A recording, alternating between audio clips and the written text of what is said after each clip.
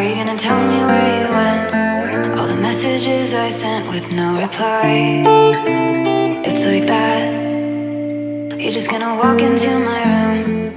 I hate how you assume I'll take the pleasure and the pain, the sorrows in your brain, 'cause I know you're on the run. I'll take the pleasure and the pain, your secrets to my grave, 'cause you are the only one.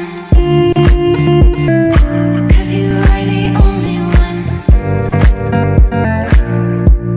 The only one. 'Cause you are the only one. The only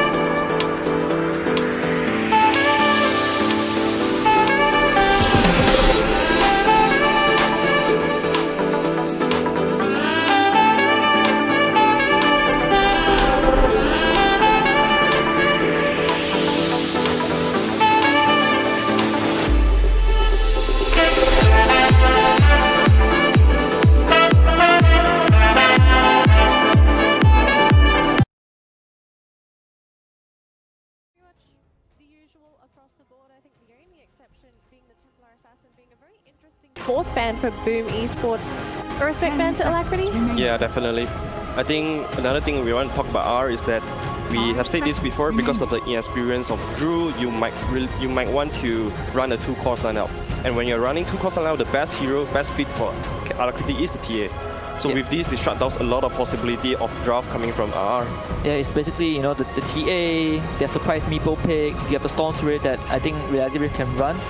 Void Spirit at this point might be let through, so if Reactivate really wants to prioritize that double core, they might consider picking that Void Spirit up instantly to kind of flex it between that code 2 and 3, because I highly doubt that Drew plays that hero much.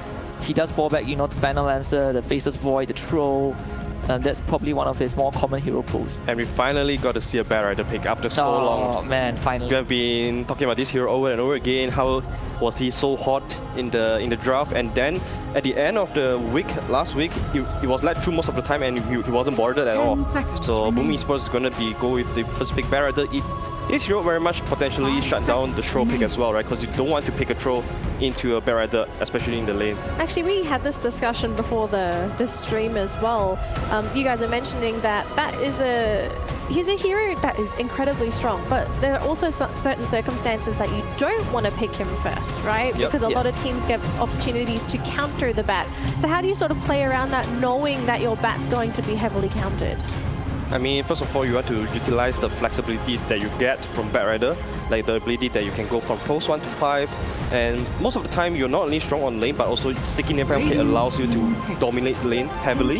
So I really want to see Boom ID put the Batrider onto a lane that he can completely dominate, or otherwise this hero is just going to be very much not effective. Yeah, and because, you know, the flexibility of Batrider, you need to also make sure that your teammates can play Batrider if, you know, if the situation comes down to it.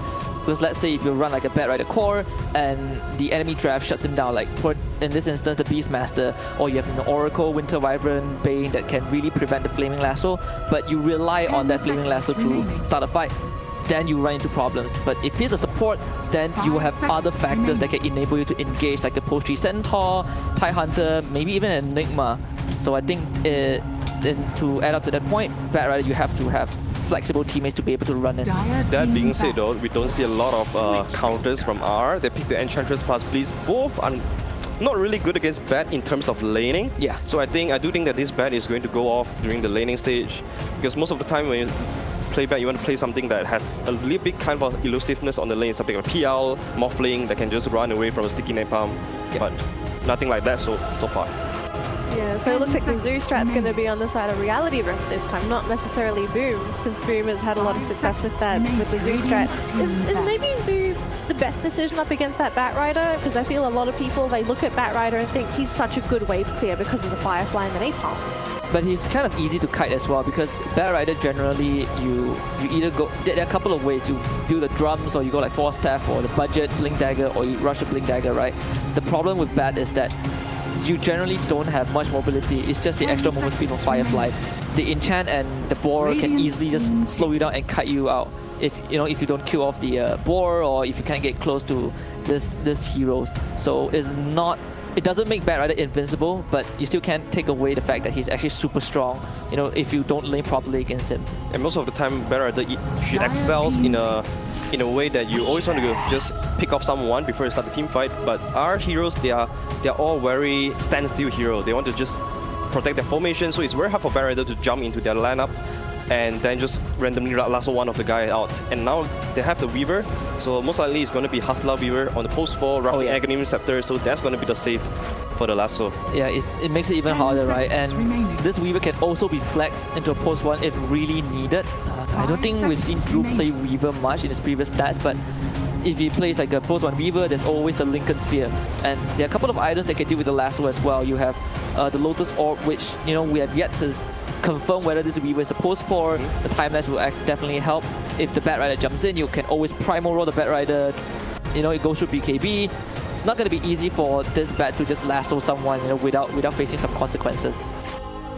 Yeah, so we'll have to take a look and see what Boom have to retaliate against that Weaver as well, because Witch Doctor, great support, lots of aggressive potential, but one of the issues with this hero is that his lockdown, the cast, it's not really that great against a hero such as Weaver. There is a projectile speed to it, and unfortunately for the Witch Doctor, it's going to be a tough one. What kind of partners can we see here for Boom Esports to lock down that Weaver? What are traditional counters to a Weaver in general? I mean, you want Silence, you want Root. Ember Spirit comes to my mind. I think Ember Spirit is one of the heroes that Dreamersa loves. Yeah. And also Rams, I think he plays a lot of Ember Spirit as well and fits their role, because now with Mikoto gone, you probably want someone that's going to be more active on the mid lane to enable Dreamersa. So I think Ember Spirit is one of the best heroes here. Yeah. And it's great against the Zoo meta, right? The Self-Feast with Radiance or the Maelstrom is going to be great in clearing waves. Yeah, even Necrophos would be a decent hero against Weaver, because sure, Weaver is elusive, but if you can just execute him with the Reaper side, he's really susceptible to burst damage. That's one of the biggest weakness for Weaver, which is why the Timeless and Shikuchi are his insurance policy. But he generally has a really crappy health pool that you can just burst right through. So burst damage do work against Weaver, like a Lina is going to do that as well. Boom Esports, they pick out the Mars. I think this is the second Mars pick that we've seen in this C League. I do like the Mars pick though. I feel like that really limits this Weaver's ability as well, because he wants to zip in and out of the fight. But if you catch him within the arena, that is his playground. You have to play within the arena.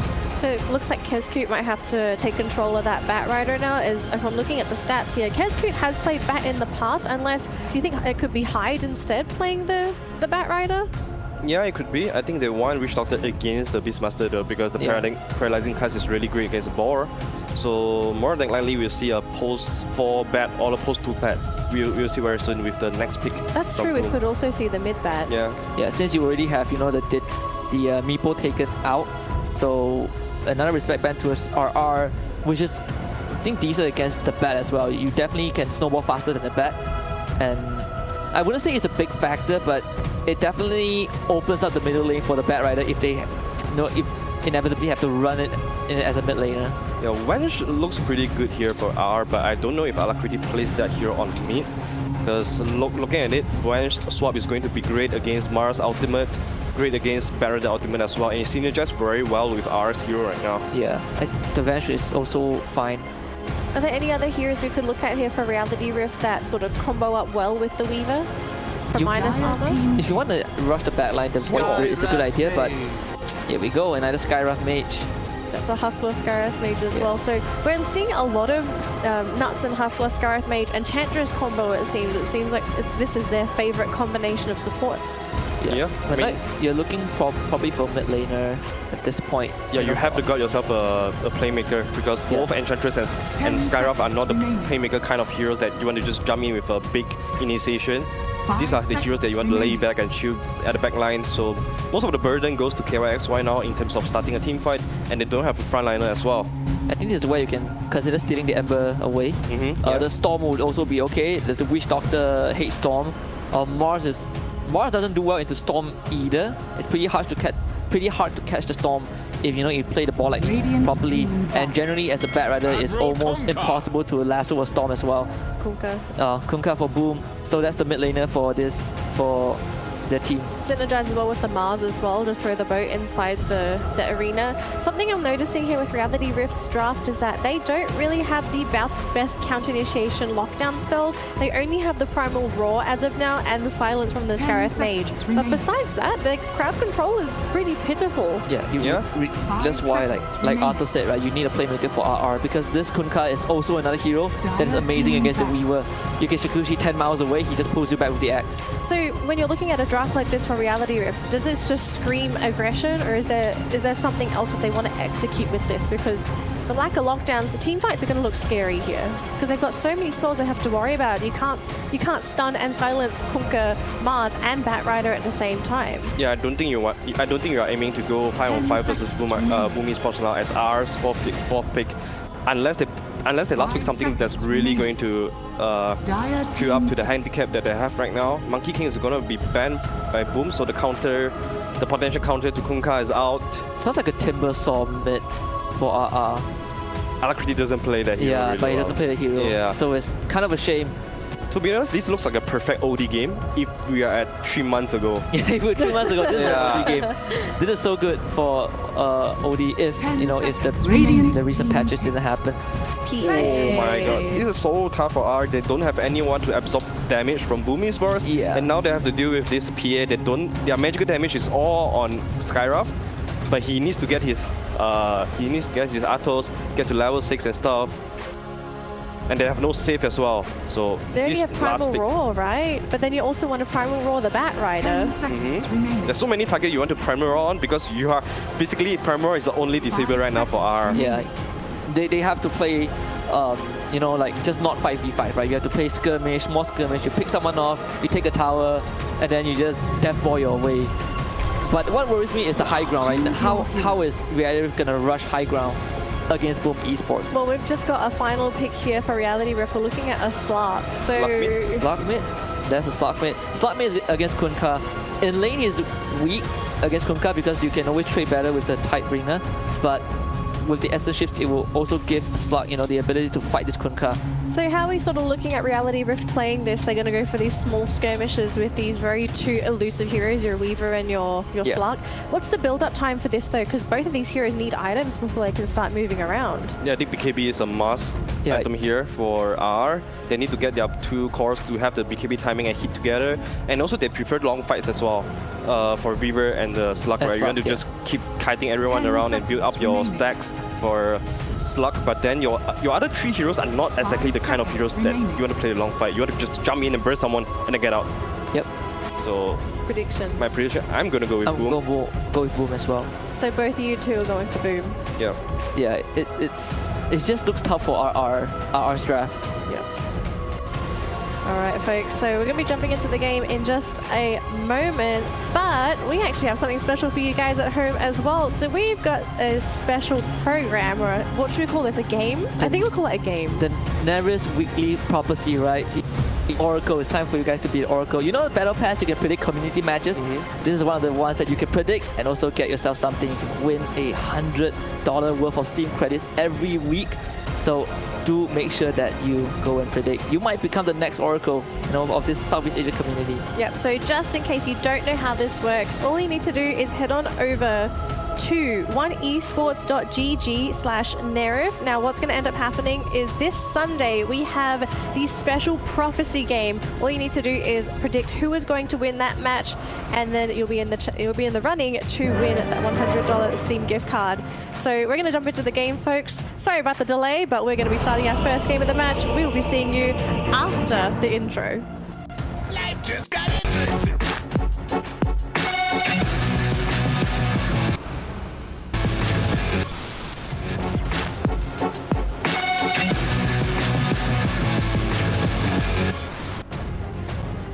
Prepare for battle. Prepare for battle. And here we are, game 1 of the day. Here we go. Finally, Boom Esports against Reality Rift. This is going to be very interesting for me in particular because I want to know how Reality Rift execute this lineup and sort of what they want to do with this slug, what the role is of this Weaver, and the lanes in particular. I feel like lanes are going to be very important here. Yeah, this is you want RR wants to just be able to play as fast as possible, fast and elusive. Mars and Kunkka becomes a huge factor that limits the cause of RR because, you know, X marks the spot, you have the Arena of Blood. As an elusive hero, you don't want to be restricted, right? Yeah. It's like, it's very, you know, it's very contradicting, you know, to your personality. Yep. But now a bit of sticky napalm stacks onto the edge. Nuts tries to get away, paralyzing class level 1. Here comes the false stack, God's Rebuke. Drew is there, but Nuts is pretty much there. It's going to be first blood, but early stick keeps him alive. Nuts able to get out, but he is pushed away from his lane. So a 3-man roam party from Boom Esports to kill that bottom room. Yeah.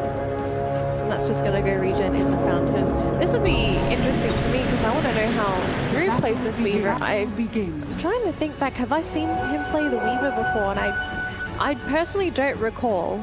It doesn't feel like a Drew hero. Right? Because It doesn't, especially with his play style. yeah, we kind of, I think since Drew joined the team, he has always been, you know, regarded as a player that just wants to farm and hyper carry, you know, Faceless Void, Phantom Lancer, Troll Warlord. We've been repeating this ever since, you know, the topic of RR was brought up. But Weaver kind of has a different playstyle, right? You really want to weave in and out of the fight. You don't just stand there and try to germinate attack someone, and you rely on your bugs to really chip a target down with the minus armor. Yeah. So maybe this is one of the strats that they've been saving on the side of Reality Rift, just keeping this Weaver pick, finding that game where the Weaver feels completely necessary and fits in. We'll have to see how this works out for Drew and how successful this Weaver ends up getting, because if it honestly can work well here, we could be seeing a lot more Weaver in the future for Reality Rift. But so far, Lacrity is doing pretty well up against this poor Kunkka. Rams, he can't really do anything with having his stats stolen. Yeah, and this is probably what you want to do as the slug early on. You want to be up front, you know, against this Kunkka. You want to be right in his face. Level 1 Tidebringer doesn't really do as much damage as, you know, I think previously, before they kind of did a bit of number tweaking to it. So you can kind of deal with him before he gets his double bracer. It just makes it easier with the Essence Shift. So I think Alacrity is doing the right thing. You prevent this Kunkka from getting nice and last hits, and you are able to chip him out of the lane as well. So he's constantly making sure that this creep wave is pushing into his tower, and this Kunkka is being pushed right back. And every time Ramsey comes out for a last hit or deny, he just gets, you know, a few of his stats stolen. Yep. If anything, Ramsey's doing pretty well in lane still. He's not falling behind in CS. He's actually still tied up with Alacrity. So the Kunkka, he's not struggling by any means, but he's not dominating like the hero typically is with the Tidebringer, constantly harassing the opponent. Bottom lane looking pretty okay here so far for Drew. He's also tied up in CS here with the Mars, so there's no clear victor here as of yet. I'm wondering what Nuts' role is, because it seems so far it's just to sustain Drew and harass out this Batrider and Mars out of lane. But that's about it. The kill potential between these two very low for these heroes. Yeah, but I think for the bottom lane, the only, you know, hero that is most prone to dying is probably the Enchantress if they somehow get onto him with the Firefly. Unless napalm stacks and the napalm stacks, right? Unless he has the Centaur or the Hellbear to stop the engage. It's easy for Boom Esports to kill him if they find the opportunity. Weaver, you don't really want to think about it because Weaver can always push it out of the way. So Nuts' role is just to, you know, try and poke out this Batrider. You want to kind of make sure that this Batrider doesn't dominate the lane, and, you know, get those creeps whenever you can. Marsh generally cannot kill the Weaver because of the Shikuchi. It's always this one spell that prevents heroes like Batrider or Mars from killing the Weaver off. Yeah. Looking at the CS though, maybe Reality Rift should be a concern here because Drew is falling behind Dreamer Cell on that PA. Dreamer Cell, he is farming quite well, sitting at 15 CS. So far, he's not really under threat yet. Level 6, he will need to worry about that Beastmaster's Primal Roar and the Scarif Mage. That between the two of them, those heroes have a lot of burst, but otherwise, PA, all according to plan. Yeah, and I think we also had this topic brought up last week where PA is kind of decent against the board. Board gets a lot of XP and gold. Your Stifling Dagger spammable. It's easy to kill out the board whenever you see the opportunity, and you have the blur as well. The board can't really hit you 100% because of that evasion. Yeah. Just looks like we're going to be getting a couple stacks here from the bat, so they're going to leave that one-on-one matchup. Looks like Nuts though just wanting to harass out the Batrider for now. So it looks to me though, farming-wise, you got to be really happy if you're Boom. Yes, all your cores are farming. You've got no issues in lane. No one's really on the verge of dying as of yet. But what kind of timing are we looking at here if you're Boom? Because clearly you don't want to wait for Slark and Weaver to come at you, because typically that means that they've got their farm. You want to hit the timing before they manage to get their items. Well, it seems like the timing might be now. It's Nuts. Well, he's going to TP out. Alpha will going to bite onto High's backside. The timing for Boom Esports is just, as long as they go even and they're able to get their farm on the course, I think they will always have the upper hand when it comes to fighting Reality Rift. Because as much as RR can play fast, and they have to play fast, you always have the Batrider factor, right? The only person that can kind of stop the Batrider is the Beastmaster with the Primal Roar when he goes for the lasso, or maybe the Silence. Yeah, the Silence of Skyrun Mage, right? You use the Ancient Seals. But other than that, the four items like Lincoln Sphere or Lotus Orb, you are gonna get grabbed regardless. I mean, that's the case when you're going up against the Batrider. The lasso will always be a factor, whether it's being played as a core or as a support. Lasso is just so dangerous because all of a sudden you can pull one hero towards all your allies safely if you get the correct initiation. Yeah, and these two cores are really susceptible to burst, and Drew, well, might get run down. He does have the Scoochie, but he's standing in the fire. It's gonna get burned down by High. That's the first blood for Boom Esports. A little unfortunate there for Drew. He was sort of pinned in a small corridor. He can't really do anything as that Weaver. The hero is just so squishy until he starts getting those items. Yeah. So we're starting to see the strength of that Mars Batrider lane. If you get speared, that's a lot of damage. Like these two cores from RR are not, they hate burst damage. They have really low health pool. They want to be elusive, but the heroes from Boom Esports just makes it so hard. They have burst, they have ways to keep them within a single area, they have ways to lock them down. And if you are Drew right now, you have to be really careful. You don't want to just lose out the lane when the rest of the game are just going to get harder because of the draft. Yeah. Drew might have to fall back to his typical style to sort of sit back and farm, leave everything to the rest of his team to create that space. But if anything, if you're looking at this as Boom, you'd probably think, let's just shut down the Weaver lane. He's not really an issue for us. And Beastmaster, this is not a hero that typically goes down. Yeah, and I think another problem that RR is facing right now is that none of these heroes are good space creators. You can't just TP a Weaver or Slark in and expect to get a kill instantly, right? Because they don't have means of engaging. Alacrity needs to get close and get the pounce off. Okay, well, X1 needs to get the Primal Roar. In contrast to that, Boom Esports, they have the Kunkka to set up, they have the Mars to set up, they have the Batrider with the lasso. Everything just looks, simpler to execute if you're Boom Esports. Yeah, don't have to jump through so many hoops to grab those kills. So it looks like maybe Reality Rift, they just sort of tone it down a little bit, play as defensive as possible, just get those items, in particular on that Slark. Alacrity is playing such a big role this game, and he sort of has to carry Drew for the first 15 minutes as well, because if Drew constantly gets harassed in lane, one of the biggest weaknesses with Weaver is this is a hero that just can't really farm like other heroes. KYXY, they found him, they're just gonna stay on top of him. They have the dagger, that's Firefly, and Napalm. He's gonna barbecue this Beastmaster. I will take his second kill. Meanwhile, Shadow Dance is used. They managed to kill off Ramsey. Kunkka will finally fall in front of the tier 2. Mars does TP in, but I don't think they're able to find anything in return. 1 for 1. I think if anything, it's a pretty big win though that they managed to kill off that Kunkka, relieving a little bit of that space down bottom. And Drew has got some free space down there. That's the most important thing for Reality Rift. Just keep creating that space. And I think this is actually where Hustler's going to have to shine the most, because he actually deals the most damage right now with that Mystic Flare. If they can grab those Mystic Flare kills, just prevent Boom from wanting to make those rotations, especially killing off the Kunkka and Mars. With either of those two off the table, you can't really look for a gank.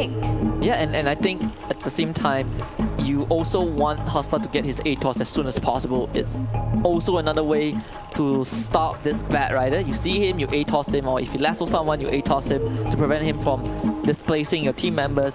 very susceptible to being kited. And it also helps you to kind of burst down the PA and know the Witch Doctor, because as much as we say how strong PA is on the side of Boom Esports, early on you can still kind of burst him down with one full combo of this Skywrath Mage. Absolutely. Skywrath is probably one of the biggest counters to a PA if he's sufficiently farmed. But until then, he's still not really sitting on too much. He's slowly getting his items. But speaking of items, Dreamer Cell is also farming his items, looking to grab the Battle Fury as his first one. Speeds up that farming, makes it so that the PA is going to be incredibly fat. This is actually a little bit scary because a Battle Fury PA is going to outfarm a Weaver without a doubt. There's no way Drew keeps up if the Battle Fury goes up. I think if Boom Esports snowballs faster, they might want to consider the Dazzle build and just go for the Cleave Talent on PA, which as like a mini Battle Fury. But meanwhile, the bottom lane, they found Drew again. This time they keep him in the arena. Cascade will find it really easy to kill off this Nerubian Weaver. That's so unfortunate. Drew dying 2 times already. It's not even 10 minutes, and he's had a really tough lane. Look at his net worth. He's just the same as Mars. That's not the best position to be in as that Weaver. And that's without lasso. They just have to find him. Like, even if you see the Weaver and Shiguchi's, you just have to drop the arena and he can't run out. And that's even with time lapse, you won't be able to get out because it doesn't port you back that far in time. So this Weaver is, things are gonna get progressively hard because you generally want to. I'm not sure what build he wants to go for. There's Mjolnir, there's Fusel, there's Testo, there's Mana Break Talent. But right now, he can't even access the backline without being caught out by the force of Boom Esports. Primal Raw on too high. They should be able to burst him down, and Alacrity will claim that free agility. Alacrity's aiming to build up the drums first, so he's starting to just stack up the stats, make himself a little bit tanky. I believe Diffusal was his next item of choice, unless I'm mistaken. Standard build for the Slug, but it's going to be one of his main ganking items. Just to burn the mana and also just slow a target down, finish them off so that they don't kite him off. Yep, there's a lot of ways. Oh, poor Drew, he's being hounded. Yeah, they just don't want to give Drew any more space. And if you can look at all the lanes, they're occupied like by some cores of Boom Esports. There's a Weaver, he cannot show up to PA because he has a blur, you won't be able to hit him most of the time. Middle lane is a no-go. Weaver is not that good in farming jungle as well, so Batrider can obviously hold the lane on his own. They've kind of successfully pushed Drew out of his comfort zone, in the first 10 minutes, and I think this is going to make Boom Esports really happy. Alacrity got his drums, so you're going to be looking at this slot trying to push the tempo for his team as much as possible, but he has to do a bit more than that. This is going to be quite scary. Just Boom invading the Reality Rift jungle. Reality Rift basically lost control of their jungle. They've got no vision in there, they can't see anything, they don't know where the PA is, and with the Mars up there, Hustler, he knows, okay? I'm very sure his intuition is sort of tingling, saying if I show myself in lane, I'm going to die. Yeah, Dire's middle tower. It's also one of the problems with RR's draft. We are relying on this KYF by Beastmaster to get the Primal Roll off, but he'll be able to find hide and keep Alacrity the killing spree. Yep, the drum's also complete, and it is going to be Diffusal. Diffusal coming up soon, and was that Manta style coming up as well after the Diffusal? Yeah, Manta style isn't too bad, but Alacrity now is like mine before Kiddus found him. Use the Death Ward onto this very pesky little slog, but unfortunately they won't have the damage to kill him off. Shadow Dance comes into play. It's gonna regenerate his health regardless, but none might not be so lucky though. Immediately gets jumped on by the Phantom Strike. They also get the Arena Blood. It's gonna be Drew again, so 2 kills happening across the board. First is the Enchantress, and it's gonna be the Weaver, the last one just to make sure you can't time-lapse away. Boom Esports, they find the bigger kills. Oh man, they dropped the Sentry as well. The Invis Rune was supposed to be Nuts' gateway to freedom, but that's not necessarily what happened. Just so much detection around that river. Man, this is going to be a really tough game to come back from. Net worth is surprisingly still in favor of Reality Rift, but it's such a small advantage. It's not enough to say that they are going to be leading by any means. This game, it's purely going to be on the Beastmaster and that Slark Shoulders Hustler going down to the PA. Oh, that's a big ouchie right there. Yeah, considering that, Hustler hasn't been able to do much as Skywrath, he is getting decent farm, right? He's he's 80% towards that ATOS, so might be able to make a difference, but oh man. How much of a difference is it going to make though? Because he's He's sort of going out on his own, trying to get his own farm. Yeah, they're ganking up top, but is Hustler going to be a big enough factor? Because let's be realistic. Boom have some very tanky heroes. They're not going to go down in a simple Mystic play. I guess you just want to you want to play around this Slug and Beastmaster because they are the strongest members that you have right now. And I think like Arthur mentioned during the draft, RR wants to play long drawn-out fights and skirmishes as well. It's hard for them to play long drawn-out fights because their heroes are designed to only do that. The only burst you have is the Mystic Flare, but once once FBZ gets the pipe, it's not going to matter anymore. So you want to stay in the fight for as long as possible with the Slug and the Weaver. However, against Boom, there's so much hurdles you need to go through. You have to worry about a possible Halberd coming out from Ramsey.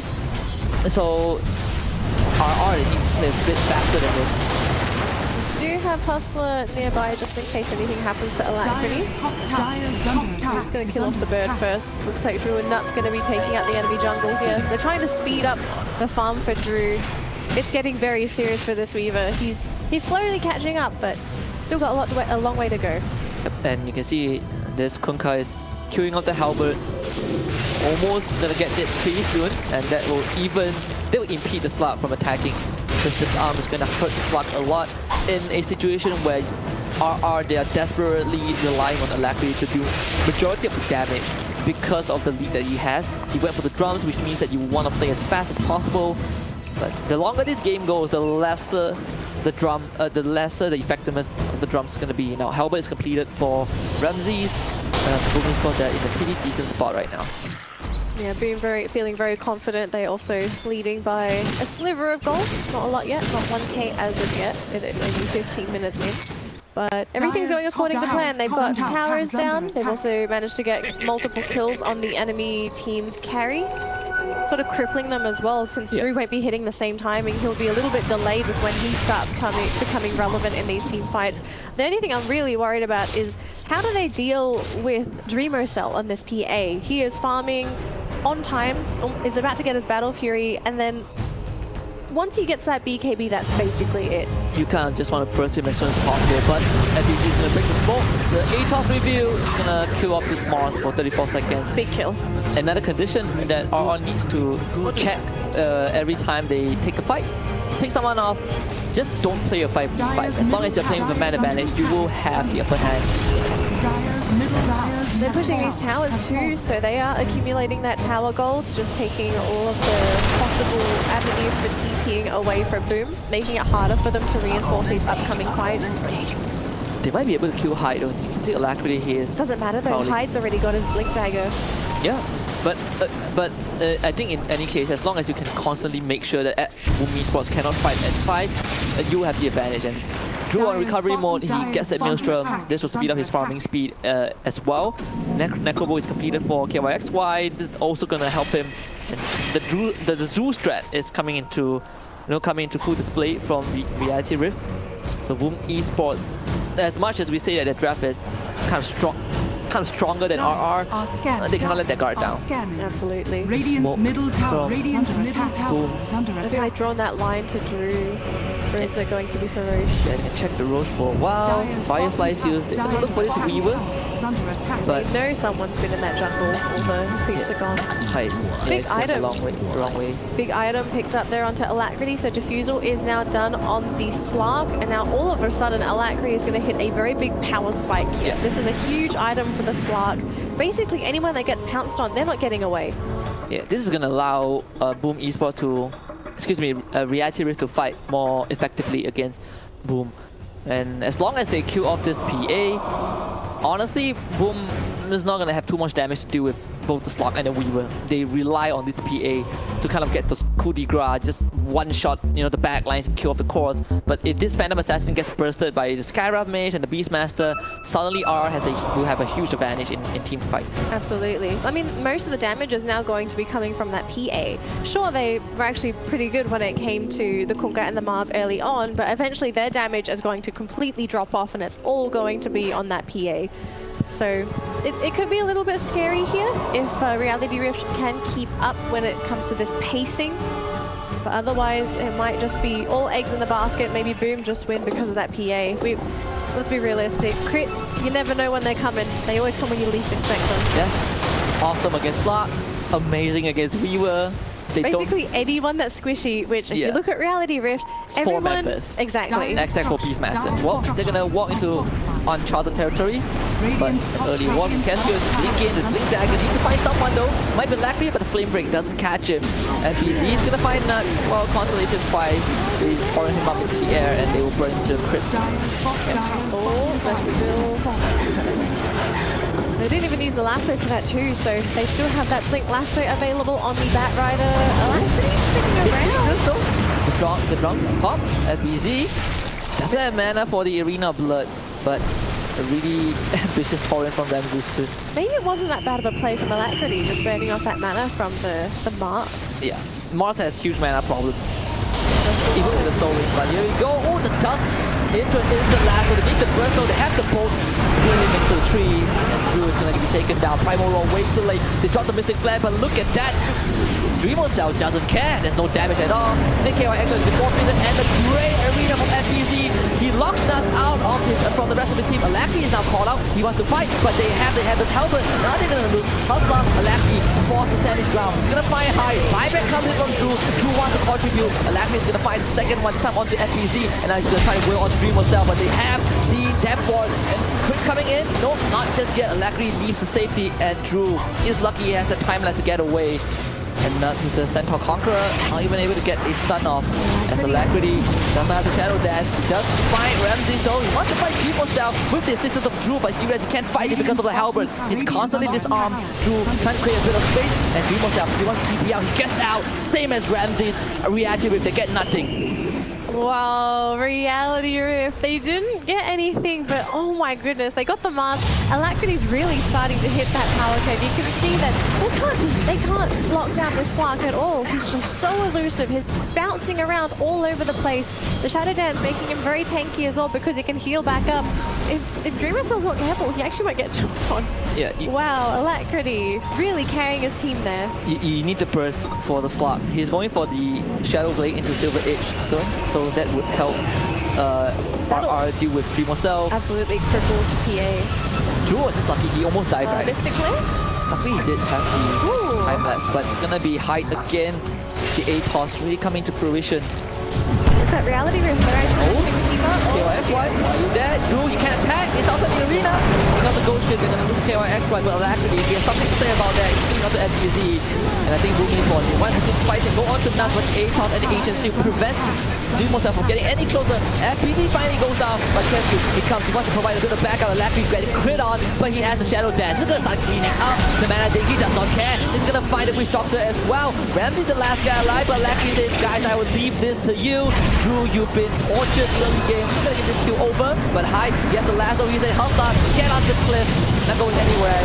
Or not enough damage though, and Alacrity gets to deliver a free kill. That's a wicked 6 streak for this Slark. Oh, things are starting to get very hairy for Boom, and I think they're starting to underestimate that mid Slark. They didn't really think he was going to be this much of a problem, but wow, Alacrity really coming into this.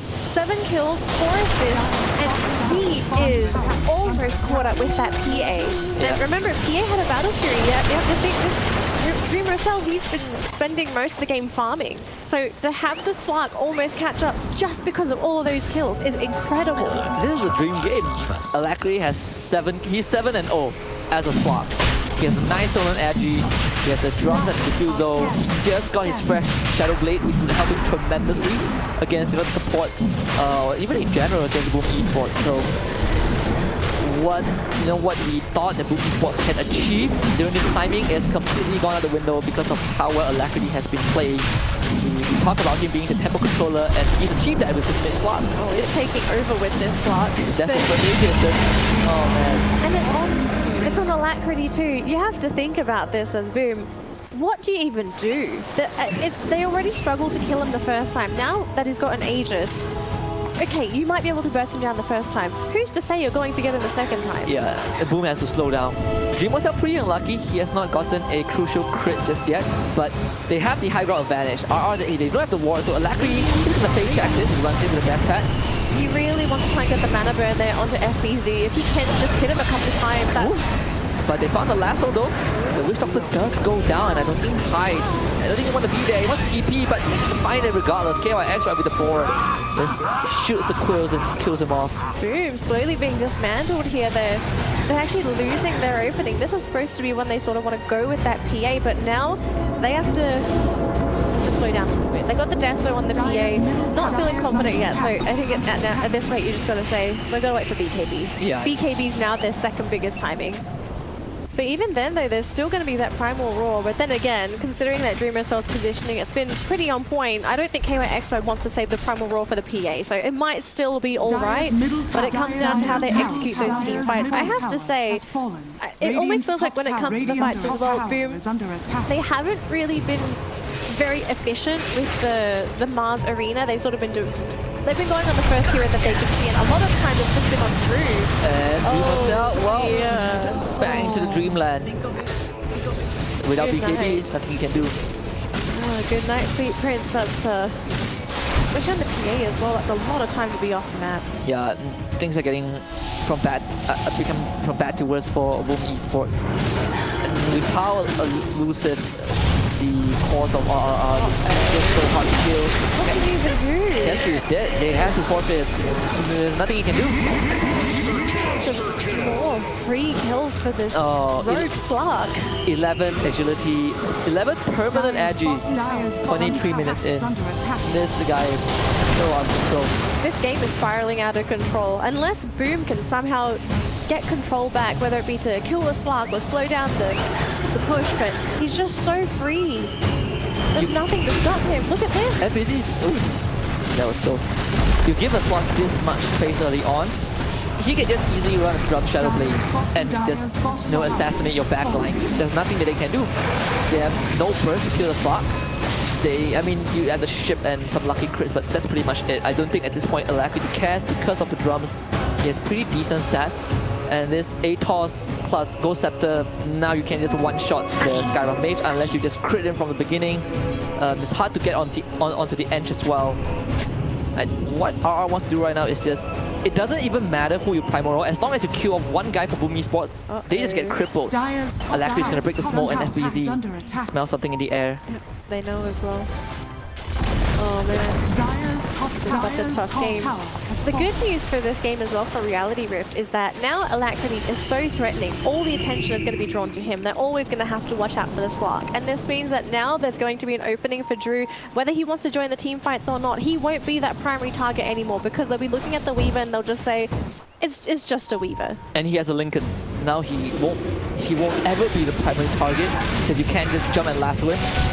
Silver Age now completed for Alacrity. He will break Dreamer Cell if he needs to. Things are going from bad to worse here for Boom. It's not over yet though. They've still got high ground. That is their biggest advantage here. If we're looking at Reality Rift, if they want to try and go up high ground, it's always just going to be so problematic. Shadow Blade on KYXY. Double Shadow Blade. Yep, so much invisibility. His BKB timing is out, but slightly too late. Slightly late for the PA. Considering the state of the game, I would say it's pretty late, but you see that they saw Alacrity does a counter shot on Dreamer Cell. Dreamer Cell does balance right away, but they did drag Alpha onto the play. Now they drop the arena. They have the gold chip as well. They did play on top of Dreamer Cell, but that's the fact BKB. He needs to do something, but can he do the damage though? I don't think he can. They can lose the Witch Doctor. They find KYX, but in return, but Alacrity just whirling on through the members of Boom Esports. FBZ turns around with the bulwark, but he's just gonna be taken out. Casper, he does buyback. They get the ship. Buyback from FBZ as well. They should be able to get Nuts. He has the Ghost Scepter, but they have the Maledict. And it's 4 angry members of Boom Esports to take him out. 3 kills for Boom, but still a decent win for RR. Yeah, very costly too. All those buybacks and all you managed to get was Enchantress on the run. The biggest victory would have been if they could finally get that kill onto Alacrity, just get rid of the Aegis and kill him off. He's still going though. He's gonna feel really happy because now they don't have any spells to lock him down. They have to rely on raw damage to kill him off, and that is not easy. They don't have that raw damage yet. All of it is in the PA, but I think even, let's say Alacrity and PA decide to fight now, there is no way that Dreamer will win that matchup yet. He's just not farmed enough. He has the Silver Edge. You can't blur, you can't dodge the attacks anymore. So Boom Esports, they're gonna utilize this window, gang up, probably get that outpost. Need to find more than that. it's pretty hard for Boom Esports to even go out onto the map if the members of our are alive. Basher is going to be the next item of choice here for Dreamer, so it really might have to just come down to lucky bashes here. Yeah, just that one bash, right? You kill off the slug before he does anything. Maybe not even the slug. I'd say even if they can maybe grab the Beastmaster or even Hustler first, right? Just grab one of those two heroes with the major source of lockdown. Just kill them off before you lose your allies. I think if anything, we saw in that last fight, they have to play so defensively now. We saw them use the arena to keep the Slark away, but even then, it wasn't quite enough. They didn't have the follow-up because, again, it all just goes back down to Dreamer Cell. Even the Rum is just not enough to keep everyone alive. I mean, you can use the Arena Blood to trap the Slug inside, but the Slug would just stand his ground and fight at this point. He's just way too strong. Oh, Enchantress now has the Sun. She's probably going for the Halberd as well. This is the problem running, you know, the 4 Protect one, right? The one main core, one Halberd, and suddenly Dreamer Cell becomes ineffective. This is getting really tough for Boom Esports, and despite the praises we gave them for their draft and how well the performance has been, they have not been able to, or more towards reactively have been executing their draft to perfection. We can also say that Boom, they might be struggling as well because they're not running with their usual roster, right? They're running with Rams today. We don't know how well they're synergizing with Rams, if maybe Rams' style of heroes is just completely different to the usual mids that they typically draft, or maybe even his play style, you know? When you're picking up a new player, no two players are ever going to be exactly the same. They have their own niches, they have their own pool of heroes that they can play. So we're not sure if it's maybe them just trying to play safe and say, okay, we're going to focus on Dreamer Cell. Rams, we just need you to back him up. Maybe that was the plan.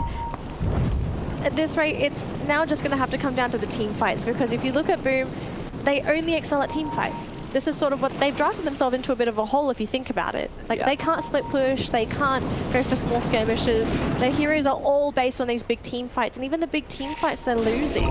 Yeah, they want to play fast with this PA. It's all revolving around this PA, but it's not going to be that easy if you are 10k go behind.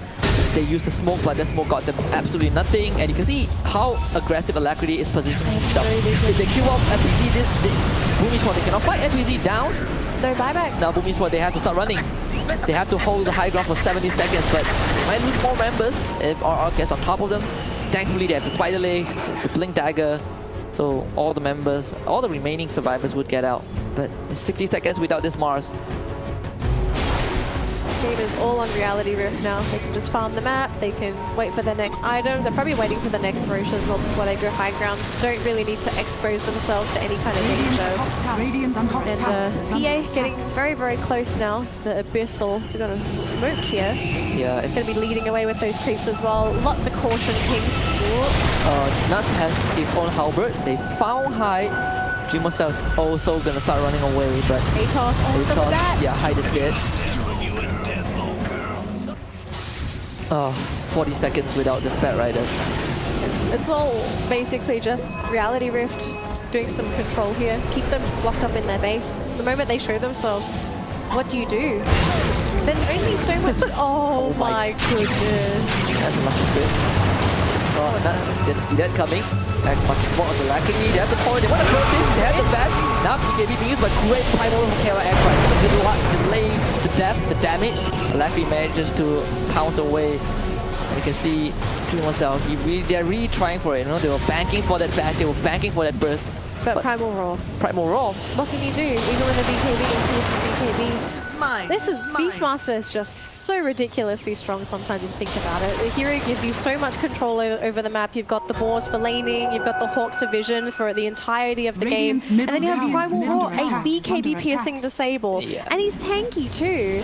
You have an aura as well. The hero, if you've never played Dota, if you told someone, hey, there's a character in game that does all this, they'd be thinking, wow, this guy's broken. Well, you know, to a certain extent, he does provide a lot. Like, I think the main thing is, like, he provides vision, provides great aura and hard lockdown. Hard lockdown, yeah. And Alacrity has made himself the focal point of this entire, you know, RR draft, which means that Boom Esports, they feel compelled to kill off the slot before anything else. So there's a lot of room for Drew to just weasel his way into a fight. Drew still needs to catch up though, because if there is a team fight where Boom managed to come on top because of the PA getting a couple of lucky crits, then you're going to run into some issues because I think at the end of the day, this ends up being a duel for draft. You can't rely purely on alacrity here. Drew's got to catch up at some point. He is thankfully to all of this attention being drawn onto alacrity, but we got to watch this next fight. Abyssal was just made on that PA, and if he gets lucky, he might just get the crits in his life here. Yeah, Hustler is more. In B, alacrity, he sidesteps the Spear of Mars, Arena of Blood used, but there's no trade back. They don't lose time before he uses that lasso, and now the Primal Roar, that's the engage that they're looking for. High buy back, needs the TP to the shrine. They do lose Hustler, but Zimosel is occupied with a lot of bugs on his body. He's gonna Banner Strike to the camp, get a bit of life steal. They get the lasso with alacrity. Can they keep him off though? What's the damage? He goes in the shadow dance. They can't see him. And Zimosel says, goodbye, my friends. I'm out of here. They might be able to take care of Extra with them, but care of Extra will instantly buy back. And alacrity, while he goes beyond Godlike, they can't kill the slot. And RR, we're gonna go back to Roshan. The thought process was actually kind of right there. Use the arena to keep alacrity out of the team fight. It's just they weren't able to finish off anyone before the arena came down. So the thought process is there for Boom, but they just need a little bit more firepower. And this is probably where you kind of wish maybe Kunkka should have been a different core to complement that PA. But unfortunately, this is sort of what they're left with. It all comes down to one team fight. The Void Spirit will be a decent choice, right? I was kind of expecting Boom Esports to probably pick up that Void Spirit, which it's hard to say what does they. the same thing, right? It's hard to say what they could have gone for, and what they couldn't have gone for, right? But they're making the best of the situation. It almost feels like now if you're Boom, you're kind of gambling every single time you team fight. You need to keep Dreamercell alive, right? I think Ramses is going for the axe as well, just for the Torrent Storm. You want to create as much chaos as possible in a fight. And draw that attention away from the PA, yeah. Dreamercell was lucky that he didn't get bursted down, but he's so close to going down. Alacrity had a 9-second BKB now. I think Dreamercell, he managed to kind of steal a bit off of the camp, the neutral camp. So he was able to keep himself alive for a bit longer while waiting for the cooldown for his next Phantom Strike. The buyback from height definitely helped. It kept Alacrity in place, even though they couldn't kill him off because he went into Shadow Dance. But at the end of the day, as long as this PA doesn't go down, you will have a fighting chance. If anything, the PA is their only fighting chance, really. It's going to try and keep it safe. Just make sure the PA stays on top of that net worth chart. Just try and get that hero 6 slot. Yeah. That's the goal. Just get the 6 slot, win that one team fight, and get the Aegis. Honestly, it really feels for Boom. All it takes is one team fight. Just that one comeback, and they're going to bring them back into the fold. Yeah, it's kind of gotten to this stage, and it's a state that I don't think Boom Esports wants to be in. You want to constantly be ahead or be feared around the map, but they are just being corralled. They have the high ground advantage again. Triple Stifling Dagger talents picked up by Dreamercell, but they're losing control over all their jungle. There's 4 Valiant going over to Reactor Rift as well. I think Otomo did mention about this, this Witch Doctor pick. I had a couple of talks with him. He's just not good as support the later the game goes. Now he just doesn't provide anything. Your Death Ward doesn't kill people fast enough. Maledict's not as influential anymore. And you get bursted down, you have really low health pool. So it's like you need to get like a godly character to catch something, but Alacrity's in a really aggressive position. Just taunting them now. He's so difficult to kill. He's also got the cheese. So even if they attempt to kill off that slug, more often than not, I think he's just going to get that cheese in time. When he gets Scarly, things would get even harder for Boom Esports to do anything. Well, it's going to get harder now because if you take a look at Drew, he's done a lot of farming. Oh man, he managed to catch up. Yep, he's almost the same net worth as Alacrity, and this is so painful to watch as well if you're rooting for Boom ID, because you have to think, you have to kill Alacrity, but then now Drew is also going to be a factor. Yeah, and that's the silver lining for RR's draft, where Drew was getting hammered on the entirety of the early game, but Alacrity managed to buy time and rally his team to play as fast as possible, and now they put Boom in a situation which is supposedly the opposite that what Boom wanted. Oh, Dream herself. In position to go Slammy Dagger, blink in. He gets the BKB off in time, but just look at the Silver Edge. They're going to see Arena Blood, but Lackless can. Great last from hiding, pulling back, even burst him down. He has of him, grabs damage. They fight it. He couldn't get the cheese off. There's 90 seconds, and Drew's going to time lapse for round number 2. Wishopter is dead, but they did find. They have the Ghost Chip onto you. Ghost Scepter's not going to help you, my friend. The blink in, the spear into the wall. They're going to find this Enchantress as well. They told to follow up. Mystic Flare, no damage. They find the Weaver. Now Drew is down. He can come back to life in the midst of the Torrent Storm as KYX gets clean out. Now Drew has to fight. They have the detection, but he does have that Linker Sphere to stop the dagger. But does it really matter? Catch him though. The Shikuchi, they find him with the axe. They have the vision. They have the gem that was bought earlier on. And Drew will be taken down for almost 2 minutes. That's the tip that he needs. And that's the tip that Boom Esports deserve as well. Great hold. Wow, what a team fight for Boom ID. And all of it came down to Alacrity just getting absolutely sniped. You can understand Reality Rift. They see Dreamer Cell, they realize, oh, he's kind of out of position, let's try and kill him. They almost got him, but the BKB on the PA saved his life, bought his team enough time, Blink striking out, and then it ends up being Reality Rift falling for Boom's trap. Yeah, it was brilliant. He would have died to a Mystic Flare if not for that BKB, and big props to Hyde. That lasso at the last moment when Alacrity leaped out of the arena with the BKB, that was perfect. Oh my goodness. So all of a sudden, we might be looking at Boom sitting at a really good chance to come back now. That's the fight you've been looking for, right? Boom just needed one fight, and they got it. That's the dream fight. And it's huge too because the Weaver is dead. 60 seconds. That's still a lot of time for Boom to just constantly go for another push. Hustler getting pulled.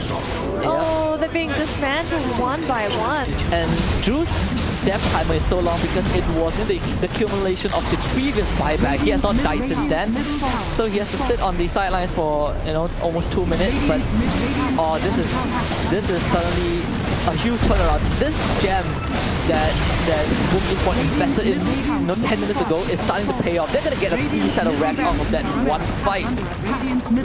Could you imagine if someone tells you, oh, by the way, Boom's gonna take this racks off of Reality Rift? I'm very sure most people wouldn't have believed them. They would have looked at the lead Reality Rift had and just been like, nope, it's fine. They'll slowly chip them away. They'll get the Aegis. They'll get the cheese. They'll push high ground. Yeah, but that's what we always tell each other, right? It's Southeast Asia Dota. It's so chaotic. It's so chaotic. This is it. But you have to give huge props to Boom Esports for managing to pull that fight off in such a tight area, right? And I think this also demonstrates one of the problems with our Oz draft. I think it was mentioned during the drafting phase. I think Arthur brought it up as well, where there's the Skyrap and you just want to sit back. And in those tight corners, there's nothing much you can do. You want to sit back. You can't just funnel yourself, through that bottleneck. And it was the perfect place for Boom Esports to just isolate the cores and kill them all. I think also one of the biggest factors was that Hustler already used his ultimate to try and get that kill off of onto Dreamer Cell, but after using it and seeing that really tight corridor, he's probably just slapping himself thinking, I could have used it for that team fight. It didn't happen. Oh, it must really hurt though. Oh, okay, there's a flicker. It's not gonna help too much. No, it doesn't dispel the lasso, unfortunately. But it does help dispel against the paralyzing cast, or at least probably against the napalm, but it's nothing much this flicker can do. Well, for the extra armor, I guess. Yep. Then, once you throw that Mystic Flare out, you just run dry of mana, and you just like, I can auto attack. I can use my Ghost Scepter. But that's pretty much it. That's probably one of the biggest downside of a Skyrim mage. You just want to press one button and kill someone off. Princess Knife for Drew, that might help. They have the instant hack. Smoke. Oh no, this is Alacrity. He's afraid. Look at the cleave. Insta TPs. They're trying to find him, but they can't. Minotaur Horn found by Boom Esports. A great item for Dream Cell, or even for the for Hyde. For Ramses. I think Hyde has the spider leg, so FBZ or Ramses would really appreciate that 1.5 seconds of magic immunity. Titan Silver is so good on this PA. You just can't lock him down with the status resistance. Now 40 minutes in. Could almost say the game is tied now, kind of. Yeah. Not completely, but the game is definitely much more equalized. Gold is equal across the board. We still have Reality Rift leading by 3k, but against a PA this bad? Radiant's bottom I'm not sure. tower. Has been doing an exceptionally good job. Like, we've been putting a lot of attention on Blackie, right? Beyond God, like, he only died once, but Dreamcell is 11 and 2. You really have to, you know, look at this game and think to yourself that, Well, he was going to hit critical mass at some point. yeah, this is it. You know, he's been playing the game correctly up to this point. So as much as the limelight was on the slot, now you have to also put PA, you know, on the same stage as him. They're gonna try and break it with the Silver 8, but they do have as much responsibility as pull him back. That's another tier 3 down. Going to back up. Too many heroes there for Reality Rift. I think this is the correct decision as well, because if we look at the previous fight, it was actually Reality Rift that sort of funneled into that very weird spot. It's just, Boom, they always tell themselves, don't directly engage into Reality Rift, because if you give that space to Slark, he can always dip in and out because there's just so many nooks and crannies he can sort of run into. But if you funnel them into a bottleneck, that's where the issues are going to be, because all of a sudden you're going to catch multiple heroes. They have so many more shots. BKB instantly used by MVP to play straight arena and into the last zone of Alacrity. Whoa, the crit is there. 2.7 down K. As the easy kill Primal comes out, and I think Boom Esports, they're looking to do as much damage as they can. Here comes the gold chip on the Hustler, but meanwhile, pretty not in the gold center. But you have Pi on top of it with the barbecue crew. This is force the buyback up from Yagi with the last one to keep going to fight and do, you know, and bring this back for his team. He does break this Kunka, but does he have the damage? Don't get the assistance of this Reaper. 3 buybacks from RR, and they have yet to find a single kill on the side of Boom Esports. And Boom can stick together like a death ball. As RR might look for re-engage. Drew is really far in front. They're gonna look for Dreamcell, but double force step. Say, Dreamcell, you gotta get out, my friend. Drew still on top of his MKB, and he's gonna go for BKB Abyssal, and Drew, goodbye! 100 seconds on the pop, double man torrent, Alacrity is over, he gets back down, another crit, and that's the lucky coup de grace. Lady Luck's down, triple kill for Dreamcell, and ladies and gentlemen, Boom Esports turning this around. Reality Rift, you know what's cooking? Boom! Boom Esports gonna find his team wipe, and RR is gonna have the win wrenched right away from their grasp, and that's a 5-man takedown for Boom Esports. All hail Boom, the positional kings. Divine Rapier. Did you see how masterfully they pulled their positioning? They were slowly inching Reality Rift closer and closer towards such small quarters. Yeah. And they all just got bottlenecked. That's the GG. Oh my goodness. The late game machine that is Boom Esports. You just can't stop the draft. And all it took was, well, not 1, but 2 fights for Boom Esports.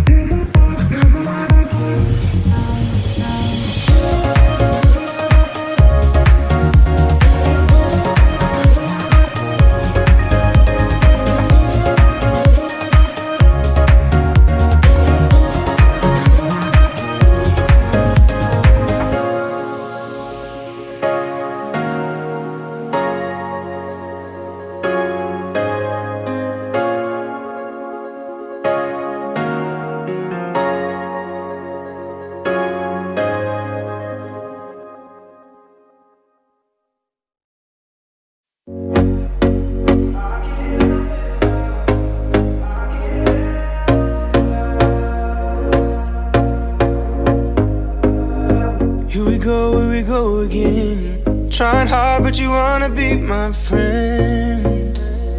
Ain't no place to hide, ain't no one to run to. Here we go again. Call my bluff, I'ma be here till the end. I'm the one you ride, I'm the one you ride to. If you don't wanna change, ain't no place to hide, ain't no one to run to. If you don't wanna change, I can help you out, I can help you out, I can help you out, I can help you out, I can help you out, I can help you out. Here we go again. Time is up and I'm calling up my friends. Ain't no wonder why, ain't no one to ride to. Here we go again. Call me up and you wanna be my friend. I'm the one you ride, I'm the one you ride to. If you don't wanna change, ain't no place to hide, ain't no one to run to. If you don't wanna change, I can help you out, I can help you out, I can help you out.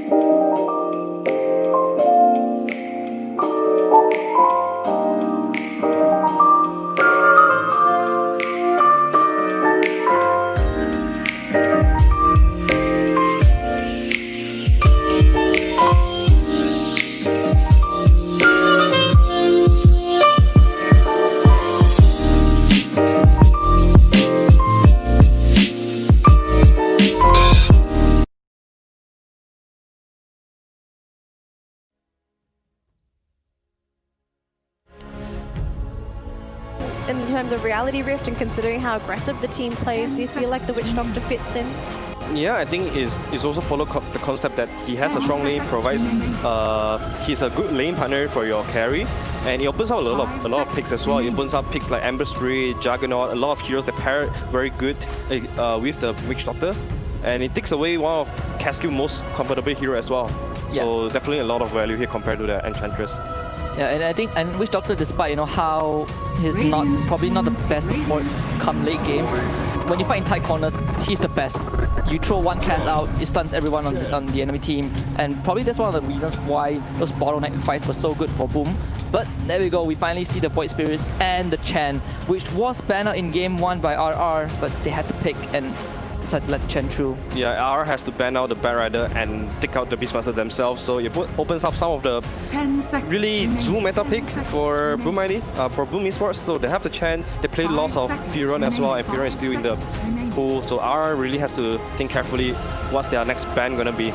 Yeah, and I don't think RR plays that much of Nature's Prophet as well. Yeah, they don't really play that. It feels like the lack of comfortable hero in the hero pools might be a factor, that stops RR from progressing forward against games that we expect them to win.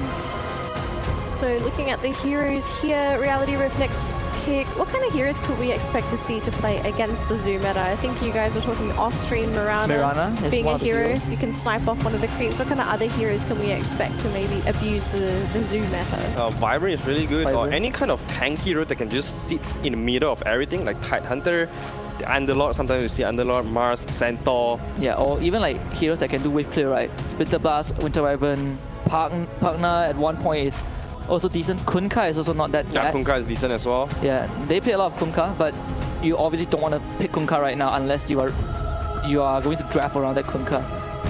True. They're taking so much time. I think that first, they actually wow. Good call. It's going to come out, I think, at some point, but this early on means that they really want that safe card for themselves. So this is likely going to be a flex pick. It could either be off lane, could be mid. No way that Drew plays this. Yeah, most of the time. That one is so bad. Yeah, it's 2-3 for RR. Yeah. Depends on what hero matchup that they see, and then they're going to decide where is the Kunkka going to go. Alright, so we're going for our next phases of bans. Any big heroes that sort of stand out that are going to fit into either of these drafts? So far, I don't think we have got too much information yet. I think for either side, they just want to keep their draft a little bit more discreet, so they are going to pick something that's flexible, or for R, just pick another post 4 so they don't really reveal anything on the Kunkka.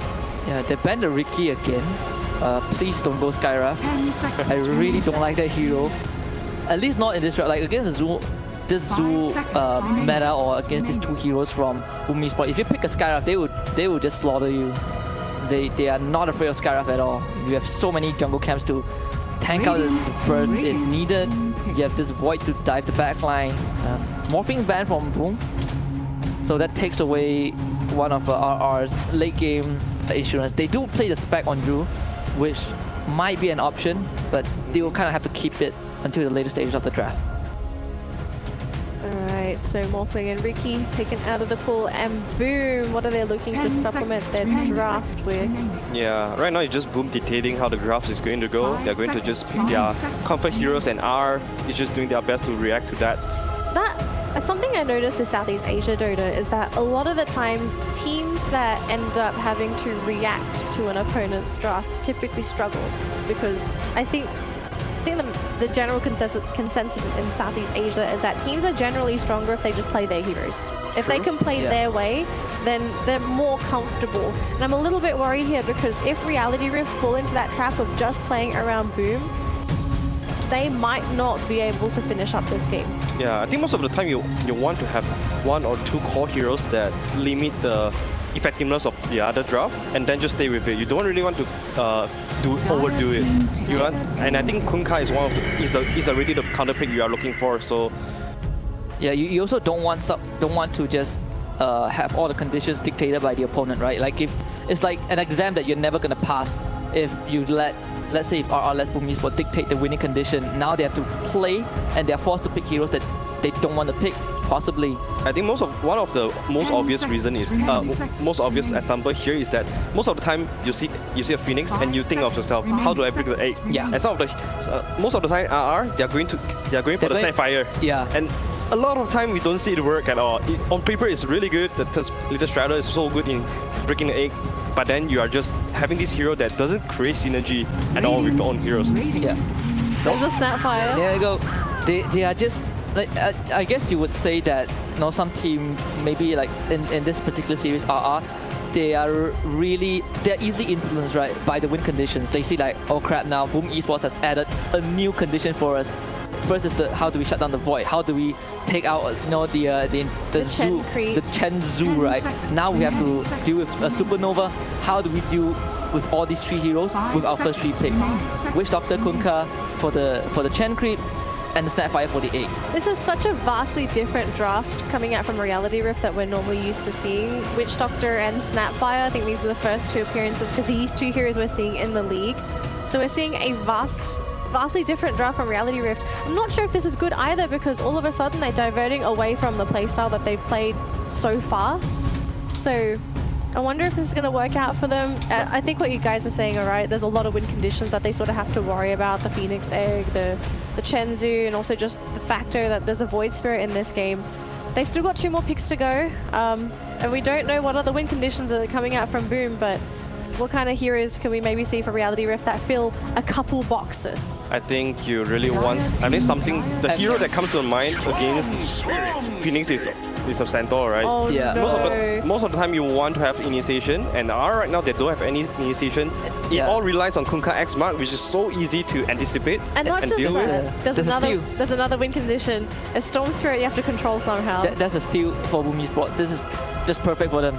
The Storm would have been decent for RR. You can go for like the Kaya use, or you can just run an Axe and you can really stop Boom Esports, but you steal that away from RR. So now they have another hero to work with. They don't have the Meepo. They don't have heroes that can definitively lock down the Storm for now. And you are looking for this post 1 and post 3. Either post 1, post 3 or post 1, post 2. Anti-mage, right? They are going late. Whoa, okay. Yeah. Like it's either anti-mage or the crazier thought is just you run an Alk, right? You run an Alk mid and just death boy your way through Boom Esports. You Radiance Alk, 20 minutes, go high ground. But the thing that is Reality Rift, they're not comfortable with an Alk pick in any situation. So AM is one of Drew's, I would say, last resort. Heroes, Yeah, it's like we can't play spec into this lineup. What heroes can go late game? He doesn't play Naga, he doesn't play Luna, doesn't play much of Terrorblade, Anti-Mage. It does tick a couple boxes as well. Anti-Mage, a good way of dealing with the Storm Spirit, eventually with the Mana Burn. Phoenix, Anti-Mage is naturally high attack speed, another hero that can get rid of the egg. Can jump on top of a Chen. Chen can't really do anything if a fat Anti-Mage is on top of him, but I'm just worried, is the game going to go late enough for an Anti-Mage to even be a factor? Because most games nowadays finish at 30 to 40 minutes, and by the time that rolls around, Anti-Mage has, as the joke says, he's just finished farming. Just Yeah. wait if you see a PA again for Boom. I'm really calling this is a perfect PA game. This is a perfect PA game again. Or slug game maybe. PA or slug. Slug against the Kunkka is really good. PA against Anti-Mage is also really good.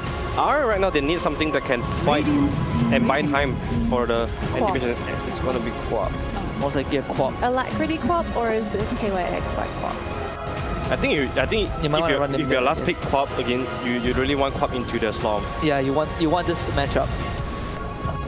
Both are okay, but the off lane you are dealing with the safe laner, right, which you have yet to see from Boom Esports. This is a decent PA game. I wouldn't mind if they go back to the PA. Would you maybe be a little bit concerned early game? Oh, they want to go fast. Oh, there we go, fast and furious. Luna and Chan. You jump in, you have to deal with the Eclipse. There's so many ways to protect the egg. This is a tough game as well, because Boom Esports, they're going to be 5-manning very early, especially with that Luna. Yep. Whereas Reality Rift, you don't want a 5-man, you want a 4-man skirmish. Yeah. Like the AM is not a hero until 30 minutes in. Yeah. Until you have 5 But I do think Boom Esports they have a great way to force fight, and if you're if R doesn't want to react to the fight, they'll just lose tower over and over again. Yeah, Lose towers, lose heroes. Lose Roshan. they can easily go high ground. If you're Boom, you can easily go high ground. And if you make it to high ground, RR is pretty much in no deep waters. Predictions. Boom. I'm still gonna stick with Boom. Boom. Yeah. 2 booms. Yep. Boom, boom, pow apparently on the panel. All right, folks, we're going to be jumping into the game in a moment. Just a reminder for you guys at home that we are going to have a special game, what we're going to be calling it, on Sunday. We're going to be calling it the Narif's Prophecy. You guys at home are going to be predicting who will win in our special match on Sunday. All you need to do is head on over to the link oneesports.gg/Narif. Comment below who you think is going to win, and you'll be in the chance to win $100 worth of Steam credit. That's a lot, guys, especially with the Battle Pass going on. And it's Boom against Geek Fam. It's a really That's the match exciting you match. really want to predict. That's a rematch of the BTS Pro Series Grand Final. Yeah, Do you guys want to predict, or do you want to save it? I want to save it I've for already now. predicted on their Instagram post. And if you guys haven't known, do check out their social media at One Esports. They have a lot of great contents. My prediction is 1-1, so going safe again. You want to save again? Yeah, this is You're lame. I mean, on the power rankings, Geek Fam is second, Boom is third. So it's going to be a close one, but I'll reserve my predictions for now. I need to think it through. Do you really think it through? Yeah. No regrets, huh? $100 Steam credit. That's a lot. The bundle really is is. out. No, that's going to help me achieve my Wind Ranger Arcana. How close are you to the Wind Ranger Arcana? 300 levels away. 300 300 levels. Yeah. Oh, goodness. Is it after the weekly bundle soon? Yeah. That's worth our risk. 是一个没有 You know what 感 is 情 worth 的 it? 刷 This 钱 game, 机器 we're。going to jump into the game in a moment. Let's get in there right now.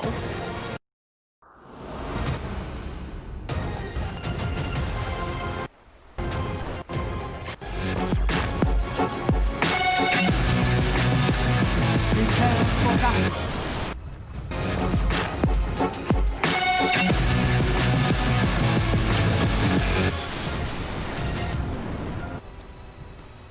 I don't know what happened there. I feel a bit tilted. Who is more likely to tilt in-game? I wonder. That's actually a really interesting question. Especially for teams, like you'd have to think who would be the most tiltable. Yeah, like you just mess him up, right? And then, like I think one of the better examples is VIRTUS Pro. Back in the major days. Yep. It's so they're so easily tilted, and you can see like the true side of what's that major again? Is it Kiev major? No, do you remember Arthur? VIRTUS Pro against OG in the grand finals. Yeah, I think it was the Kiev one. Yeah, like the true side. That one was something, because you can really see how VIRTUS Pro were not VIRTUS Not Pro in the towards right the head. end. Yeah, not in the right mind. headspace. Yep. Yep. Yep. I mean, considering it's a big tournament, it's probably worse for the players. Yeah. You know, we're at home, we're sort of just playing our own matches. Of course, we're going to tilt as well, because emotionally, Dota is just so draining sometimes, and you can't control yourself, right? It's a mental game. Yeah, You know? exactly. If you win the mental warfare, you win the game. It almost feels like you play yourself sometimes. You're not only battling your opponent, but you also need to battle yourself. Yeah, this is why it's very important for us to just back off sometimes and take some necessary break. Like No Tier 1 said, you want to only press, find match when you are feeling good, Yeah. when you really feel like you can win. Yeah, like you don't want to go like if you play a game and then you just forget to use your items, you feel bad about it, you die, you lose the game. Just take a break, you know. I'm very sure your team lets you know if you don't use your items. It's It on happens pings. all the the time. spam pings, right? They spam your items. The and you- most I think the most common one is, oh my god, do you think BKB is passive? saving BKB for the next fight. Saving buybacks for the next game. Yeah, saving buyback for the next game. I have 2 buybacks. It happens way too much. I learned that from Anna. You know, he saved his buyback in the grand finals of TI. I can't do. Why can't I do that in my ranked game?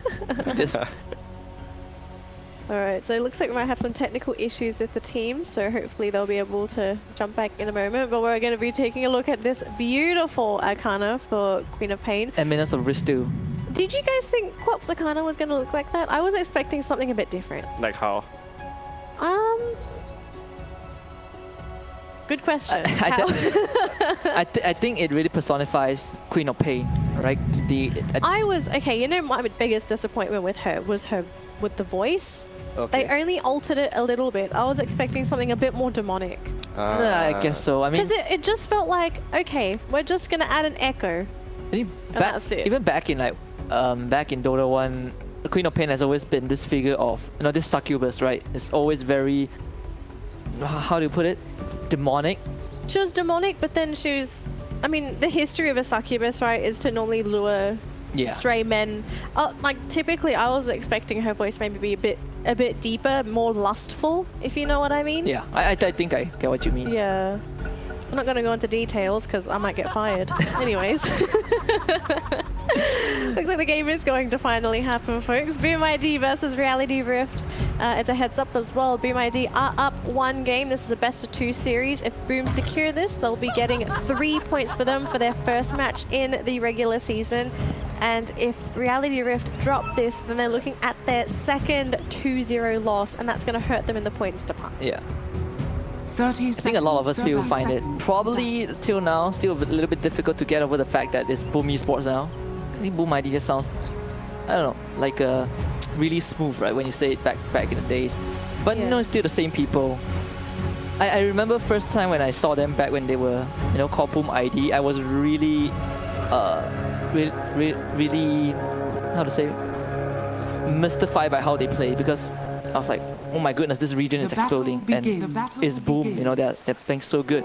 Especially Mikoto and Dreamosel, I think these 2 players were the first 2 players from the region that I really laid my eyes on. I think a lot of people did. They were in the spotlight for quite a while, and I think only just recently they've really started to show some true colors. Listen, this is smoke from Boom. I guess they want to see the lane assignments. Yep, you're gonna get a Kunkka off, anti-mage into this void, anti-mage Snapfire into this void. Probably it's going to be the mid lane again. Like I think Alacrity and KYXY, enough said, these 2 have been the players that sets the tempo for the team. They've always been playing together. I think even in game 1, as the odds were stacked against them, they've been playing together. Beastmaster, Slark. Now you have a Queen of Pain Kunkka, perfect duo at level 6. It kind of feels like this is the RR formula. Yeah. I mean, why should they fix the formula, to be honest? It's working most times. Of course, there's some catastrophic problems when it comes to the team fights, but at the end of the day, this is sort of the playstyle that Reality Rift have developed. If anything, maybe time is what they really need. Just continue to play, develop their hero pools, try different things, and eventually if another playstyle comes naturally to them, then, you know, go for it. One of the biggest, I guess, scariest thing for this game anyway from Reality Rift is how much more important Alacrity's role is going to be in this game, just because Drew, let's be honest, anti-mage will be absent for the first 25 to 30 minutes. Yeah. So it almost feels that in this game is all on Alacrity's shoulders early game, because if they fail that early game and they let that Storm Spirit come through, and even if the Luna manages to get a little bit too much farm, I think the game might just be over. You can't do anything with an anti-mage. Yeah, and I think, you know, Ramses can just rush that Orchid. It really shuts down this anti-mage. It makes his Queen of Pain not, you know, ineffective. And the supports, they hate that Orchid a lot. Yeah. Item timings are so crucial for Reality Rift. They miss one item timing, and that's just a big opening that they're going to miss out on. In particular, the Queen of Pains. We'll see what he wants to go for. I'm assuming Orchid's going to be on the top of his list, especially to catch out that Storm Spirit. The more he slows down Rams's progress, the slower the pushes are going to come through from BOOMID, because it almost feels that the Storm Spirit, in most cases, you want to come in last. But in this draft, he needs to go in first. He needs to be that frontliner for that Luna, because we've seen what happens to Luna if she's a little bit too far forward. She just gets bursted down. Yeah. She's naturally very squishy. And I think one of the interesting, you know, interactions between Storm Spirit and Anti-Mage is that you can counter spell and, you know, make Storm Spirit Electric Vortex himself. But if he gets the axe, your counter spell would be ineffective because the Electric Vortex becomes an AoE spell. So might be something that Ramses is looking at to going into the late game. Radiant's middle but tower. RR, again, it's a level 6 spike that they are really eyeing themselves on. Queen of Pain, generally you win the lane against Storm because you can just poke him out with the Shadow Poison. I'm very sure she's supposed to win that lane. I think if Pop lost against Storm Spirit, that'd be pretty bad.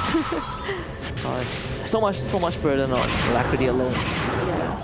I think at this rate, if you're Alacrity, he's got to be used to it. He knows that he's playing such a crucial role for the team. And I think in particular, the backline supports, you know, you got Nuts, you've got Hustler, you got KYX, but they also understand how important Alacrity's role is. And it just feels like they're so used to playing like this. Yeah. And they're starting to build up the craft. It's just the tail end of it. They haven't quite successfully fulfilled the ending, I suppose. It's like writing a story. You have this amazing beginning, you have a captivating middle, but then the ending is rushed. Yeah, and I think it also, it kind of you know, puts your team at a glass ceiling at a certain point, right? But Hustler, whoop, getting gone on. He does have the Snapfire cookie. Grandma can attack because she is old and slow. That's the first blood for High. They might lose through as well. High double kill. This is exactly what happened in game 1, but this is way worse. It's the anti-mage that dies. Yeah, that's not a death that's supposed to be happening. Reality Rift maybe getting a bit too ahead of themselves in that lane. Oh my goodness. Sure, Phoenix is a very squishy and very vulnerable hero. Normally starts off with 0 armor, but I mean, you still gotta respect the hero. If he lands his Fire Spirit onto you, you just can't hit him. Like Yeah. There's just so much damage over time. Yeah, like Phoenix as a support. Who was the one who said this? I think it was Fog that previously mentioned. One of the analysts, right? It's either Fog or Fred or Syndren. I think one of them mentioned that if you're running this post for a Phoenix, the Fire Spirit is enough. Like it wins you lanes. Your egg at level 1, even as a core, it's not gonna matter too much because it takes like 5 hits to destroy. So that Fire Spirit alone, plus your level 10 talent, can really wreak havoc in lane and in a team fight. Yeah, especially if you get those levels early as well.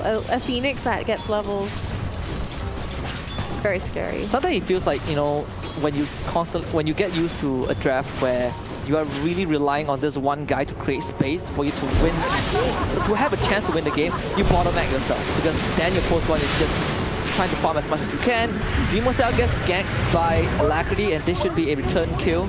Queen of Pain getting that first rotation at level 6 and still keeps the Sonic Wave. So a good TP from the Queen of Pain. Yeah. I think it's also just a consolation for losing Drew in that bottom lane. They kind of had to slow down the Luna at some point. If they let her free farm, she's doing quite well for CS actually. Reality Rift, they are leading so far, but we've seen the power of a Luna when she gets those levels into the glaives and starts heading into the jungle. She really starts to push ahead when it comes to the farming game. Oh, Hustler getting gone on by High. They might be able to kill off this Snapfire again as Granny jukes around the trees, but they're mean to cut it down and it should be a trade kill for support. No, actually Hustler survives. Not enough damage over time, so very lucky there. No more Fire Spirits, so slightly unfortunate for High. That one was way better compared to the first 2 kills, but High did get a massive goal injection, double kill plus the first blood goal. It should be a full earn, and with this Chen around, you can always, I think, you know, port your core. Was it Test of Favor? I think it was Holy Persuasion. Yeah, you can port your cores to the bot lane, and now you put Dreamercell against Drew. The dynamic is gonna change. Yeah. I wonder if we're going to see maybe an aggressive lane set up here from Reality Rift. After seeing the Luna actually coming back into this lane, do they swap does Reality Rift swap lanes? Do they bring the supports down there? What can they kind of do to slow down that Luna lane? Because if it's Luna anti-mage, favorable for Luna. Yeah, I think you kind of just want this anti-mage into a Phoenix Void. You kind of like want to force a lane matchup, but anti-mage, as long as he can farm, he is totally fine. And Luna has almost no kill pressure on the anti-mage. Fortunately, you can always blink out if you use the Eclipse. This is more to just guarantee Dreamercell a better laning base compared to having this Luna lane against this Kunkka and Witch Doctor, which I think the Void Spirit is pretty fine tanking it up. Yeah. So we actually saw Nut scouting around the enemy jungle to see if any stacks were coming up. If they did have a couple, they could have potentially been stolen by the Queen of Pain. Are we getting any stacks on the side of Reality Rift? I think the supports have been predominantly in lane. The only one that's been moving around has been Nuts, but otherwise I don't think they have any stacks going. It's Hyde has been stacking it up with the Phoenix, but it's easy to stack. He just Fire Spirit, auto attack, 2 different camps. It's because Ramses has the double damage. I don't think Alacrity wants to commit to that fight. He probably would have had a tiny chance with the Sonic Wave, but just wants to play safe for now. We haven't seen the middle Sonic Wave tower is rotation under attack. up to this point. Yeah, he's But- been saving it. It's also because I guess they are not. They actually have the setup for it, but they're not confident that they can get it. And with how the lane assignments are right now, They're you're going top with the clock. gonna try at least. Cascu getting gone on. There's a Snapfire Cookie. Cascu sidestep that perfectly done. And he still will go down, but it's a bit of extra time. One Verify is used as well. Mana Void committed from Drew. That is very much needed. Looks like they also managed to bully out the Void Spirit from that top lane. Alacrity ended up going in there. Did not use the Sonic Wave yet, but he did show his presence up there, so making that top lane feel very uneasy for Boom ID. But it did free up that middle lane, so Radiant's Storm and top Phoenix, tower they're both is in that under middle lane, attack. soaking up that EXP, collecting that gold, just doing Storm things for the first 15 minutes. New Iron Talent for Dreamer Cell. This is the dream item for any core. This gives you armor, the attack speed, clear camps faster. Alacrity also he's also rushing for the Orchid, which is pretty justifiable. The Orchid against the Storm is it's kind of, you know, Storm likes the Orchid, Not even likes just the Storm, Orchid. even the Void Spirit, right? Both of them very Radiant's vulnerable to a top very tower early is under Orchid. attack. Radiant are scanning. Oh, it seems like Ramsey's not rushing the Orchid, he's going for the Kaya. So even more aggression. Maybe Radiant's relying on his bottom team to tower back is him up, under even though attack. maybe the It's under Orchid comes attack. up, he's Yeah. still going to have his teammates there to help him out. But I'm not quite sure what the counter initiation is, because you're running Chen Phoenix as your supporting duo. You don't really have a defensive mechanism between the two of them. I suppose the creeps will come in handy, but then outside of that, Luna, Radiant's bottom tower Lucent is under Beam, attack. Is under counter attack. initiation mini stuff? Not really. But it also makes it that you can't just run people before without time. They can just take you on. Now he has a gang from Ramsey. He's easily Astral Step on ability to dodge out the bolt, but well, Ramsey's dead. Great TP from RR. Radiant's Genji bottom tower is responds. under attack. Is under attack. Easy, just hiding within the trees. Very lucky that the blink, Yeah, that was so close. It was right beside his Void Spirit. yeah. Dire structures Okay. are Cookie. fortified. Slow down this Phoenix. Yeah, they're trying to give solo EXP to the Phoenix. He's got level 6. Oh, Modibus Kisses. Because dive. Yeah, the fireball is just enough. So close to almost dodging that. But Phoenix will go down, and this bottom lane, Radiant's it looks top like tower, finally Radiant's a big win here for Reality Rift, because it's a free lane for the anti-mage. This is something that Drew so desperately needed. Didn't even get the arcane Radiant's boost on bottom the tower is Snapfire. under attack. So RR, they're hitting their timings Radiant's bottom tower. pretty okay, pretty correctly at this point. But might lose not, and that's going to be the case. He has to verify it, but he's not going to skip against them. His Storm will an easy kill. Did Nuts hold the enemy jungle? He I think he came tried out to of block the camp. He had the sentry on and the side camp. So it looks like he might just be trying to slow down the stacks. Pretty interesting that they're deciding to slow down the Boom ID stacks, but they haven't been able to accumulate their own stacks. Penitence onto Hustler. Not enough resources to go on this Snapfire, unfortunately. Yeah, no gank. So safe up top. But now I'm starting to see this anti-mage start free farming, and he's so close to getting that Battle Fury. So looks like Plan Drew coming on like Plan A, if anything. Yep, that's the main plan. But what's the Plan B if the anti-mage is the win? KYXY and Alacrity is Alacrity split push, maybe? But then he can get chased by a Storm Spirit. you just have to kind of make those rotations and take down structures, right? Because they're not that good in sieging.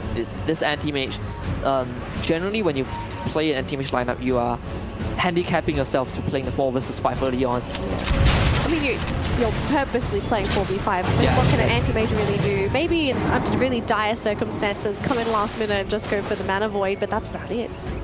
The Boom Esports right now, they have this Luna, which fortunately it's going to keep up with the farm of this anti-mage at any stage of the game with the glaives. Drew will get his Battle Fury 30 minutes in. This is perfect for the AM.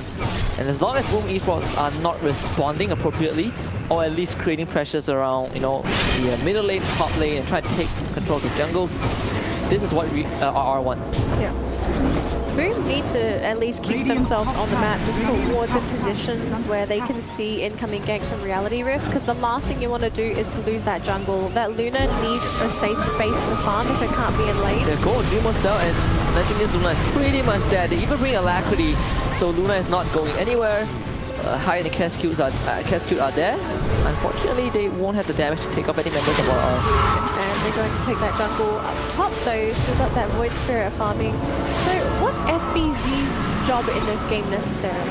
Is it just to be that sort of annoyance in the team fights? Again, I think the basis of him is to create that chaos, silence those crucial targets. They will try. Dive to KOXY. KOXY has the pull.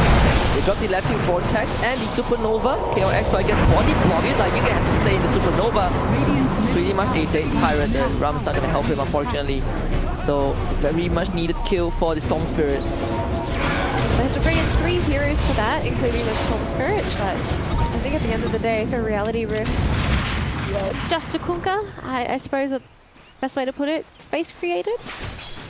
No, I guess so, but it's also huge for Boom Esports because that's the kind of kill you want to look for, right? It's still the core of RR, and the Luna becomes the Luna it remains uncontested, but because of that one kill on the Luna and the fact that Drew had gotten himself a couple of kills as well early on, He's really pushing ahead. He's really pushing ahead. So that's kind of the silver lining for RR right now. You want to keep Drew in this position for as long as possible, and the best thing is that Boom Esports, they don't have much ways to kill off this AAM at this point. Yeah, and unfortunately for Boom as well, they're sort of stuck farming themselves. They've got some heroes that need a little bit of wind-up time. The Luna by herself, she's quite vulnerable. The Storm Spirit needs his first item before he can go in and fight consistently. Same thing with the Void Spirit as well. You can't really expect FBZ to really do anything unless he's got a couple of items under his belt. They're gonna try. This time it's gonna be on Husma as Granny will be pulled right back. They have the Remnant out, Astral Stab, that should be enough damage. FBZ claim that kill. Can't really do anything as the Snapfire. This is a very peculiar hero as well because Snapfire, she's got quite a lot of nuking power behind her, but sometimes she almost doesn't feel like a hustler hero. She just sort of like sits back, goes in there with the Mortimer Kisses, but that's pretty much about it. Whereas we're used to seeing Hustler all over the place. He's stealing spells as his Rubik, he's rolling around with the Magnetize on this Earth Spirit, but yeah, Snapfire, very different for him. Yeah, but it does make a really strong team fight hero. Like with the heroes that RR has, Snapfire is kind of fits into the picture, right? The Mortimer Kiss will always be good. Cookie to get nuts into range, but Dream was just a bit too fast for that. Great attempt, but Drew though, they have the damage, and no, Drew caught out in the enemy jungle. Yep, and then there's a supernova. Catch the Prima, the guy that used though. There's one more hit. Oh, KOXY finally finds that egg. So close. They almost had it there as well. Oh, that egg goes off. Had the egg gone off, that would have been a completely different team fight. Oh dear. They lose the Phoenix and that's about it. Just the anti-mage going down for Reality. Although I shouldn't really say just the anti-mage because he is their win condition at this rate. But Alacrity, he's gotten his Orchid, so very big timing, 16 minutes. Let's see what he does with this. Yep. And it allows him to stop that Phoenix as well. I think he's more concerned about shutting down either the Void Spirit or the Storm Spirit here. Just slow them down, make them feel unsafe before they get their first item. The Phoenix is probably the easiest target because this Void has a use. Like if you Orchid him, he can just use himself up, which is not the outcome that you want. Rushing for the Aghanims as well. Well on his way to getting Aghs too. Here's the smoke. There's the smoke from RR. 3-man, the KOXY is leading the charge. They lost control of the Radiant jungle. That was where Drew was farming for a very long period of time until he got picked off. Now they want to reinforce this anti-mage, but the Boom Esports, they have already moved their course to the top triangle. When RR, they're not gonna get anything, unfortunately. The smoke might even pop under this ward. So it's full information for Boom Esports. Oh, they're smoking themselves as well once they see them. Yeah, there's no way anyone dies here. They're gonna go straight for Roach. Instantly into the Roshan pit. Reality Rift know about this though. They've got no vision around that Roach pit. Yeah, they have no information. This is so smart for Boom. They anticipated the smoke from RR. They saw the output getting taken, and they immediately said, "Guys, we're gonna smoke up.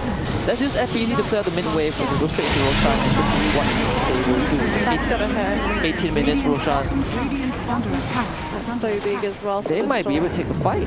They could. I mean, they've got Aegis on the Storm, so Rams can at least die once for free. Yeah, it's gonna play safe. will be up. Ventastar will be up for Drew in a bit. Yep, 20 minutes. So he's farming quite well on this anti-mage. He's still ahead of the Luna. Luna is slowly catching up though. And this is sort of where Reality Rift need to get together, take that map control away, just slow the Luna down even more. Stop that 5-man push from ever happening. Radiant's bottom tower is under Yeah, attack. Boom Esports now just needs to. Or will be the last game. Look for that one fight. And again, high ground defense for Boom. Pretty decent. And then the Fire Hustler. Ball lightning. Not gonna go anywhere. And he finds an easy killing spree. Trying to get those levels as well. All these heroes, 15 on the Storm, 15 on the Anti-Mage. And the Anti-Mage is just going to keep going. What's the progress on that Luna? I want to see what kind of items she's got. What is she rushing for? Dyer's going for the middle Manta tower as well, but has fallen. Yeah, Manta Yeah. then into BKB. The BKB will be huge because there's nothing on the side of Reality Rift that can actually control through BKB. Yeah, you can just like stand there and fight with your Glaive and Manta. I think stand there and Dyer's Eclipse more middle tower importantly. is under attack. But you can see Under attack. Boom Esports starting to play a bit fast with the Chen, the aura that he provides as well. And RR, they managed to take the bot tier 2. It's going to open up this jungle a bit more for themselves. Bounty response, both teams will get 2 apiece. Everyone's just farming away at Dyer's this rate. top tower is under attack. You're running 2 hyper cores, so as long as the other cores can kind of make space, you are totally happy with that. Aether Remnant used perfectly done by FBZ. Counterspell doesn't work on that, unfortunately. We've got another smoke here, and we got some pings as well. Did they get spotted? It may have actually been spotted, so they know about the smoke. What a smart work from Boom Esports. And you can see RR's target is just Dreamer Cell. They want this Luna cripple as much as possible, but Dreamer Cell, Can she get out in time? Shoots into the tree line. as long as there's TP, he'll be able to get out. Let's see, does he get spotted? Alacrity, he's smelling something. Oh, he overshot.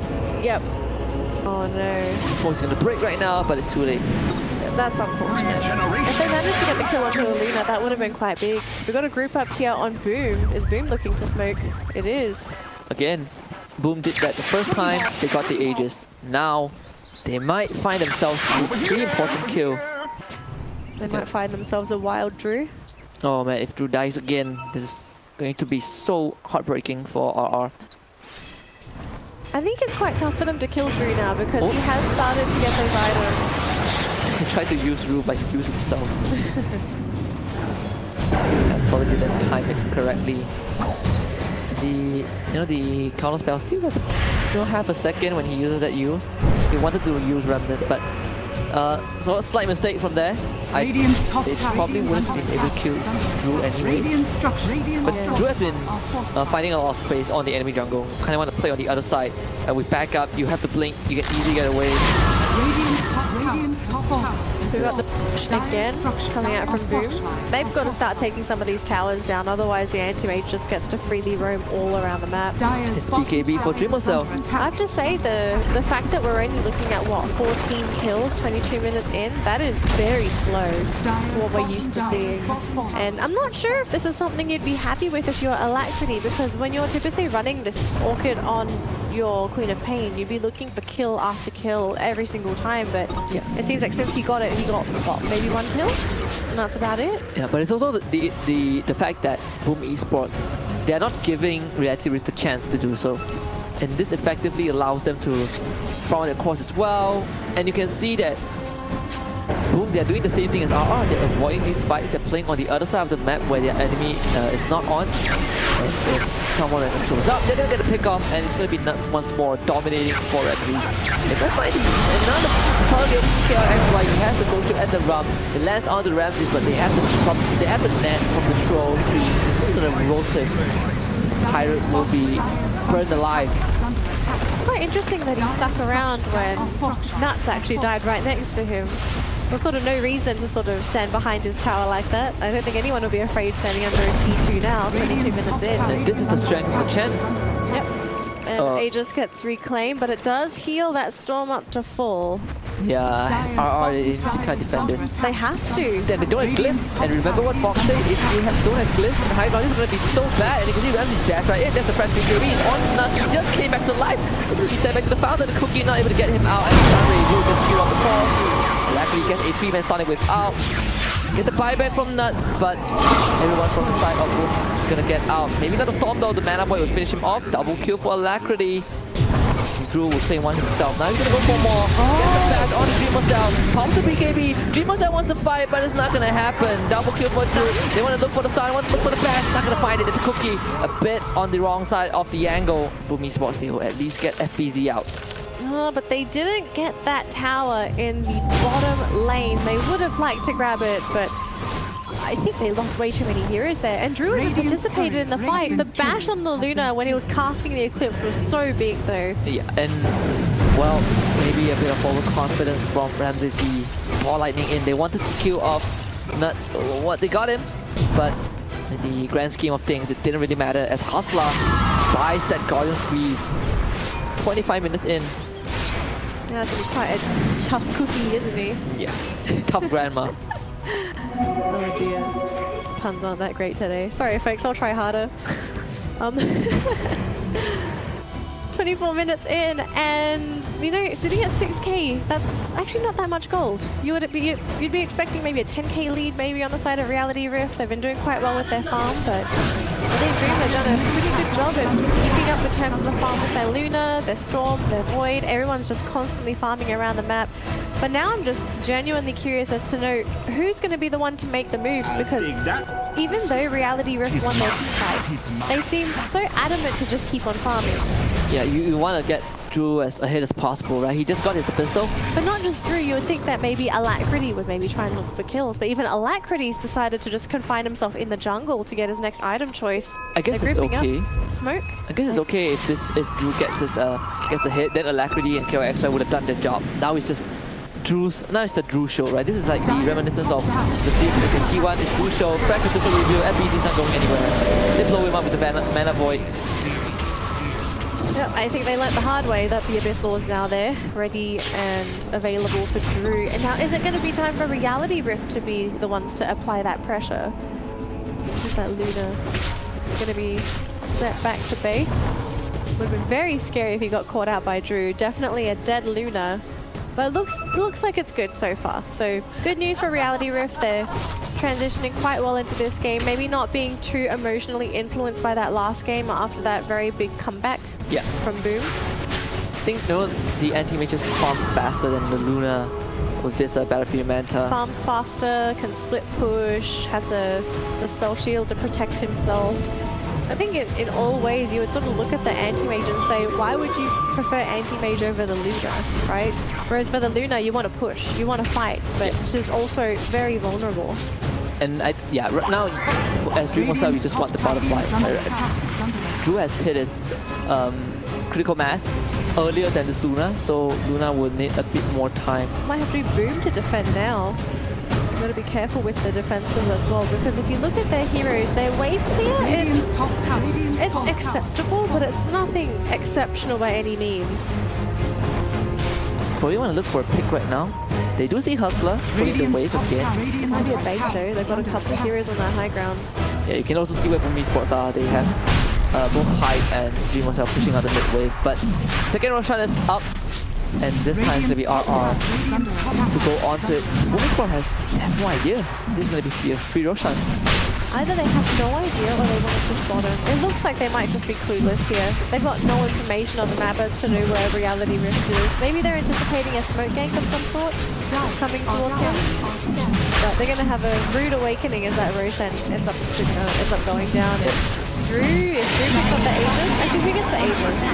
Okay, so it's Drew. He'll be the first one to go into the fights. The Talisman of Evasion for Dreamercell, just to dodge a bit of the right clicks from the side of RR.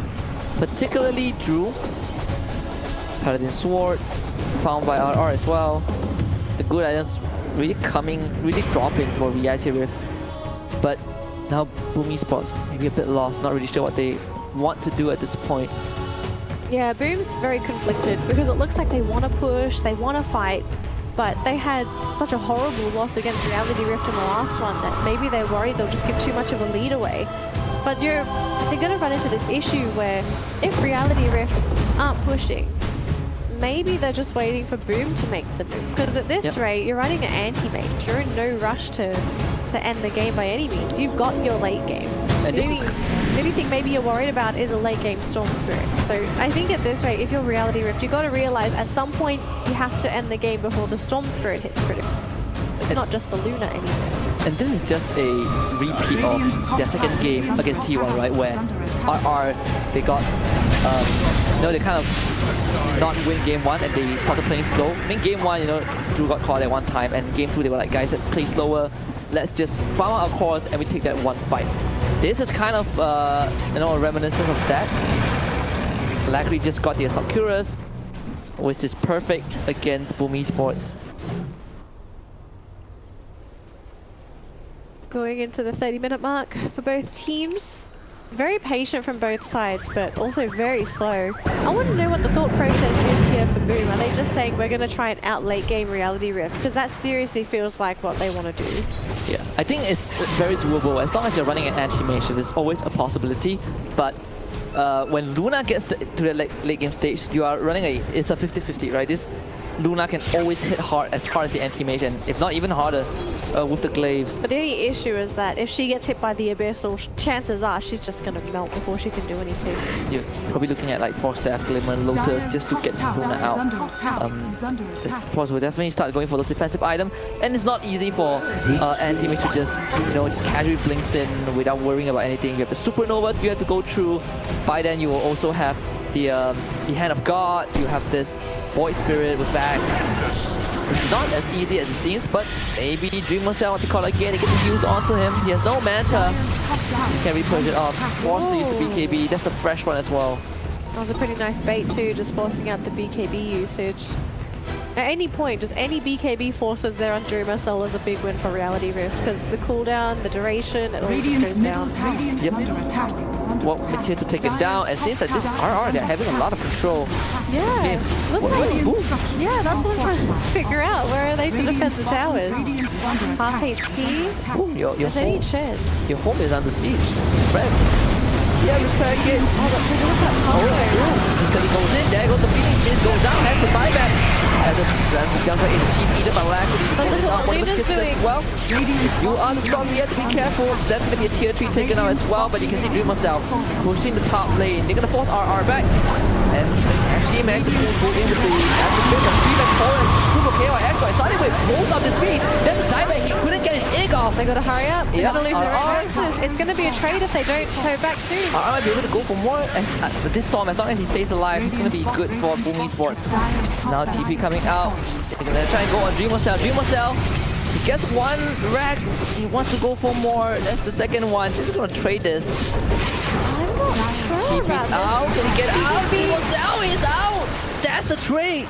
Oh my goodness. Perfectly done.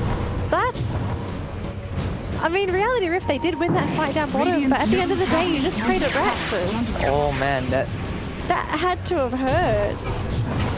So whatever, they're leading by 9k net worth and everything, but still, all of a sudden, they're going to have that top creep wave just constantly pushing now just because they managed to let that Luna trade. I was expecting, because in most circumstances, teams would TP one person back to stop the Luna or maybe just slow them down. But the only issue we're looking at here for Reality Rift is that anyone that can really scare her off is Drew. Yeah. But you need Drew to also push that bot instead of Raxes. So it was a tough choice to make. And they had to make the trade. I think at this rate, they just got to say, guys, we're going to end the game now. Oh, Drew goes in. Mac, use Spirit Vessel. Want to kill Cascue? They have the axe. Cascue is now down. Got buyback. This Chen, we should invest the buyback enough to just use it. Still at the Hand of God. Dreamer's not getting gone on by Drew. Now the spell, they're going to pull back the Aether Remnant. Sun Ray, now the Electric Vortex. Science and Mouth snap by try quickly to get him out. Guardian's Reef from Hostile to keep him alive. You can see Remedy dive the backline. One of the skills that used as well. They even use the Supernova. But RR is just gonna fully retreat. This might be RR's game. The plane is really patient. And two members without buybacks. Look at the voice grid. They find him. He's gonna use himself up. He does have the Astro Step to get away, but he has the forward to kill him off. And FBZ is down. Dude jumped onto Hyde. Hyde forced to dive away. No egg, no buyback. Same as the Chen. This might just be it. They're just gonna go completely for Raxon. There's no voice spirit. Slow and steady wins the race, and you can see Booming Sport, they are really feeling the pinch right now. They're gonna lose the second set of racks. That's RR. They have identified their win condition. It's gonna be mega creeps that Booming Sport have to deal with. It's been very tough. Only Luna can really deal with the mega creeps. Storm is not so bad. Void Spirit is okay, but this early on, you're going to be dealing with quite a bit with those mega creeps. And they found, well, Cascue. There's no buyback. There's a dieback for the Chen. 70 seconds. And Blizzle on top of Hyde. Hyde is dead as well. So this is pretty much RR's game to lose. There's no way they can lose this. Are they going to back up for Roche just to be safe, or are they just going to end it here? They're sticking around, but they don't seem like they want to really end. Like, yeah, I just... Very slow. That's the one. RR probably just wants to back off. Maybe just getting rid of all the tower fodder. Just get the creeps to constantly push those T4s. Oh yeah. They're chipping away though, they've got a big creep wave. Oh, it's gonna be so hard, and he's not level 25, so this storm's not gonna do much damage. RR working on the tier 4s. Boom, gotta do something, and he has to be right now. Oh, the hostile continue. And we'll go on top of this storm. He's not gonna go down all the way, comes down kick. Alaki with a perfect one as Ramsey buys back. He almost has dropped the instinct, but he's gonna die, and he's gonna buy back as well. We have Hyde rejoining the fight, has the Supernova. Can Boom hold? They only lost Hustler, but RR only lost the Snapfire, but Boom needs to go for more, and they get the silence onto FBZ. FBZ is dead. They even find Dreamer Cell. RR, after a catastrophic game 1, they forced the GG. They even give Drew the Rampage. Well deserved for the damn teammate. They're gonna equalize the series 1-1. 1-1 for this, so no 3 points. It's gonna be 1 point for each team.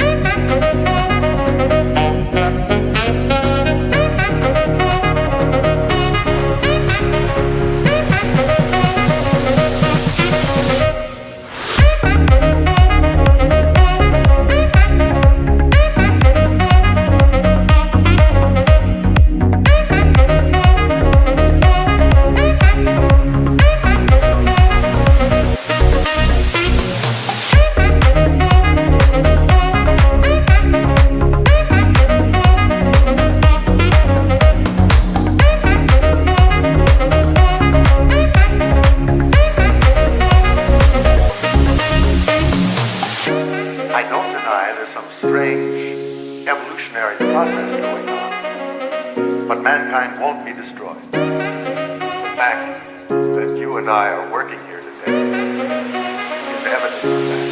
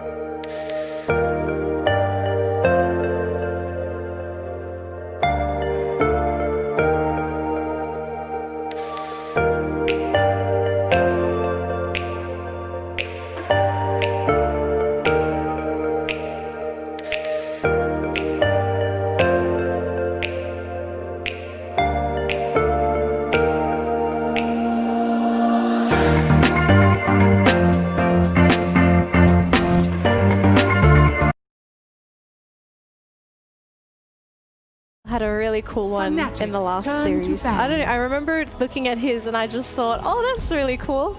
Yeah, speaking about fun, I think the creativity that we've seen a lot of times from Fnatic Draft is also one of the reasons why I love watching them play, because they just love pulling out of these weird pigs, weird heroes, and making them work, especially ISIS. Yeah, they're also one of the teams that you want to ban the Timbersaw against. Definitely. ISIS plays a nasty Timbersaw. Well, I mean, speaking of the Timbersaw, got banned out right off the bat from Adroit. Beastmaster also taken out of the pool. Now, what kind of heroes can we also be expecting for bans for Adroit and Fnatic? Well, for Adroit, it's definitely the Tiny, Boomy Tiny, and also Box Enigma. I think these heroes that 5 seconds a remaining. lot of teams has been respecting. I think Fnatic will do the same too, unless they want to switch something up, we wouldn't know. Yeah, and Fnatic, you also want to look at the Nature's Prophet, because Fnatic does play that hero pretty often. Fanatics turn to ban. And the trend as well, I was about to bring that up. Fnatic also plays the trend, I think they play trend 3, post 3. Yeah, ISIS. Yeah, ISIS, so it's another respect ban from Adroit. Queen of Pain banned up by Fnatic, the classic hero that is... I will say this. I remember Jenkins say that this hero is just unbalanced. It's so good. You will win if you play Queen of Pain. However, there's only what 20% win rate so far in C League. Yeah, it's the number it says just went up. otherwise. It just went up with that one win just now. Alright, Actually, that's true. true, That's yeah. true. It just went up slightly, but it's still up below 50%. It's not good. Radiant team. However, for Adroit, I do feel like they have a lot of heroes to ban though. Moon plays a very nasty Ember Spirit, and Chan has been 100% win rate for Fnatic across the month. And also you want to ban out DJ's Earthshaker as well. This is a hero that you definitely don't want to give it to the hand of DJ. And Still letting a lot of other heroes through though. Yeah. Four bans is just not enough. Not enough. That's the beauty of Dota. Can never be enough. Just have to kind of pick and choose. 10 seconds Batrider remaining. might go through, and then you might see Fnatic eyeing on that hero. 5 seconds Oh, remaining. interesting lineup pick. I think they are setting up for an Ursa potentially.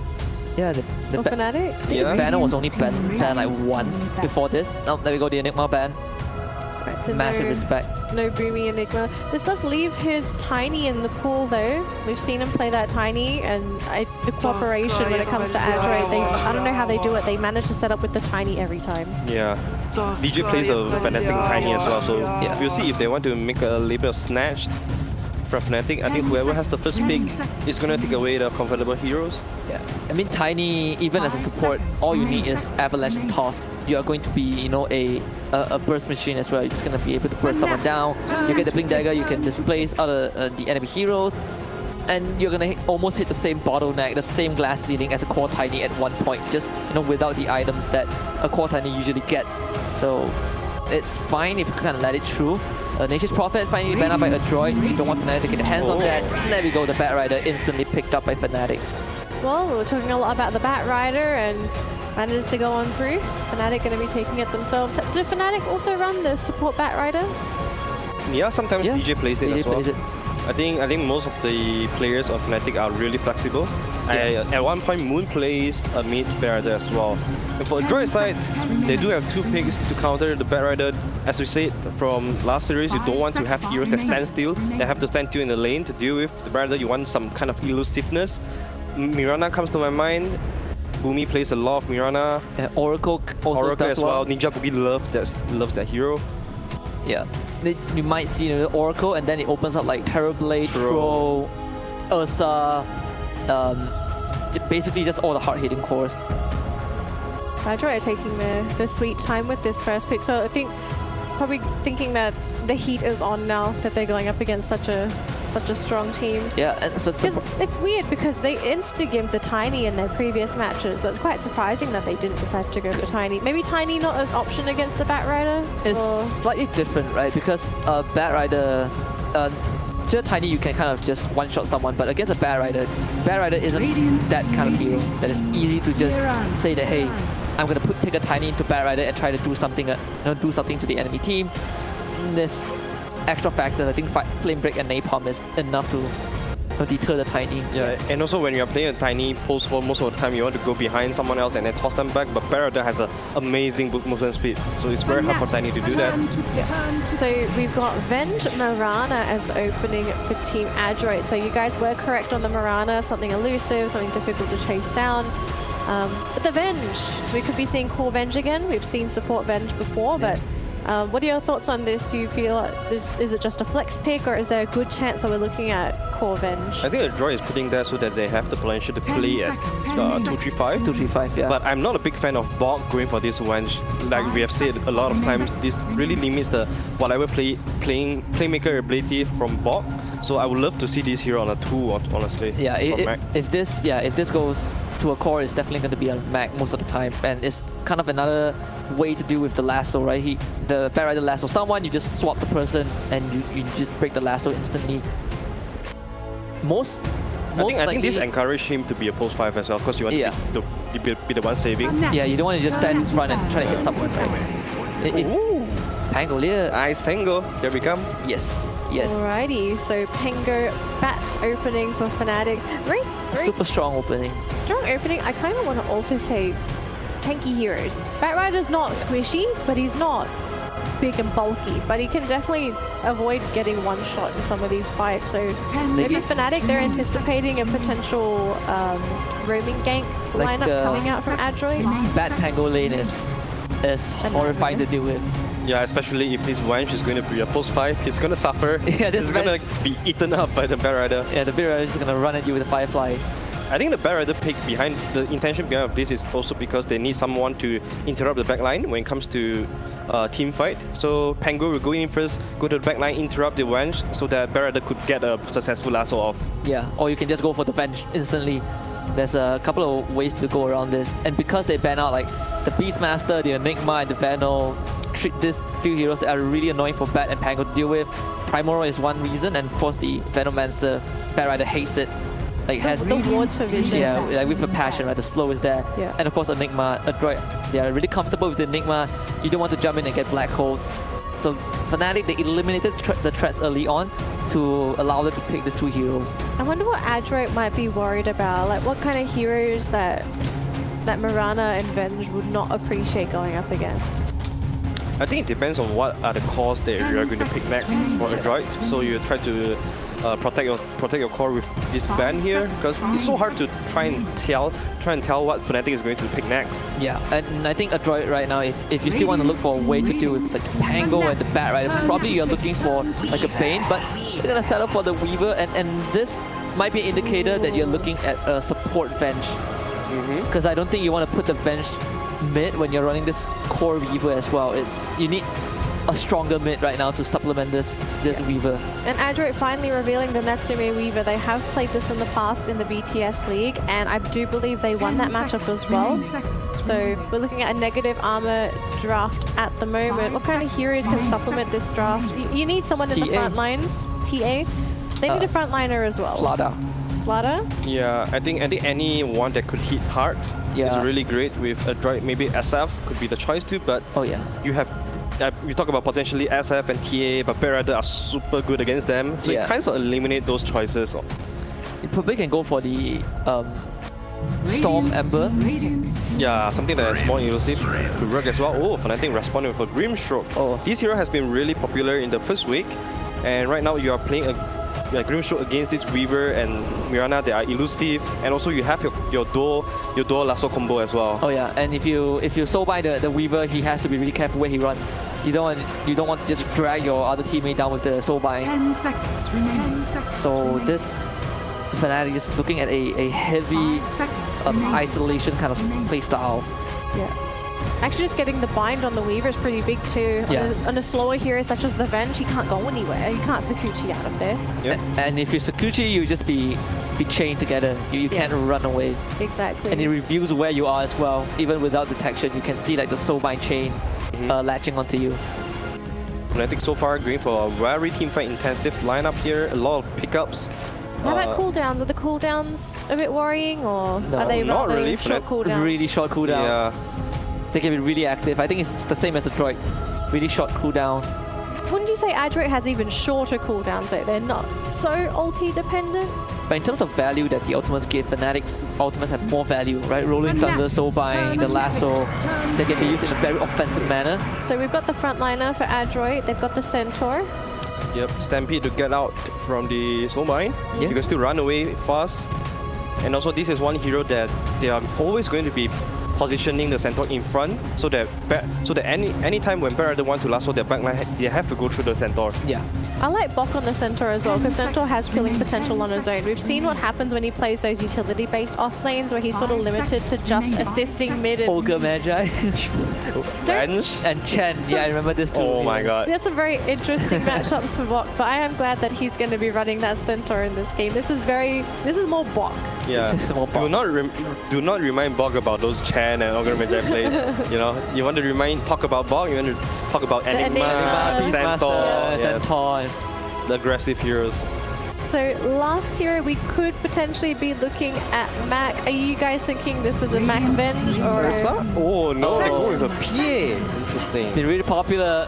I think PA has only lost one game so far. Yes. Thoughts on the PA? How well does it fit into the draft? Again, it's a Weaver. I mean, look at the first three heroes of the droid. They're so elusive, but also squishy as well. Yeah, it's a Weaver. As farm as a Weaver gets, it doesn't matter if you just get one-shotted by the PA. You get the Abyssal, he just crits you to death. 5 seconds. Is there a chance that maybe seconds let's say Adroit managed to snowball early game? How does the PA fare against that? Then PA would be in a bit of problem, right? PA is not good from playing from behind and not able to farm, especially before the Battle Fury timing. And the only backup is that you skip the Battle Fury, you go for a Deso, and you get the Cleave Talent. That is kind of your way of getting back, but it's going to take a long time. Yeah. It slows down your farm a lot. A droid very smartly, they ban out the Slardar, so they're still thinking there might be a chance of Batrider mid and Tango 4, and then they could just go with the Slardar ice on ice and pair with the PA. So very good ban, and Fnatic will ban out the Storm Spirit. Well, smart brand as well, given that they do have very hard lockdown on Fnatic side. Right, so last series, anything sound really good to you for these teams? I still think the Ember sounds really good for Fnatic. 5 seconds. SF looks pretty good for a droid, honestly. You want some kind of heroes that gives you heavy burst damage, heavy magic burst damage, and SF is definitely one of them. Fnatic can go for Necrophos if they want to. I think Necrophos would be Necrophos mid. I think a droid. If Fnatic runs a Necrophos mid, a droid probably would be forced to go. Not be forced, but they probably would be more inclined to go for like SF. But then Underlord. Interesting. So how do these lanes happen? Mid-bat? That's like a mid-bat. Yeah, it looks like it. It's like a mid-bat. So Fnatic is going to go back to the 4 Protect 1 that we have seen really, for some reason, really popular recently. And a droid going to keep their option open. Is Kunkka good here? I mean, we have seen a lot of Kunkka against the Underlord, and X-Mark has a lot of value here as well against Pango, against the Batrider. Can you afford a Kunkka going up against a PA though? He has the rub. Yeah, but Kunkka against Batrider seems like a really bad idea for the mid lane. Yeah, like on paper, you know, you have X marks the spot, but Batrider can just run you over. We have also seen a droid run this Dazzle lineup. Dazzle, yeah. But I don't think you want to run Dazzle, right? This looks very iffy if you run Dazzle. Likely Dazzle will just end up being the lasso target. If you run Dazzle, you have to run him mid or support. Like either way, you are just banking. Like this last pick will affect or where this Venge goes. Well, we are possibly looking at a mid or a support pick last, right? Because Venge is still there as that potential mid if they really have to go for it. Oh, it's a slot. This just feels like Reality Rift. True.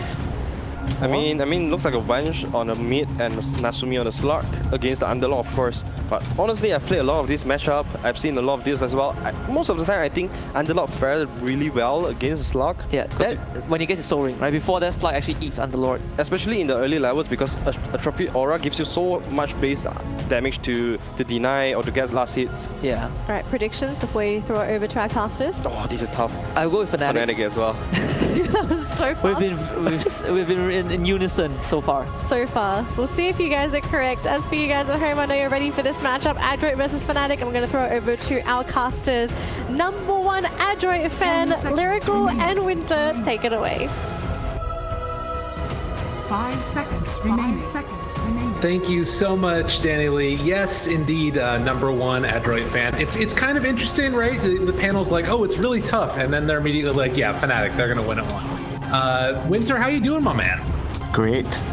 Just had my afternoon coffee. I'm currently surviving on a whole heck of a lot of coffee. and trying to stay healthy with water. You know, you kind of got to do it from time to time. I'm really excited to watch this game. This I think is the match that I said I was most excited to tune into. I am a big Adroit fan. I think that they're an incredibly strong team, but Fnatic are really kind of the big boys in the Southeast Asian scene, aren't they? Well, they are definitely the team to beat in C right now. They are the strongest team, even though they recently, I think they lost they kind of lost a series to Geek Fam, yeah. But apart from that, they've won every tournament they participated. Well, I think that at least as far as this game is concerned, we're so far getting a little bit of a spectacle in terms of the heroes that are getting picked. It's actually a little bit of a switcheroo, and we do need to hop into the game now as we get ready to go into it. I see a bench though.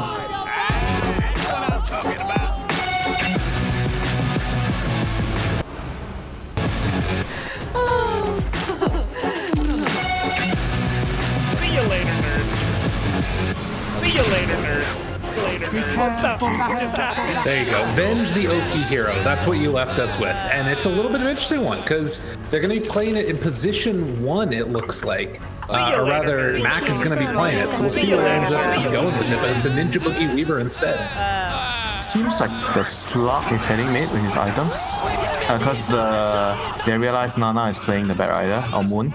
So they want the Slug against the Batrider matchup.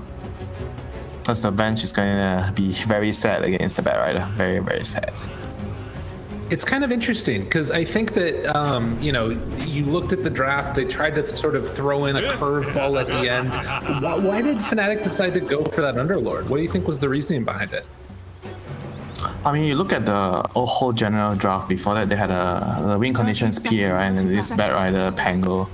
And they needed they were lacking like a front line. And I feel like they were probably deciding whether they should put the Pango as an off lane. Or the Batrider as an offlane, and they felt like they needed a front line, like someone to buy all the aura items and just be there, tank everything, soak up damage. Yeah. I agree. It does, to me, again, feel a little bit like then that, gives Moon this hero that, granted, he can probably do a ton of work on the Batrider, but is somewhat counterable in lane. We'll see how they end up doing with the Slark mid. I mean, that feels like it's the centerpiece of the draft in a way, is making sure that Slark has an okay time. Yeah, he's definitely the win condition. But the bench is also a very, very serious threat right now.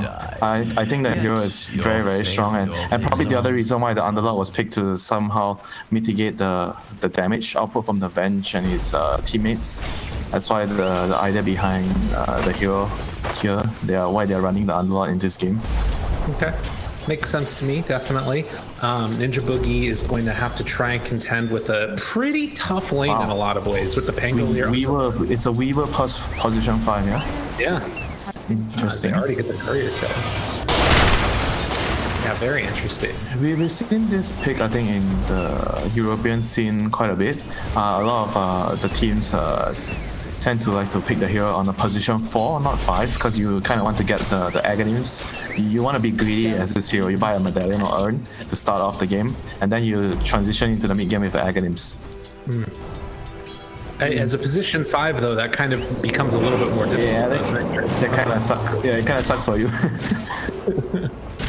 We'll see if it ends up working out. But at least in the early going here, you can see that on the side of Fnatic, they're kind of just trying to spam the lane into the tower and force Mac to try and CS underneath that tower. And PA is like the win condition for Fnatic. But on the other hand, the Slug is a pretty good call-to-call matchup against the PA, because you have the Shadow Dance to fight him later. So I think all in all, both teams are quite happy if it goes late. Oh, good double jump away. Boomy with the play, and now trying to run down Jebs. He is going to get first blood. And 23 Savage able to clean up afterwards, but a really nice just free-handed arrow there to get the kill. Yeah, getting the first blood definitely worth it there. But the downside is the PA was able to snag up a return kill, so he's not too upset over the exchange. And looking at the other lanes, so the Slug is, he is definitely having an advantage against the Bat, but not too far behind, just a couple of CS behind. And the bottom lane, the bench and the Underlord seems like it's everything's even so far. Yeah. Batrider is getting his bottle delivered out to him in the mid lane as well, so he's not going to have to ferry out too much more region. It looks like as you mentioned Yes, down that bottom. double mangoes remaining, so still has a lot of mana to work with. The important thing is the 4-minute runes. He has to secure the 4 minutes rune.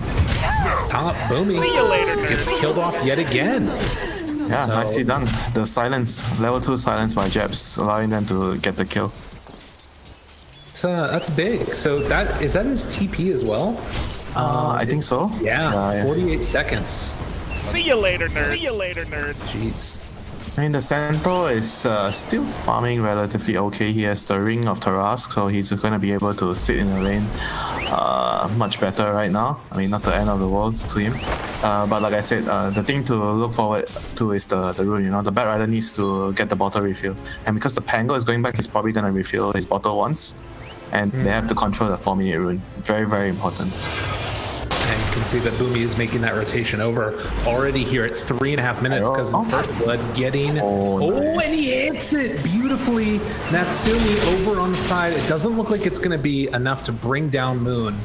It's okay. He got his bottle refilled. He's happy. Yeah, it's true, right? He's fine with it. But yeah, already at this early going, Boomy has a full urn completed.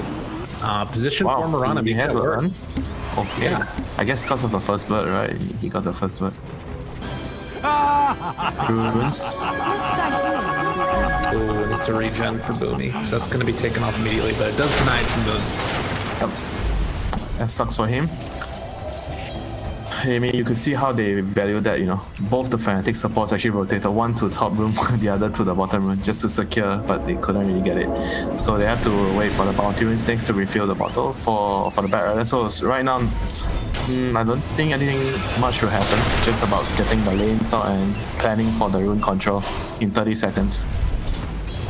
And you know, it's interesting, but already it's looking very even across all of the CS. At various points, Adroit have kind of looked to have a little bit of an advantage here and there, but it's super duper even. It doesn't feel like there's anybody that's getting completely destroyed here at all.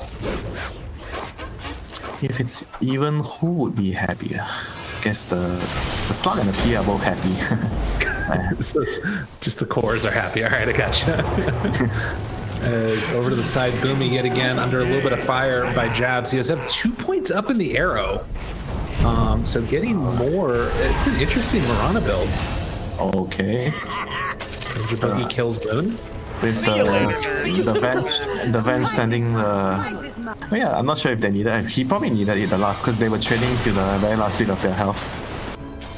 Dang. Well, that's something that Position 5 will be able to do, I guess. That's how you get your eggs, I guess. You get kills. So if you look at the levels of the bench right now, he has 3 points in aura. I think this is a very, very good build, especially when you're laning with like a range hero, so you can give him more harass potential, giving the extra range. I like this build a lot, and it gives your illusion more damage. Not that you want to die, but if you die, your illusion does more damage. Well, he's going to be able to do some more damage in a second, potentially, if they do Stampede. Mac, under fire, in some trouble. Ninja Boogie's there as well. He does actually get the stun off, and Moon will fall. Another kill for the Weaver. Dude, these supports are going to be rich as heck. He's almost got a medallion on Ninja Boogie. Yeah, supports can win you the games, you know, if they're rich. It's always nice to get all this early game medallion, early Top lane, 23 Savage is just gonna die. He died to retaliate. See you later. Sure. As DJ ends up dying as well, and Adroit across all of these lanes is looking fabulous. I don't know, man. This is it's Adroit making really good moves. I think Fnatic is definitely overplaying their hand occasionally, but what's your read on where we're at right now? No, you're right. Definitely Android is having a much better game right now so far. Throughout the lanes, they already have a 2k advantage 6 minutes into the game. That's pretty decisive. It's a huge lead, and Fnatic has to try to recover by maybe clearing some of the stacks that they need for the Batrider. He is so poor right now. I mean, the bench is also very poor. Everyone's poor actually, except for the Centaur and the PA. Yeah, and I mean, 32 last hits now clearing out that camp as we're seeing another death. Where did he die? Oh, okay. Down bottom. I mean, if he wanted to farm here, I think he needed like the supports to protect him. They were too far away. I think he just needed to chill and wait for. Because the supports are actually running towards the bot lane, and he didn't want to TP top just now because he doesn't want to lane against the centaur anymore. So Ice teleported top to deal with the centaur. So he has to just chill, either jungle or chill, wait for the supports to come. Yeah, I mean, he's surrounded by 3 heroes here. None of his supports were nearby. And on top of that, that was his second death. So he's going to have to walk back out to a lane or to jungle or something. Like, this is looking pretty rough. Again, I think it's mainly just by virtue of these, like, supports having a lot of gold early on. It feels like they're gonna go a lot. You're right. When I thought I was talking about everyone's pearl, I forgot to mention that the Radiant supports, look at the supports of the Radiant. There are 2, both of them are very rich right now, the Mirana and the Weaver. They have an urn and a medallion on them, right? One urn, yeah, urn and medallion. The boogie looking good here on this Weaver. Have you seen the video about what is a support dream? The support dream in the lane is the call to die, and you as a support, you get the lane and you get the last hit on the kill. That was what happened. As like a triple wave is pushing in or something. Oh wait, you're dead. Okay, I don't really have a choice but to take the farm, Right. Ninja Boogie did walk underneath a ward here. He's trying to come and contest the moon stack, actually. And he's going to be able to soak up some of this experience. The XP is definitely very, very nice. So he got some decent amount of XP from that. Oh, he's 5.5 levels, right? This is crazy. Although he is silenced, in some trouble, and Ninja Boogie gonna get lassoed as he's underneath the ward, so they'll be able to finally get a little squash there on the bug. PA gets the last hit. That's nice for him. Recovery goal. Oh wait, what? Okay, it must be the wall, right? He must have been the wall. They have to know. That was just a sick arrow. So right now the Underlord is just defending the dead lane. Some may call it, or the shit lane, whatever you want to put it. The place where no one wants to go. Yeah, that's fair. And they are planning for the next outpost. I mean, something interesting you can do with the Underlord is you can use your Dark Wave and you click on the outpost at the last second to steal the outpost. Oh, never mind, not now. Oh no, again going down, and a droid just recognizing the moment, find the kill. Boomy might kill off this courier here as well. That's the broom handle. Dude, they are owning him. He just needed to stay under the tower. Like, why is he walking out to try and... I don't know what he was trying to do. He's just walking away. Like, he needed to just push with his Firestorm. So right now, can they actually get one more outpost on the Radiant? Maybe not. So at least Dyer didn't lose both the outposts. That would be huge for them. Jabs going down to Boomy yet again. Another kill, and Boomy does decide to turn and run away. So Moon at least will get the ball. It's winning them so many fights. Yeah. It's going to get the full duration. And they've got one back on the tower too. It's going to end. He's fine, I think. Oh, Ruto, that reveals him. DJ dies in the top lane, trying to pressure out that wave. Boomy is going to fall here, but Bach in position to make sure they can't get much done with this catapult wave coming in. So looking at the levels right now. Are they diving? Top? I don't think they can kill him. There's no way they have enough damage to kill him. He has a Vanguard. It's 2k HP. They catch here onto the Underlord. Starting to bring him low. Ice though manages to get out. Space, man. All space for your majesty, the PA. Yeah, but at the same time, like, it's 5,000 gold late in 11 minutes. Fnatic is getting completely rocked here. This is kind of nuts by Adroit. Not gonna disagree, but they have not been playing well, for the first 10 minutes. Adroit has been playing much better than them, they deserve the lead. Yeah. All the small moves that they're making, how they are trying to regain more of the map, they've so far not been working out for Fnatic. They've been just dying way too many times around the map. So Roshan should be the next thing for the Radiant team. They have the bench and the Weaver, so it should be easy pickings and the Medallion on top of things. The only thing that they really need is somebody to tank it, and well, Centaur has a Vanguard and a Ring of Tarask right now, just chilling in his inventory. He's a monster. Chilling, dude. As I say, I think dead again. He does... Well, yeah, there's no way he's out of here. He's gone. space for my majesty, he says. But he was alone, no? But look at the support, they were actually smoking towards him. Like, they're just a little bit they're not very connected as a team, you know? We've seen this happen twice already. Remember how PA died earlier when he died at top and he TP'd bottom, and he was kind of waiting for the supports to come down, but he tried to farm anyway and he died. And this is what happened exactly to Ice as well. Like, his bottom, he's trying to play aggressive, the two supports are smoking behind him, but he made a move before they arrived. Yeah, well now Stampede to run away as well as to initiate mid, so looks like Boomy might be able to get out. The chase coming, Jabs in trouble. Moon is actually going to TP away, not go for the kill. The TP is canceled, and Ice is now in trouble. Dude, Boomy absolutely played him up top as they're going to be able to find this finish onto the Underlord. They tried to TP in with Moon, but he got it canceled by the arrow. Like, everything went wrong there for Fnatic. They have to just rely. I mean, I think all their eggs are just in this PA basket right now. I think if PA dies in the next 5 minutes, PA dies one time, I think the game is just over for them. You know, she can't afford to die even once from now on. They have to try to secure this area for her, like the double ancient, so she can recover in the game. She's gonna have a Battle Fury, you know, a pretty decent timing, I think. Another like 4 minutes, 5 minutes, considering the situation. And I mean, they're just doing the correct thing.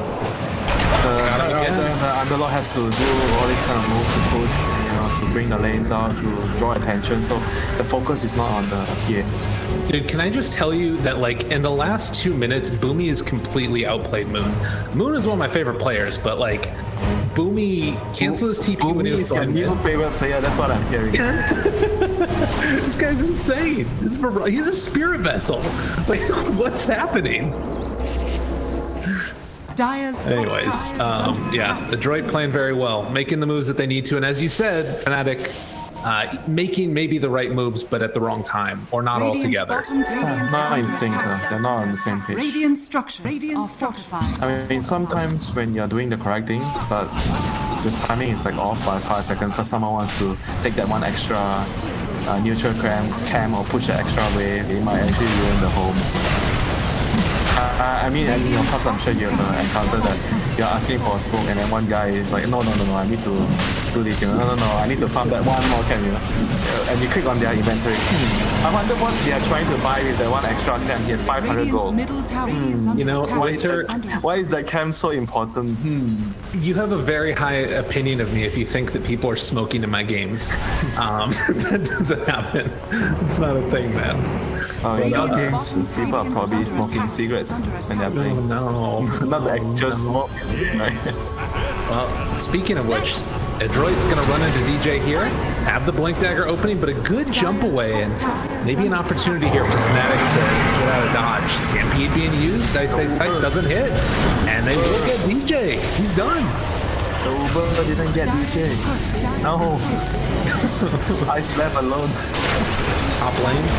Chasing for more, Moon, and a little bit of trouble. Natsumi doesn't even want to go for the kill. He's just gonna go and cut down the creeps here. Yeah, but you look at the PA she's farming. You know, like this is absolutely what they must do in this game. Like they're behind like what 8K, 9K even right now. But as long as the PA is farming, there is still hope at the end of the tower. There's still light, you know, they can still see some light. Maybe we can do this, you know, maybe there's gonna be like some triple crit, you know, in one blink strike and he kills the slug right away. There's still a dream, you know. Okay, I'm with you. I like that idea. You're staying positive, man. Uh-oh, Moon's dead again. Okay. It's not the PA dying, as long as it's not the PA dying. Okay, watch 23 Savage, please carry me. That's the call from a million Fnatic fans out there. He's almost got the Battle Fury, believe it has it coming out right now. And they are staying fairly grouped together. Maybe a chance here to go on to Ninja Boogie, but just scuttles past them and won't be able to get it. Radiant are scanning. Are they trying to set up for something here? Natsumi gets revealed on top of a ward. They are going to TP out. They're just trying to draw. Like this is perfect for them, you know. They're in a very shitty position. No one wants to play DOTA like this, you know. But they're still doing the whatever they can to create space, you know. Once all the rotation has been made to bot, look at the PA. She clears these 3 camps, and now she has this part of the map open because of all the attention being drawn to bot. and she has a better footing right now. Like considering the game, how the game went, I mean, it's a pretty decent timing. Yeah, it's fair. It's true. And it's what needs to happen if they want to win. Protect the PA at all costs. Someone has to die for the Majesty to be reached. Uh-oh. Thinking about going in now. Natsumi. Yeah, Jabs is just going to give up his life here, and Fnatic need to make sure they don't take any more losses as Adroit just try and close out the map at this point. Put the screws to him. Boogie, jump forward, misses. Arrow coming in afterwards. Not going to connect. Fnatic still dodging the danger. They just need to delay as much as they can. PA is going to farm the bot side of the map right now so far. So they're still doing what they can. I mean, I think it's going to take them another probably 10-15 minutes before they can fight. It's all on this PA. Gets up the Ring of Aquila. The wrap is coming though, as we'll see if Adroit can find anybody and you know, don't get him here. Did he get the Stampede? Jump in, coming from DJ. I say Sice will eventually fall. DJ should be able to get out of here, but the swap back pulls him into a weird position, and it looks like they are going to actually find the Weaver. Swap, save by Mac, but now he can't save himself. You are not a support, my man. And this is the turnaround, possibly though, as they will kill off DJ. They take down Jabs afterwards, but now Bach is in pretty deep. So another oh, but PA died. All right, well that one hurts. It worked out, I guess. The swap kind of worked out. But they lost 2 cores, so it was still pretty expensive. Did PA get any of the kills? He got the kill on the bench. Okay. He got the kill on the bench. It's not the greatest trade, but I think if you're Dire right now, because you're so far behind, I think you take that 4-for-2 trade. I guess I wonder if he was able to buy out beforehand, because the way that like reliable gold isn't, it's only for sort of passive gold. I was actually quite surprised that she chose to TP back to fight, you know? I was like kind of feeling more that she just abandoned whatever was happening in the CP trips. Well, good 4-stack away. 20-minute outpost soon. Oh, DJ's TPing in. Wow, he wanted to snipe the Mirana. Almost got it. They know he's here though. I mean, this is if they don't get the kill on DJ, it's all space created. Yeah, space. Even if they do, it's okay. Ooh, space. Good jump away, Natsumi. Eyes on him. Yeah, He's just now expiring. Yeah, this is great. Good job by Fnatic. I mean, it's not pretty bad. This is the best thing they can do, like honestly, given the situation. And they're gonna even manage to get a break even in the outpost. That's great, you know. That's amazing for them. You're 12k behind. You get a 1-for-1 trade outpost. At 20 minutes, you're happy. Yeah. Sumi's hunting again. Won't be able to run into anybody quite there. The danger is always going to be, though, that as Adroit takes more and more map control and takes down these tier 2 towers, the map starts to feel really small for Fnatic, I guess. I mean, you just pray that Friendship carries you. Yes. I mean, and right now, everything, because the way they shape the draft, right? This is how they're gonna play, you know. This is how this lineup is going to work, you know. When they lost their lanes so badly, so it means that there's not many other options that they can fall back to. Right. Yeah, and I mean they're playing against 4, almost 5 cores. It feels like 5 cores. No, 5 cores. 5 cores. Yeah, it's dangerous. Natsumi broken. Chase tries to get the kill. Uber doesn't look like he's gonna be able to get it. Where did he hit Uber back? Away. Base. But again, it's always the space, you know. And now the PA. I mean, the PA is still staying around here. He's trying to basically he's trying to farm as many ancient camps as he can. You know, that's the biggest source of income for him right now. He's been super just AFK trying to get where he needs keeping up. to be. Like honestly, he's still keeping up. Yeah. Everyone else is getting poor. You know, paying all the taxes for him. Right. But I will say also, I mean, he talked about, as we might see Grimstroke just go down, Jabs ends up dying. The relative value that you get, oh my god, they just put a bounty on 23 Savage. They know he's here. Gotta hide off to the side, and Blur is gonna keep him alive, it looks like. That was very close. But I guess I was gonna say that like the relative value, like DJ, even if he's pretty poor as a Pango, that ulti can still provide so much value. Oh, they saw him. I think they're pinging him. They saw him. Why did they see him? Because of the outpost vision? He must have. He's just trying to farm the ancients. He got the ancient camp before he get back. Oh my god. He just trying. Look at how much he's just trying to squeeze out of nothing. You know. That's such good movement right there by the PA. And now they're going to try and go. They have a Deso completed. Don't have BKB yet on the PA, but it's dangerous. Dodge the arrow, chase forward, looking for more, but it's nobody there. They're too maneuverable. They see the centaur top, that's why they decided to smoke and reclaim the ancients area. As the Yule Scepter is going to connect. Ash is going to go down here, it looks like. That's a pretty decent kill for them. So a great move, you know. They saw the centaur show himself top and immediately tries to reclaim the area. Ancients is the way to go. Like if they can control the ancients and PA is hitting them, there is always a chance for them in this game. So I want to get your opinion on this. To me, one of the things that's always so impressive about Fnatic is that there's some games where they just dominate, but then there's games like this where they manage to like eke out a victory, and it just feels like, how did this happen? Do you think that this could be one of those games for Fnatic? Like, do they have the pieces they need?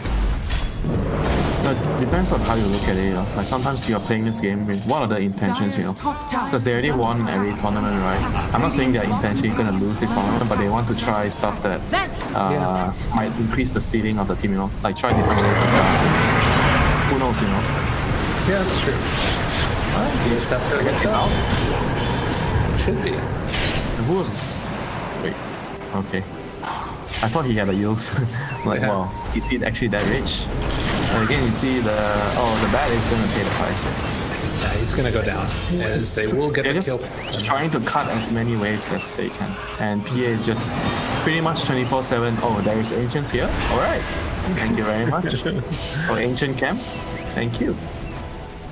Roche capable of respawning in a minute. Weaver done with the Aghanim Scepter. Yeah, PA is hitting ancient, guys. Are they gonna get him this time? Maybe, possibly. Yule Scepter left up. It's to not hit the Ancients. Land is there. Everybody's showing up from Fnatic. They want to save this PA if at all possible. 23 Savage jumps back in. They will get one kill at the start. Can they find any more afterwards? Jump away. Bach doesn't have control. This is looking pretty good for Fnatic. And now they pull back in the Weaver. He does have an Aghanim Scepter, though. It's going to be hard for them to get any kills. There's the Ags pushback to keep Bach alive. Now Natsumi staying on to DJ. Bach still living. Mac is going to go down, though. And look at Fnatic streaming forward. It looked like it could have been bad, but Fnatic makes something out of nothing. All jabs. Amazing. That fight was all jabs, you know. Initially, he was running in here, he was here, and then he saw the arrow, and he just ran up. He just pre-casted the Soulbind on the Mirana. So when the Centaur blinked in, he got silenced by the Phantom because he got leashed right when he got the second silence on him. So he couldn't follow up with the stun from the arrow. That was amazing from the support. Really impressive showing, yeah, and the ability of, 23 Savage to get his items off afterwards. You can't let the PA die, you know. You have to throw your body, throw your spells, everything, you know. Make sure you get that.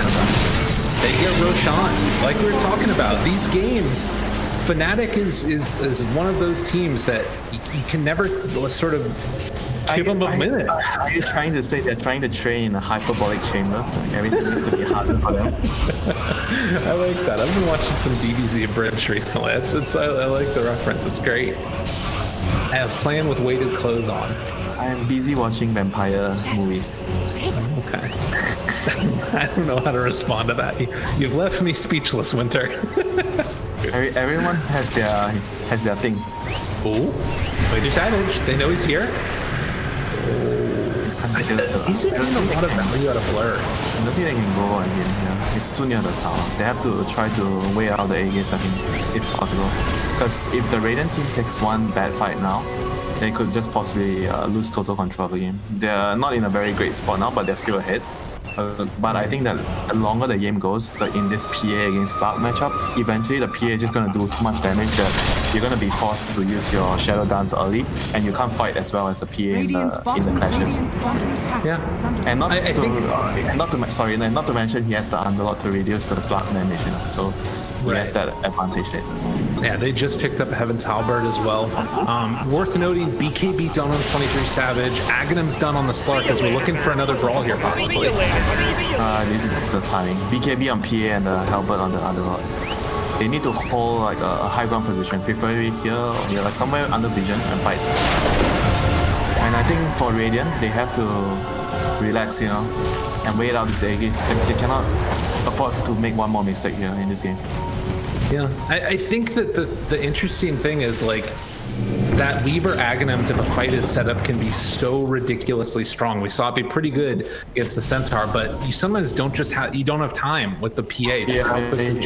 Or you have to use it preemptively, so it becomes ineffective in certain fights, you know. And I think as the Pango this game, you're gonna, and even the Grimstroke, you know, you're gonna look to target the Weaver with your silence or your roll. Like even the Batrider, you can. I guess for the Batrider, he kind of just wants to swap the bench because the bench is just gonna cancel the lesson. Yeah, that's the part that's weird. Oh, nice play there. They got him. Moon, Stampede, Chase coming. Natsumi misses on the jump. Moon still chasing, looking. Natsumi getting some extra movement speed, but they will be able to get the blink away. The fight going on down the bottom side. 23 Savage shows up. DJ's here as well. Natsumi jumps now onto the Pango, trying to kill him off. Arrow gonna land on the P. They got her under control, but no! The stun, it lands, and they catch onto the Centaur. They don't have reveal for the moment. They get it now afterwards, but with Slark gone, I don't know how you get out of here. A droid just falling apart as Fnatic continue to take advantage of this moment. Another arrow off the mark by Boomy. Mac getting chased. They got the dagger on him. All this vision is here, and that is going to be a dead Mac yet again. As Fnatic, I mean, it's all down to PA. He's doing it. Granted, there are other heroes doing things in this game, but they got her farmed. Why do you give the credit on the PA? I'm sorry, I said it. I'm not bad. Who would you give credit for in that fight? Everyone. It's a team game. See you later, nerd. I just like to see big numbers show up on my screen, man. I don't know what you're talking about. Aren't you a support player? No, I'm like an offlane player. I played a lot of Darkseer. That's my thing. So I basically don't play Dota. Greedy core players. You forget about who waters the plants when you get your fruits. That was deep. He's real deep, man. Yeah, suddenly down to 3,000 gold lead. Tier 1 tower is going to go down mid. It really feels like it's just falling through the fingers here of a droid. Yeah, the PA is going to have a Satanic fairly soon. It's going to be... I mean, if he has a Satanic, the Slark is not going to be able to man fight the PA anymore. Then he has to, like, the fight has to be in and out, you know. They have to try to go in, go out, try to bait out the BKBs, regenerate with the Shadow Dance, and draw out the fights. If the fight doesn't get drawn out for the Radiant team, I don't see how they can win the team fights anymore. Yeah, I'm with you. And that doesn't feel too likely. I'm going to be honest about it. I'm really surprised with how much Moon's actually still been able to get done, considering he has like 2 super hard counters in this game. Well, 3 kind of in a way. You know, a fun fact about him, he doesn't really care about getting countered, you know, like when I was working with him, he generally thinks about his role as, I'm just gonna be, you know, he's the ganker, right? So he's okay with being a mid player, but you pick his hero early. Because he feels that he's not in the win condition and he can play from behind. He doesn't mind it that much, you know. Some other mid players, they care about, you know, having the right matchups a lot. In their base right now. That's the loaded sword on the Yules. That's funny. That looks cool. Savage, they don't have Aegis anymore. Oh, jump in. Doesn't quite latch there. So they aren't going to be able to keep an eye on 23 Savage, but Natsumi runs in. Oh, the good swap, the good swap. Email Coleman again, they actually cancel it. No overback home, but look at the damage coming out from 23 Savage. The roll around from DJ hits now on to Bach afterwards. The swap to keep alive Natsumi might be enough, but you can see that it is not going to be enough in this game as they continue to chase forward behind the tier 3 towers, kill off Boomy. A swap back time lapse actually. Boomy is going to go down nonetheless.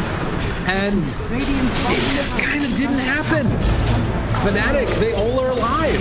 That was an amazing turnaround. They started the Uber and then they realized, oh, okay, we can actually fight because they overchased, you know, they came out so far from the base and they turned together. I mean, you see you see the Grimstroke actually just like allowing his team to do so much in the team fight with the soul bind, the install, the silence. Oh my god. That's a lot of damage there onto that Slark. And not to mention like all the itemizations of the PA's teammates, you know. I think the Halberd and the Medallion, even the Atos is great this game because they were lacking stuns and disables, so he wanted to go for the Atos to kind of compensate for that. Yeah, it's really nice. All those pieces sort of working together in perfect concert. I don't know how to read this with Fnatic, right? Like, they looked all... I guess maybe it's just like waking up or something, getting the day going. I don't know. They definitely didn't get into a hole on purpose. Yeah. They just didn't see the hole and they fell inside. Okay, I like that analogy. Good one. So, swapped in. Catch now. Broken as well, but coming from DJ to keep him alive yet again, and the damage coming out from 23 Savage. They try and break him, they try and control him, but it is not going to work. You are all going to die if you stick around any longer. Seeing if they can kill off Boomy here. Essence Ring not going to do enough. DJ under control. Bach there as well, but they just got to run. They got to try and hide. Natsumi not deciding to go back in. DJ is going to fall here, it looks like, because he gets one last touch there by the Slark. Meantime, Boomy has been able to live through all of this, but one big crit just blows him up. I mean, so the final tally is again like 3 for 1 or something. PA is untouchable right now. Nobody can fight. Has been killed. Man, and now it's Adroit that feel like they have to be the ones to cut the waves themselves. They were right, Gabe, to put all the eggs in the PA basket. Yeah. They were right. All of them are just the servants to his king. Everyone running around the map, feeding, making space. It works. He's hitting ancients when everyone is dying. That's a true carry. Hitting ancients when everybody else is dying. You know, it doesn't feel good when you see it though, and it's happening. They're going for tier 4 towers. They've had enough. They want to hit different ancients now. Oh, it feels good now, Gabe. They're winning. That's true. True enough. Arrow comes out. Who's it gonna hit? Lord Tanksy is like, please, do you think I care? The tier 4 tower still going down. Venge is back up in about 12 seconds. Fnatic. It's gonna be hard for them to really end it here. They have the Uber though, they can try. Yeah, that's fair. Oh god, Natsumi, he can't go out too far. Bach trying to keep him alive, make sure he doesn't get into too much trouble. There's the Atos down. 23 Savage looking for a crit, they get the swap back. Keep him alive, through the time lapse, with the roll through again from DJ. No damage ability, silence there, he didn't get it off in time. Natsumi has to buy back, he's already used his ulti, but they are all dying all around him. Natsumi looking for a chase down, but GG is called, they've had enough. Fnatic make it work in the end, beautiful play. And the supports of Fnatic just doing so much, with so little, you know. Like we've been talking.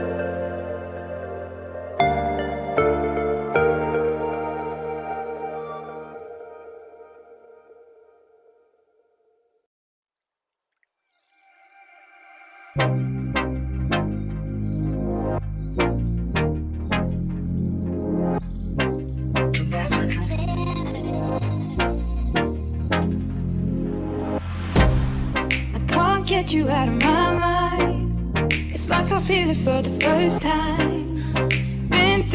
about you all night. I've been searching for this all my life. You're just my type. I've been looking for a boy who can treat me right. Your dark hair with those eyes so bright. They look into my soul and it sparks my life. Can I take you there? Like it was the first time, do you remember? Can I take you there? Back to when we felt like this was forever. Can I take you there? Like it was the first time, do you remember? Can I take you there? You're what I need. Can I take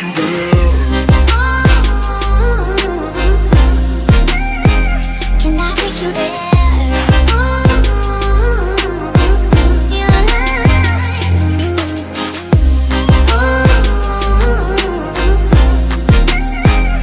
I take you there? Always falling for the wrong guys. They keep telling me it's alright. How could I be so blind? I've been searching for this all my life. You're just my type. I've been looking for a boy who can treat me right. Your dark hair with those eyes so bright. They look into my soul and it sparks my life. Can I take you there? Like it was the first time, do you remember? Can I take you there? Back to when we felt like this was forever. Can I take you there? Like it was the first time, do you remember? Can I take you there? You're what I need. Can I take you there? Can I take you there?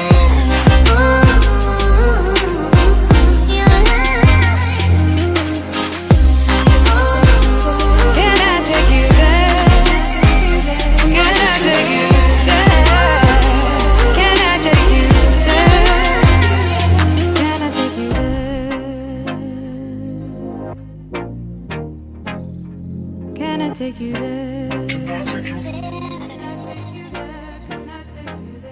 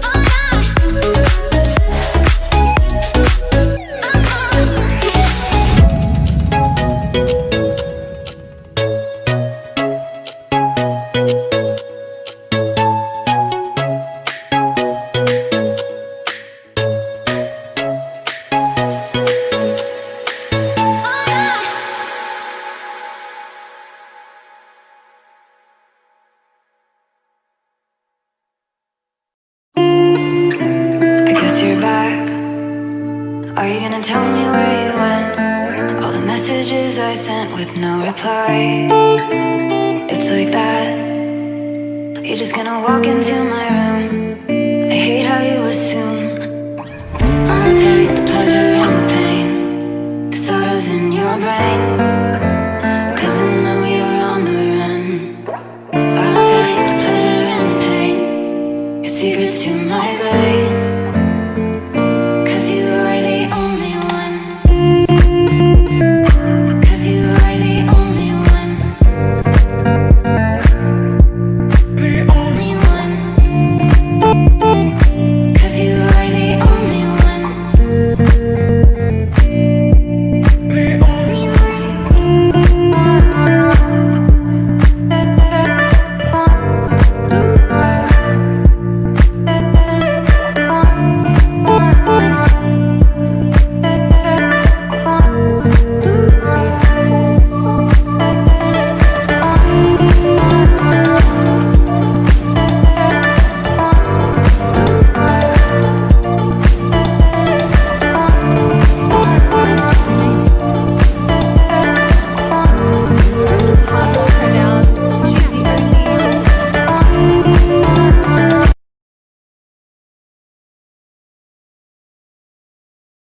Yeah, another way of dealing with the PA is that you want to have really strong lanes against her, because her lane is not strong at all, and Radiant she team does back. need these small items for her to get to his Battle Fury, like the Rave Band, Power Tread, such Yep. like that. And most of the time we don't see teams picking these lane dominant duels to deal with her, and that's something that is bugging me nowadays. So why do you think that's the case? Like, why are teams not going for those lane dominating duos? I think most of the time they are just picking these heroes. They are very tempo. Turn to ban. They want to play fast, right? Yeah, the Beastmaster, they are not aiming for the lane domination anymore, but like more like the tempo domination. All right, the draft is ready, so let's jump into the draft where we discuss some potential heroes that could be coming up. Beastmaster and Enigma being taken out of the pool, so poor Bok, he can't play his heroes apparently. I mean, Fnatic are just banning 10 all the seconds remaining. heroes that counter one core lineup, like the Beastmaster Raw that we 5 say, seconds Yeah. remaining. Enigma with Black Hole. Like even heroes that have abilities to stop this PA from one-shotting people. Like you have the Punk Knight with the Decrepify, the Necrophos, Reaper Sight, I think we talked about this before. And just generally heroes that can Radiant push her out of team lane. back. Like even a Zeus Fanatics support turn to have the ban. potential to do that. You just go like Max Lightning Bolt and you can really mess with the PA early on. Any heroes that are lane dominant can really make life hard for the Phantom Assassin. This is a tough part, because you not only want lane dominant, you also want to dominate your lane and then take over towers. So not a lot of heroes tick all the boxes. Yeah. And especially Beastmaster, Enigma, 10 these heroes can seconds do that, but remaining. they are always getting banned in the first phase. So that leaves not much of a choice 5 for a seconds droid to remaining. play with. But maybe this is when we're going to start seeing other heroes come through that Radiant start ticking team back. ticking those boxes, and then maybe that makes room for Enigma and Beastmaster to Yeah. come back into the pool. At the end of the day, 4 bans, I think some people could argue is just sometimes it's not enough for Dota. Honestly, I think this new ban system that Ice Rock introduced is slightly better than the first one, where you go like 3 bans, 2 bans, 1 ban. This 4-1-1 pattern really forces some teams to expand their hero pool and think more out of the box, right? Because previously you have a leeway. They just ban 3 heroes. They're never gonna be able to ban out all your cores. And even with 4 bans, you can't do that. But it does cripple some teams, like for example RR, that relies on a really small hero pool. You can see the effect it had on them. Yeah, and talking about always going for the same hero, Fnatic went with the Venomancer, which is really pretty creative. I think the last time around they banned the Veno, so now they first pick it, and Ursa is still in the pool, so I think they don't care about the Ursa. They know their Veno is pretty good against Ursa, and they are. It almost looks like they are baiting a droid to pick up the Ursa. Yeah, it's also good against Lone Turret, slightly good against Bat as well. If you go for Batrider, you generally, the Veno can just stop you from engaging. It's easy to kite him out. But the droid will stick with the same opening draft, right? Mirana and Venge. I mean, the early game went really well for them, so I think that's not the issue that a droid should be looking at. After the first game, they should be thinking about how should they end the game early, how should they control the map even better, with more efficient. So Venge and Mirana definitely give you a lot of ways to dominate this early game. It always seems to be ending the game that causes a lot of issues for these teams. Like the early game, it's fine. They know how to deal with it, but ending, it's really tough. Like, what are some safe ways to possibly end the game? There's the slow method where you have that one hero that slowly sieges towers, but what's another way of possibly doing that? You just one of the ways people do is like how to put it, like the zoo meta is one where you generally just want to take control of the map. You win the lane, you push towers to take control of one side of the map, and you just constantly transition into objectives, right? You don't miss a beat, and eventually you will have to force the opponent to fight you, and you win that fight and you close up the game. That's kind of one of the simplest way to put it, but obviously executing it is another topic. Yeah, I think another thing is also you need to insert some catching ability in your draft as well. Yeah. Whenever you are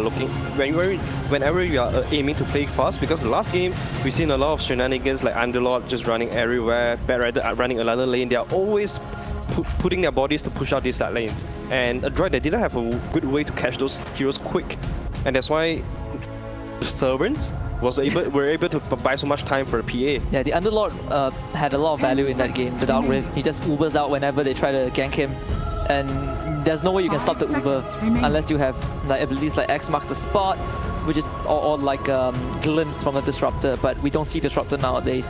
So the Dark Rift, if you cannot kill the Underlord, he is getting out. Yeah.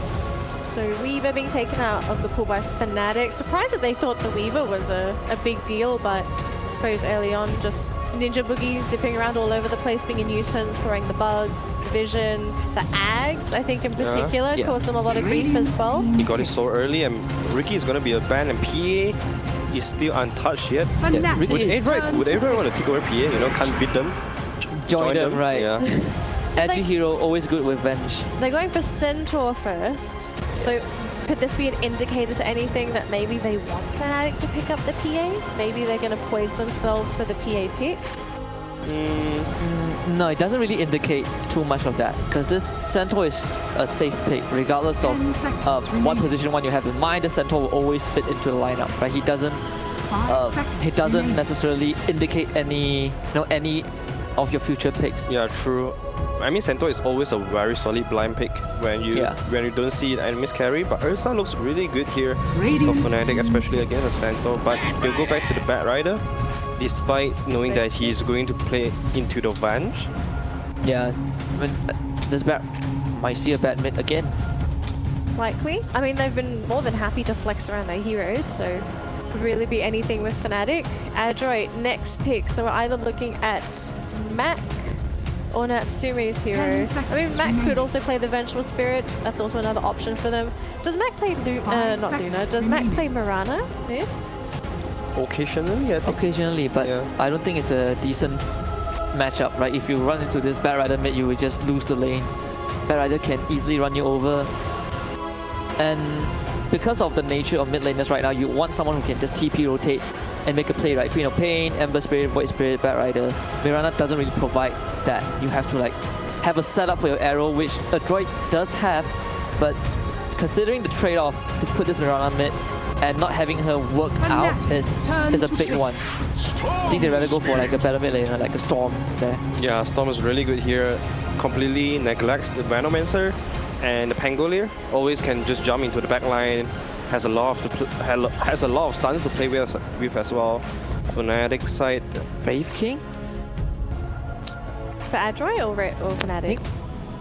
Adroit and 10 Fnatic. I seconds think remaining. Adroit can work with the Wraith King, but it's not popular right now. Remaining.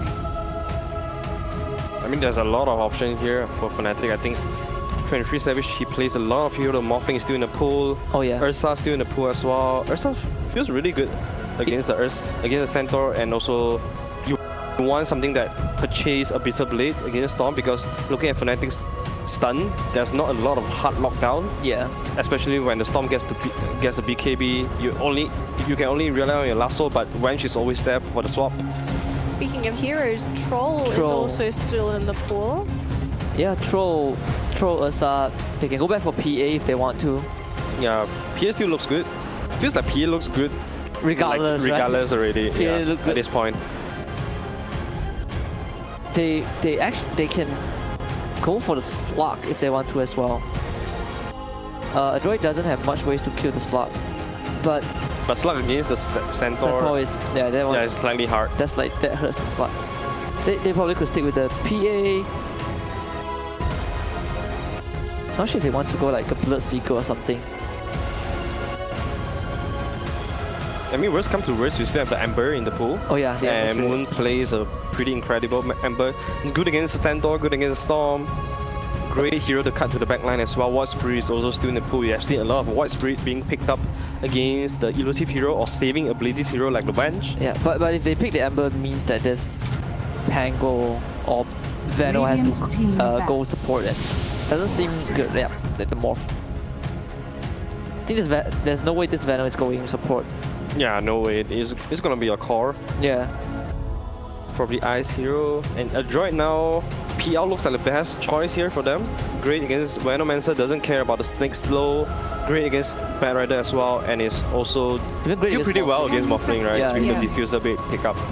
So I don't think there's any reason Fnatic would not want to ban the PL. Yeah, the PL looks so good for Adroit right now. Turn to ban. They ban a Shaker. Yeah, so that That's might be start. an indicator to the PL. That's definitely a PL. There's no Also stopping the potential Earth Morph Shaker combo as well. Yeah. That we all know 23 Savage would love.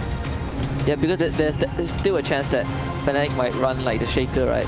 You put this Pango post 5, which is not something you see every day. Pango is better as a post 4. Yeah, Fnatic, they ban the PL. Yeah. It's like the most obvious answer towards their draft. So what's kind of left here for Adroit? So we said Troll was still in the pool. What else could they go for that would be able to contest the Morphling? Oh man, Troll is actually so good. Troll actually just wheels on Fnatic. They don't have much ways to control him once he gets his BKB, other than the lasso. Yeah, the only worry is that if you pick Troll here for Adroit, Fnatic might deal with you with the Batrider, Ice Batrider, and Batrider completely destroy Troll on lane. And there goes the instantly pick anti-mage. Yeah, this is hard for the anti-mage. Like they only have that one lockdown for the anti-mage, which is the lasso, which you can just counter spell off of if you are quick enough. And well, this looks like really I feel like robust one from Adroit. I feel like a pretty free Storm and anti-mage game, to be honest, if you ask me. The prophecy, will it continue for Adroit? Is it going to be 1-1 or is it 2-0 for Fnatic? I'm gonna go with Adroit this time. I was thinking with Fnatic. Yeah, so I got 1-1? Yes. 1-1. 2-0 for me. You're 2-0? Yeah. Surprised that you actually decided to go for different things, because usually you two more or less follow the same predictions. Are you sure? Yes, I'm sure. Alright, well, we'll have to see who's the winner in our upcoming match. We're going to throw over to our casters right now. Lyrical and Winter, take it away. Will Adroit win? Find out in just a moment. Yep, we're gonna find out in just a moment, maybe a little bit longer than a moment. Yeah, Winter, it's crazy. Adroit, Fnatic facing off. It's Anti-Mage, Storm Spirit on the same team. To me, whenever I see this, I'm like, this team isn't gonna be able to do anything. Like, what do those two do in the mid game? They just want to farm, right? Like, can this work? Why not? See you later, Anti-mage is Anti-mage can't get caught this game. I think they don't really have good stuns or disables except for the Vessel, which is a pos 5 Batrider. So probably not very likely to happen. And Storm is gonna be more like a rotating core, even though he can be greedy as a hero. Okay. Well, that's going to be what I want to watch for is sort of that mid-game timing. Are we going to see something from a droid very similar to what Fnatic did last game, where you just have Natsumi running around the map, trying to cut creep waves, get to that Battle Fury, and then eventually carry them to the win? But they're going up against 23 Savage Morphling. That's spooky as heck. The tables have Going to the game, though. Winter, you got to stop talking. We're going to go to the game. Gotcha.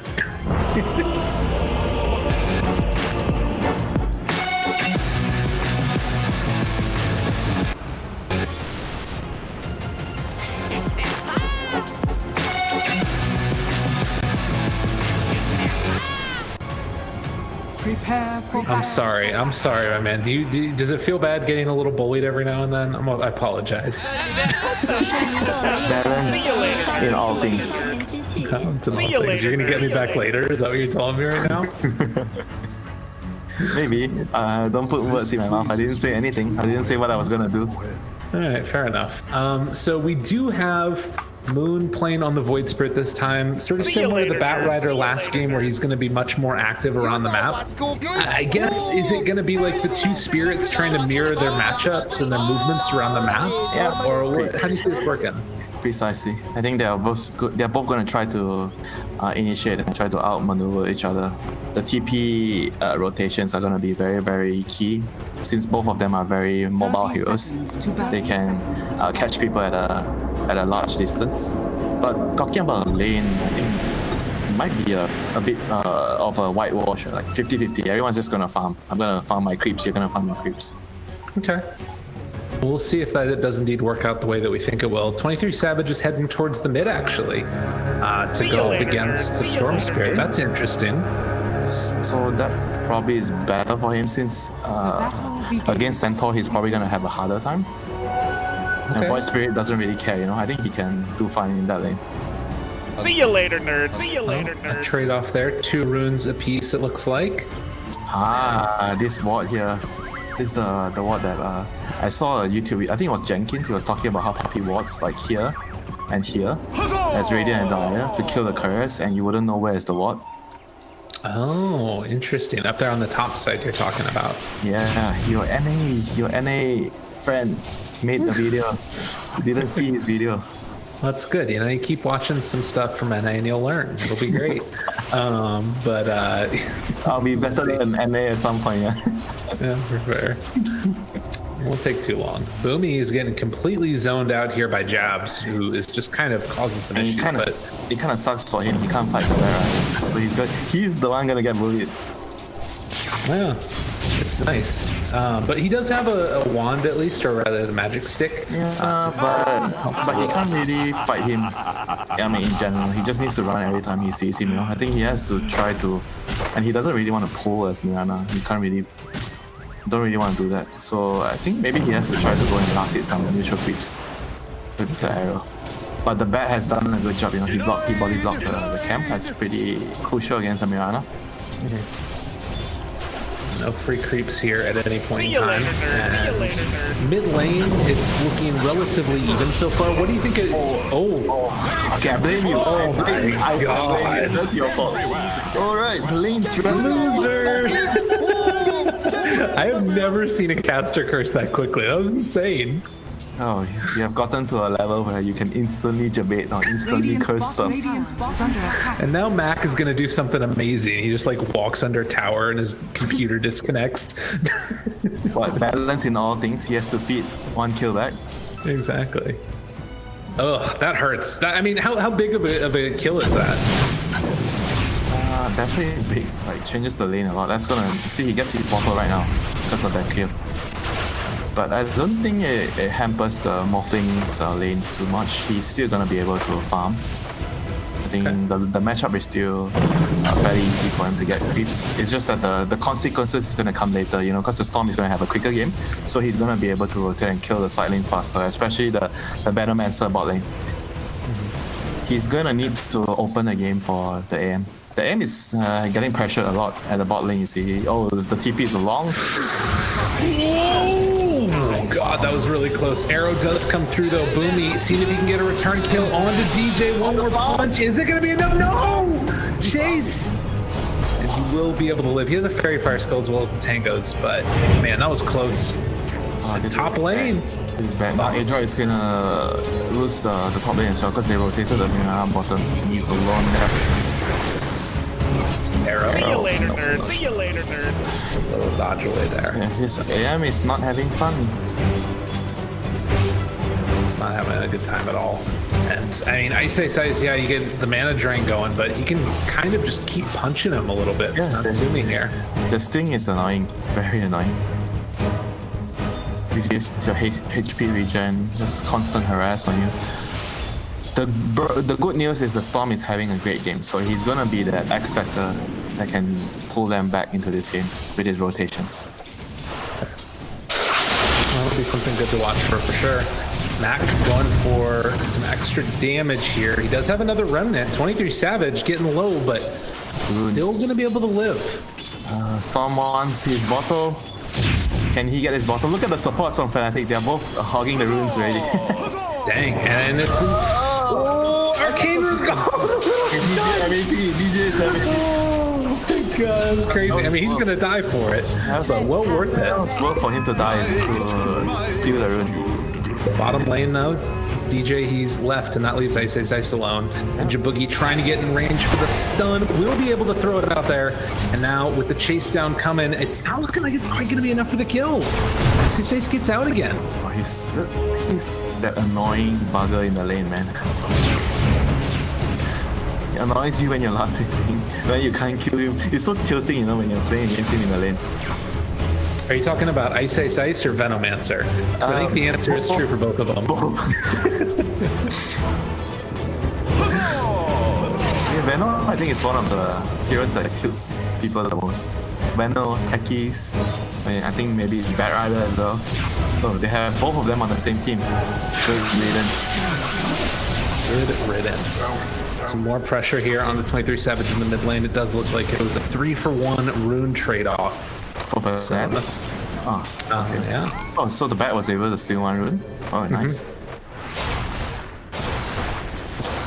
So AM gets his blink. Oh no, poison, and I have to TP. Ugh. That sucks. Real bad. That's so much. And then now if you get caught in the lane, you die. If you don't have blink. Yeah, he can't do it. I mean, at least he's got a ring of health already, but you mentioned this is going to be a bit of a tough one for him. Still getting pretty good CS, at least, and his net worth is up there okay. I mean, this is also the weakness in the lane, because the bench doesn't offer as much as a support in the lane. You know? He's a fairly weak lane support. Right. So it makes it very difficult for the AM to last hit, and he can't really protect the AM very well. But overall, the AM is still at a pretty decent net worth at this point of the game. But Morphling, even though he died, he's still toe-to-toe with the Storm, you know? Like, even though he fight the first blood. And then mid, 23 Savage got clipped by an arrow and is still going to be able to live through it. Catapult wave, and the support's rotating me. Just the normal state of games for DOTA right now. Catapult wave is like the alarm, you know, the bell in your PC, ding dong, that you have to go meet defend the tower. First catapult. Okay, level 6. Ooh, that was a really good Aether Remnant by Moon, but Stomp afterwards is going to keep Bach alive. No, game, that was a really good TP away. Okay, alright, that's what that was. Fair enough. How can you credit one but not the other? Well, you know, I don't know. I don't have a good answer for you, to be honest. I'm just a balance here, you know, keeping you in check. You told me you were going to bully me earlier. I heard it. Out of your mouth. Yeah, I can't say I didn't warn you. 1,000 gold lead right now for Fnatic. No, he's dead. He didn't get the memo. He wasn't warned, Gabe. Oh, no. He should be able to jump out of there. So this is that rotation you were talking about of Mac early on. Void Spirit tried to get there and make something happen, but Mac was already in position. Yeah, eventually it has to happen because they need to free off the pressure that the AM is getting, constantly getting hit on by the Venom. But now the Void Spirit is jumping in. Yes, he's gonna run out of mana. Yeah, but he's maybe gonna be able to find the turnaround kill. Natsumi gets the blink away, and Moon in trouble. Did have that Astral Step 2 seconds away. That was very nicely done by Mac. Yeah, he stayed around. You know, he was just he farmed the camp nearby, and he was like trying to look out for if he can still do something at bot and wait for the 8-minute rune, because the rune is almost up. So looking at all the small details and how he plays around the timing of the game is excellent. Can he get the rune? Oh no! DJ gets the rune again! 23 Savage moving in, switching over into the arrow form, getting that bonus attack speed. Use up all the leaps though. Waveform forward, tries to get the kill. Not gonna happen. Arrow afterwards connects onto the Morph lane. And he's just gonna have to sit there. Have you been keeping count how many runes DJ has been taking? Like they used to be this. Yeah, there used to be this statistic. You know, I think it's a pretty interesting statistic when you look at the numbers, like who is controlling the runes more and how much it affects the game. And usually the support players have a pretty sizable impact in that count, in the numbers. Back bottom. Oh no! Gonna go down. It looks like it's here again. What a player! Yeah, I think that it'd be hard to keep track of that statistic though too, because like for DJ, even just showing up and then giving the rune to his mid, that also should be included in the rune control. Right? I would say that the most important rune is the 4-minute rune, where usually right now how the game goes, because your bottle's empty at that point, you need to refill it. Centers coming to defend is all valuable tier 1 and middle. This is by far the most important tier 1 you have. You should not give this up without a fight. And a smoke, so here comes the storm again. So what is this, volume number 4? 4th rotation bottom? Dude, if they kill 23 Savage here though, he just TP'd. He's walking over, they've got eyes on him, stun goes out, jump forward. It's a hard kill to get. They missed the arrow though. And with that... Even if they landed the arrow, I'm not sure they can kill him. Chasing. Moon gets that big amount of damage off, and the waveform forward finds the kill. The turnaround now onto the Void Spirit. Moon is getting brought down low as well, and he is going to end up dying. While Natsumi chases for 23 Savage. Jump forward a little, mini roll there, onto Max. See if they can get the kill into Morph. Savage gets the switch off, strength form all the way. Has a Fairy Fire switched into his inventory. He ends up buying it and switches over. Waveform out, 23 Savage with the little plays. That was sick. Natsumi is gonna get ran down and get killed. All right, that was pretty. That was pretty. That is GG. Yeah, that is a GG moment. And on top of things, they lost both the outposts. Diane had control of both the outposts. It was a huge turnaround. I think he put double Wraith Bands into his backpack, yeah, then he Fairy Fired, and then put him back in. I think it allowed him to survive there though, because he had that extra efficiency. That's amazing. Oh my god. What can I say? Some players are meant to play certain heroes, you know? Y'all better clip that. That was beautiful. Anyways, 11 minutes in now, 1,000 gold lead. Fnatic now gonna pressure this bottom tier 1 tower with 4 points up in wards for Ice Ice Ike. It just makes this bog of terrible place to fight around. I mean, he's a Venom. You never want to fight around him. Radiant's bottom tower has fallen. Like basically his role here in this game is to delay and defend the towers and be that annoying guy. Like remember the Unlocked game the last time he played, where he was always taking the shit farm on the dead lane? Like the Venomancer is pretty much the same role, you know, you fulfill the same role in the game. You delay, if people kill you, they don't feel good, right? Because you probably click your R button and they're all low and have to go back to base. And even if they kill you, you're not the win condition, you know? You're just that annoying bugger. It doesn't feel good to kill you, but they have to kill you because you're annoying. Well, and you're gonna take those towers eventually, and then it's like really a problem. It's one of those things that because he's doing the right thing, it doesn't feel good even though you have to kill him, even if killing him is the right thing, you know? It's just annoying to play around it. And we see a Moonlight Shadow. Can they get the Void Spirit? Looking for it. Follow-up stomp is there. They got him under control. Nice. Perfectly executed. Yeah, very, very nice. They have to open the top tower here right now. Raider needs to kill this tower so AM can farm more. And at the moment, so Batrider is like chasing this. The Batrider on a support role is chasing this AM out of the lane. Amazing. Amazing. Jabs is having a good series. That's what it seems Oh like. my god, look at his net worth. Look, he has a boost of travel? Oh shit. What the hell? What? Excuse me, Jabs? Okay. How does he have... He's 0 kills, but he has a lot of creeps? I guess? Oh, 3 assists also. What the heck? He has boost of travel? 12 minutes? Oh my god. That's nuts. Alright, Boomy. They missed there on the 8th remnant pullback, Radiant's but bottom they will tower still get is out of under there. attack. And That's a Moon- stampede being expanded. That's a huge deal. Mid lane, here comes DJ. The roll. Hello, no stampede for you. Chase, this is what happens when you use your abilities to save your teammates. It's a problem. So you're saying you shouldn't save your teammates? Yes, 100%. You get it. Yeah, what's the point of saving them when they don't carry my ass, right? Exactly. Radiant are You only, So save, that is- you only save yourself because I can only rely on myself in the game. is under attack. Right. Get it. You're with it.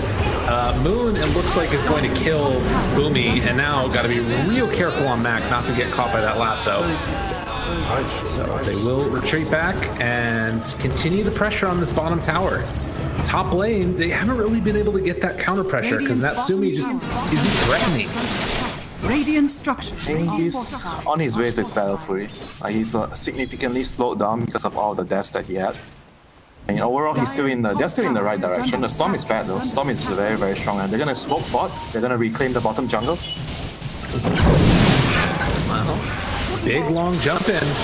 Didn't get the damage on the roll. Ice. They did manage to get the ulti off. So as you said, they commit fully for the Veno. They get the kill, but it cost a lot of mana. It cost a lot of damage on the Storm.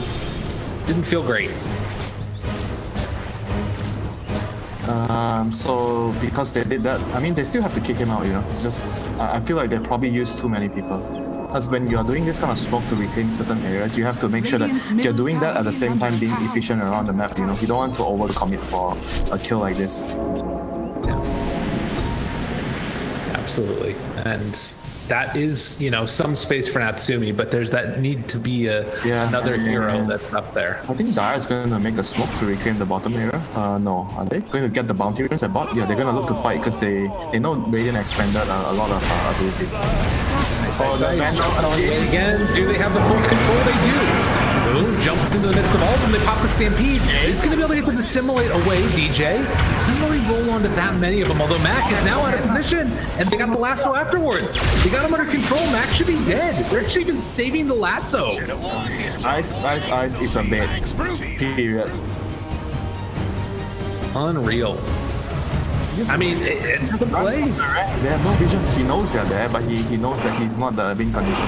He's the annoying bugger. He's allowed to die, but Boomy is also allowed to die. He's a support. Dire's top tower And he's is up. under attack. Does he have his Fury? Not quite. 300 gold away. 16 minutes.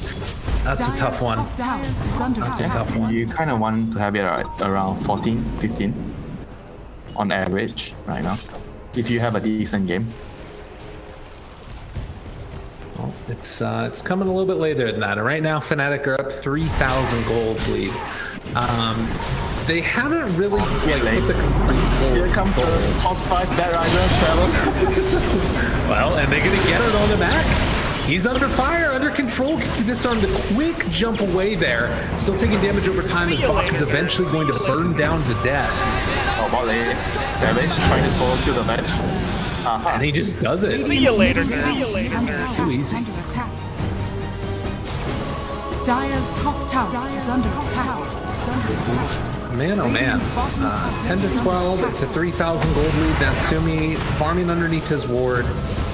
He made to feel uncomfortable. His Battle Fury is going to be coming on out in just a moment as able to bait out the counterspell. Didn't have any points up in Flaming Lasso right now, so it's not too big of a worry. But that's going to be Battle Fury done. 17 minutes.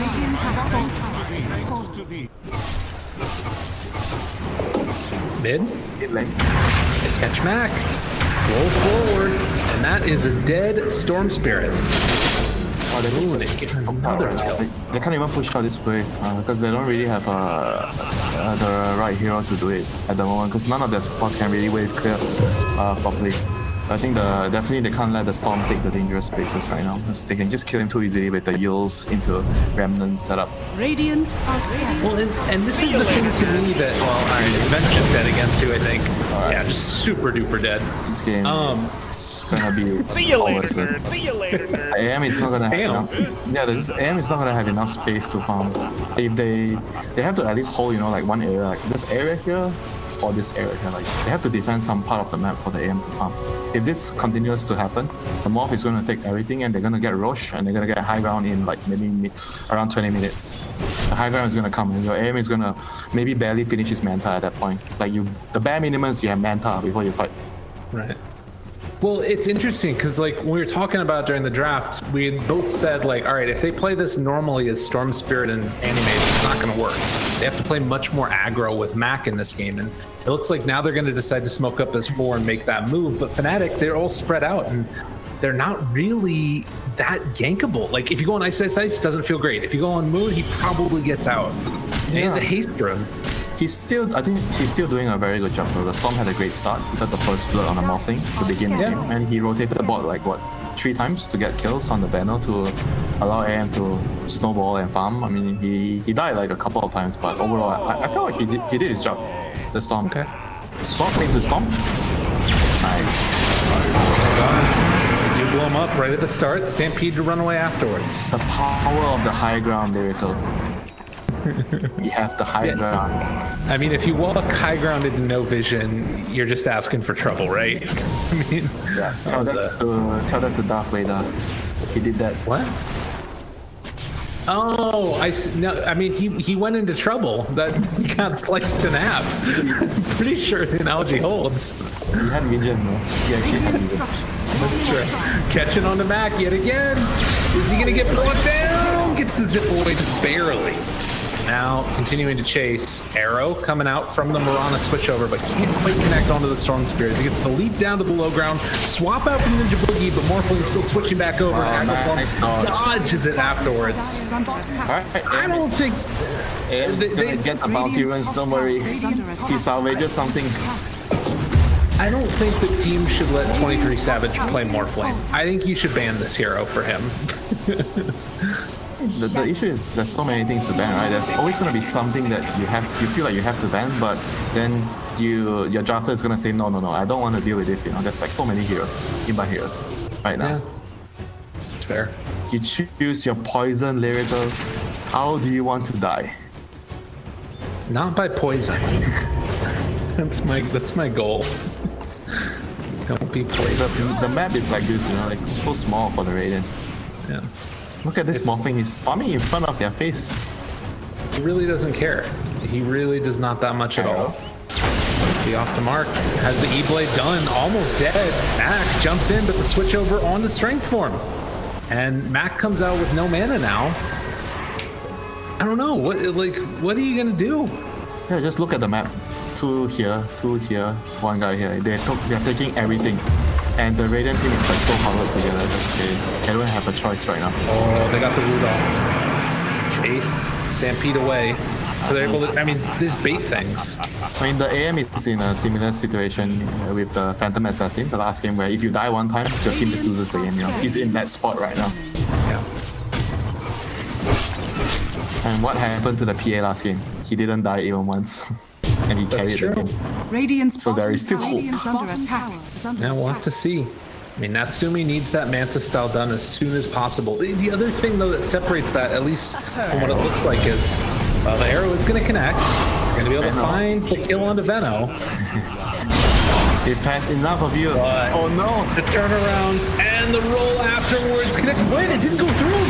But they'll get him on the second turnaround here. Swap back, Ninja Boogie trying to keep him alive. Mac, they might actually be able to salvage something from here. They do kill off Jabs and Ninja Boogie.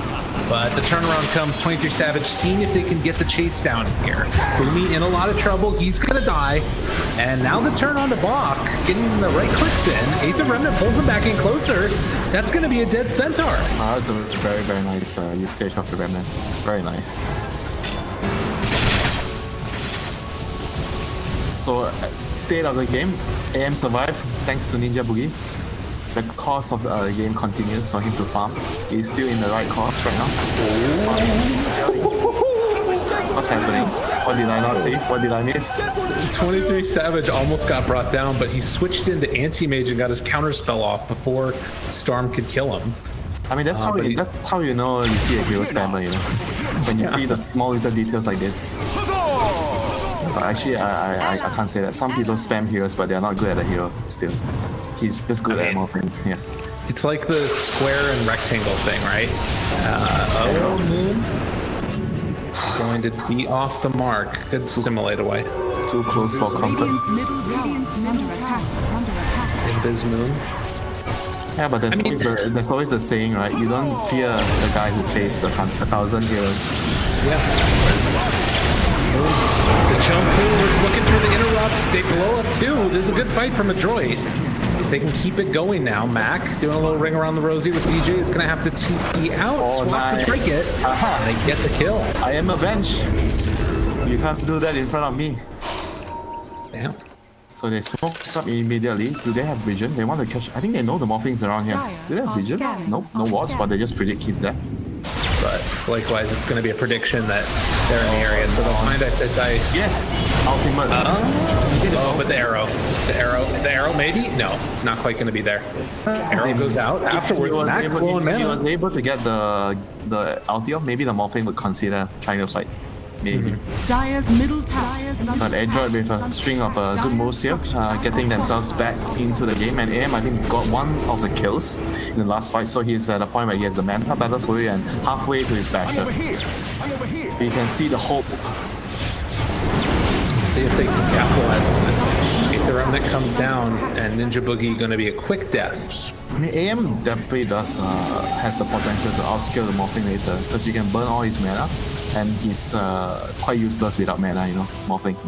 So we definitely have an advantage if the game goes to a very, very later part, like 40 minutes, 50 minutes. It definitely favors the anti-mage.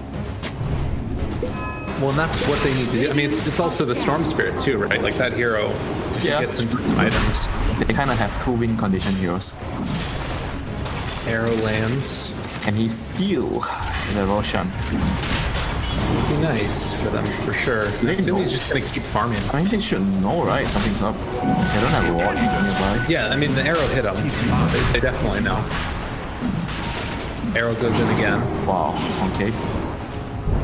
They really don't care. Really don't. Oh, but they get him. Yeah, it's Mirana dead. And yes, now they have to back up. Yes, wait, but if Storm can steal the Aegis, this is going to be a game turner. Alright, big moment. Vision. His vision. Looking, trying to find it. They don't get it. The 8th runner pulls back in, and 23 Savage able to jump. Owen to Mac has to buy back immediately. They still have the Bach alive over to the side as well. Roche hasn't fallen yet, so the Centaur is going to die. Now the follow-up, he buys back as well. Natsumi, he decides to show up at this moment with the Basher gun. Pull back in, onto one, the big jump in. Gets the catch, and the arrow afterwards follows through beautifully. Warplane is still surviving through this, as he is so freaking tanky, but trying to hide off to the side is not going to be good enough. Adroit with the turnaround here. Natsumi needs to get out. He does manage to get the blink, but finally going to fall. Moon, another one to be faced. They're going to pull back in. Can they get it? Dude, this morph buyback is big. Max out of mana. He's dead. They don't have any way to get him out of here. Mac going to be pulled down and killed, and while it looked good for a moment, the Roche is going to be claimed by Fnatic in the end. Well, this is a huge turnaround. Initially, it looked so good for Adroit. They were able to get the kills with the buybacks, but I think the buybacks from Fnatic as well were pretty decisive. From the morphing and the Batrider, they used 2 buybacks. I think so, yeah. Batrider and morphing, yeah. I mean, it was a pretty decisive buyback, especially from the morphing, you know. Well, and I think the dieback on the Storm is always just like so crushing. But especially for a hero that needs to snowball. So with the Aegis on 23 Savage, Sanj and Yashadan and the E-Blade, they just walk up to high ground brazenly. Oh, this is a big play. He can switch over and he keeps the retaliate. It's really, really good with Morphblade. It's so much damage as he turns around and just destroys him. Look at that damage out. Oh my god. That's instant rapier. Half of it. Yeah. This is something that when Earthshaker Morph was going around and 23 Savage was the big mover of it, he did it with this, and Spirit Breaker was the other one, where you just get ridiculous retaliate. Radiant's bottom tower is under attack. So Tier 3 tower gone mid, and now another one as well. No Centaur for 46 seconds, but I don't know if even if he's up, if it really stops the damage. Like, you still have to fight into Ice with his ulti and all these wards and everything. They're just setting up, putting up camp and ready to go. Oh, ready to go. Oh, no, Mac. Let's pre-casted the Remnant there? I think so. He pre-casted the Remnant and he bought into the Remnant. Damn. That's crazy. I'm not sure if that's a fight you want to play. Oh no, Ninja Boogie, no. Say it ain't so. They give him the tip, give him the loser, and just gonna walk away. But Ninja Boogie appreciating some greatness here. Gives it back to 23 Savage. And sometimes you gotta respect the fact that the guy plays a damn good morphing. It's one of the best morphing players out there for sure. The continued march down lanes, and still Aegis in hand. They have BKB now done on the Morph lane. 2.5 minutes left on Aegis. Aghanim Scepter completed for Void Spirit. Adroit need the perfect fight, and then a little bit more on top of that. Yeah, they need like a 5-man Storm from Centaur and a 5-man Mana Void on the Morphling. Or who has the most mana? No, on the Void Spirit. Yeah. Okay. I like that idea. A Void Spirit with 0 mana. Thank you. 1 mana Void. I'm sure everyone. Radiant's top tower is under attack. How is that going to happen? You know, in like the custom lobby or something after the game, they'll practice it. Oh, it happens when the Storm has Aghanims. Maybe not in this game. Probably not. 5-man pull into the 5-man Storm. Dude, Ice gonna get jumped on here, but I don't think he cares all that much. They have the Spirit Vessel afterwards. 23 Savage gonna jump in, kill off one, but in some trouble. No, the silence comes out afterwards. Morphline's coming back in just a moment as Aegis expires. Use Scepter lift up, arrow afterwards if they want to use it. Landed, taunted, kill. Double kill off to the side as DJ blows up Ninja Boogie. Nowhere left to go. They are falling apart. And Fnatic going to take down 3 and likely take the last racks. And possibly the game. I mean, this is GG. The AM bought back and they can't fight. I mean, there goes his progression in the game. Yeah. Fnatic is looking so good right now and showing why they're indeed the kings of Southeast Asia, taking that tier 3 tower one last time for good measure. They're gonna blow up the Mirana. Blade Mail not doing all that much right now. And well, off to the side, they do manage to kill off Moon. Immediately buys back and wants to run into this one. Ice, low on mana. Waveform forward gets the kill. And it's only the poor old Natsumi anti-mage left alive. Just doesn't have enough in the tank, I don't think. You know, sometimes when you lose, you have to commend your enemies. They did a good job. They deserve to win the game. Oh, good blink in there to end up taking the benefit. It doesn't matter. Natsumi goes down, and GG is finally going to be called Fnatic. Take down a clean 2-0. But our panel predicted they never second-guessed at any point, I'm sure. The things to take away is like from this game, especially how does Fnatic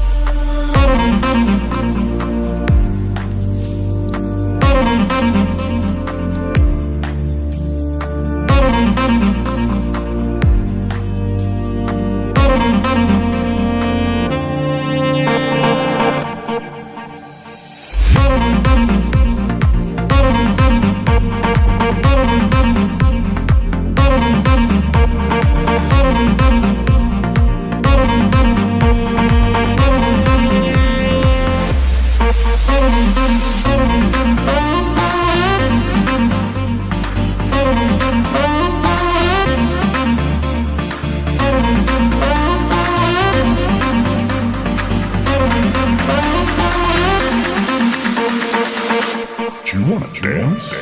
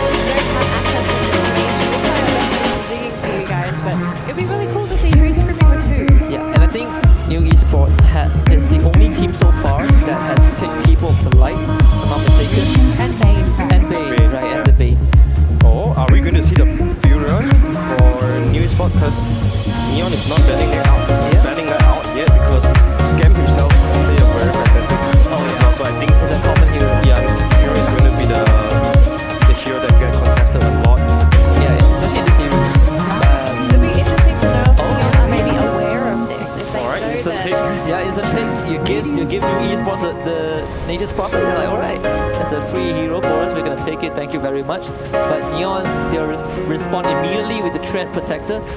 We've seen Trent being played as position 3, but it was by Raging Potato. I'm not really sure if Rappy plays that, so you can kind of predict that this might be going into a post 5 by, I think, Jano plays a lot of Trent. I think most of the time, when Raging Potato is not here, it's going to be played by Jano. So you kind of take it as a lack of flexibility isn't as prevalent, but Yogi's force still has a piece of the up. Let's see, I think that the Better Man is also one of their favorite games as well. Come on, bluff, I'ma be here till the end. I'm the one you ride, I'm the one you ride to. If you don't wanna change, ain't no place to hide, ain't no one to run to. If you don't wanna change, I can help you out. I can help you out. I can help you out.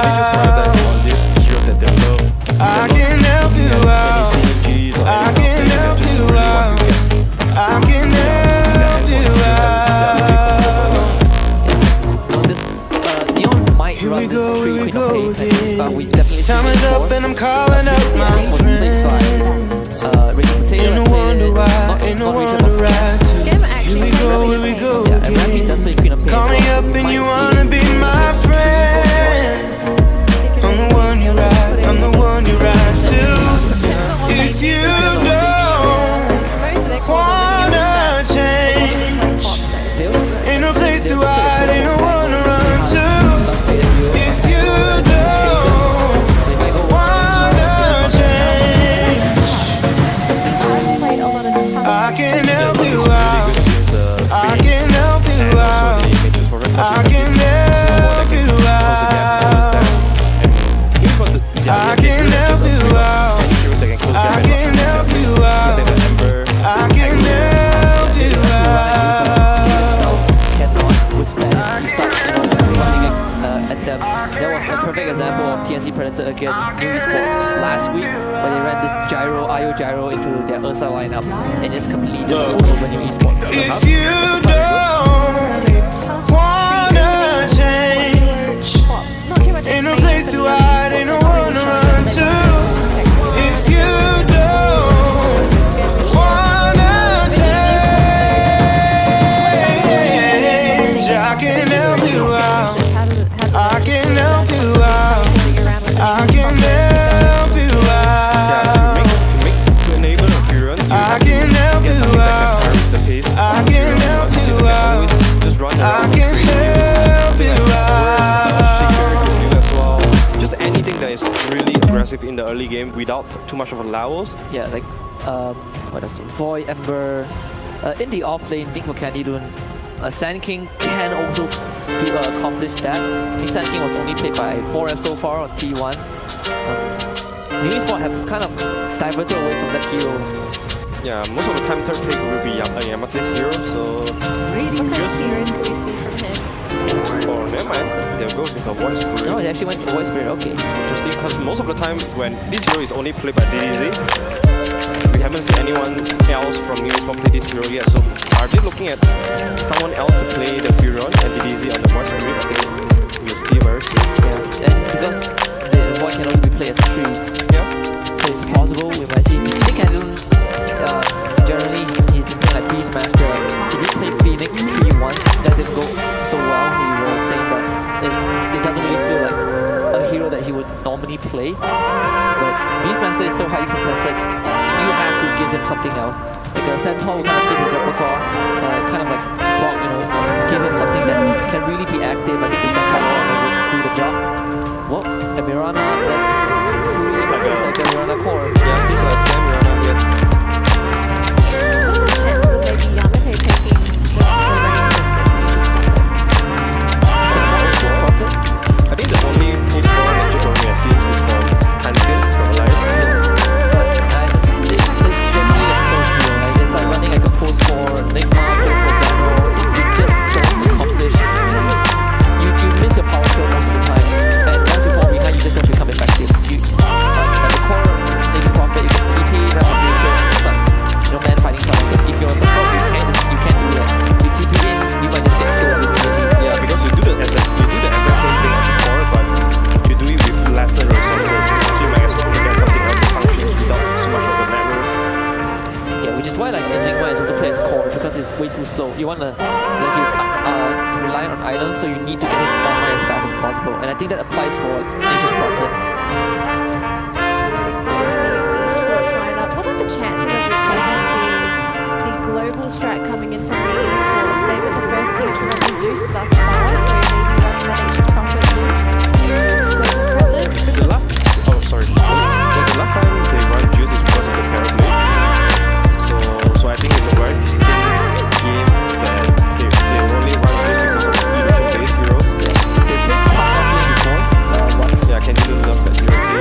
But right now, it looks like they need some kind of front line. Yeah, this is definitely a tree void. Once I get 3 voids, bro. Yeah, we've been talking about like how the Doctor has not been in the meta, right? Because I feel like kind of he's really strong, but from behind he just doesn't do much. Yeah, you have to play a hero.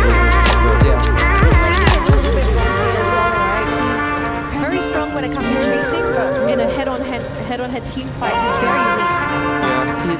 He has like one of the strongest skills and ultimates in the game, but only under the condition that his team can, supplement that. Like you can just drop a lone static storm if no one follows up, it does nothing, it just silences the enemy. And this hero needs a lot of space from the skill as well. He needs the U Scepter, he needs the Agonyms to be really effective. But this is a pretty decent game for the Disruptor, because if you try to close the gap with like the tough snowball, you just roll into like a static storm and die. So it's kind of a I expect Disruptor to be picked more often down the road, because you know, against like Mirana, Queen of Pain, you can always glimpse them back whenever they try to blink and get away. And glimpse as a disgustingly rank range, as long as you have vision. And with the Disruptor hit, it also indicates that New Esports wants to go really fast, right? You have this Void Spirit and the Nature Prophet that can always be in front and start the fight. And Disruptor Glimpse is just gonna be a tool to stop Neon Esports from not running away from them. Yeah, you always be like 4-5 seconds ahead of Neon Esports if you play fast. Like it was event for Neon. So can we maybe identify what kind of style here? So New Esports hyper aggressive, they want to finish the game early. Neon Esports, what are they sort of doing with their draft? They've got the Mirana, they got the Moonlight Shadow, they can use like the ganking, they have the trees for the defensive plays to keep their towers alive, but what are we expecting from them so far? They probably are looking at an off-laner. Now, like this, because of the Mirana core, I think this Queen of Pain most likely is going to go mid against the Void Spirit. Rappy does play those frontliners as well. Centaur will be okay, I guess. They can run the Pango if they want to. I think they just wait for New Esports to review their last hero, and then they'll just counter pick it. Yeah. Then hit. The New Esports, they're probably looking at the post 1 right now. What heroes are going to be doing here for lands? Well, theoretically, Furon can also be the post 1. Yeah. So I think it's just up to them to decide. Yes, the Void. Finally, the Void is out. Great combination with the Nature Prophet as well. Range hero that can utilize that Kratos here. Yeah, because I think, you know, this Void does basically everything. It further prevents you from trying to just run at them like this Queen of Pain snowball. It makes it even harder, right? And your backline with this draft is pretty much exposed because of that one Faceless Void. They have no save on the side of Neon. Yeah. They don't have hard lockdown for the Void as well. And alright, there comes your disable, your soft disable, the silence, the stuns. So we're looking at This could be position a- retreat. Could be a mid. Yeah, I think it's a mid. Yeah, it's your your partial partial spirit. your partial spirit, that's for sure. Yeah. This is something that Neon special. This is your partial spirit, and then they're probably running like a tree, the Rappy, Queen of Pain, and then like a Scam Mirana. Predictions. Oh man, this is so tough. This is so tough. And I'm looking at the draft, I feel like New Esports, if they stick to how they play, they always play fast, they're always really proactive with this DDD Nation Prophet. I think New Esports should be able to surprise them. How fast they play. For us, I think that Neon, we're on a scan, we're on a has proven that how crazy you can go. So, Neon. We got one on each side so far. Well, good luck, gentlemen. Hopefully your predictions are correct. They're going to be one winner. As for our winner, right now, Font and OG, take it away.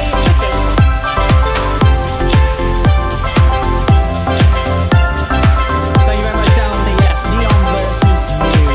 Firstly, we've had the lineup, the last pick we're getting at avoiding from New Esports. A hero that we don't really see too much at all.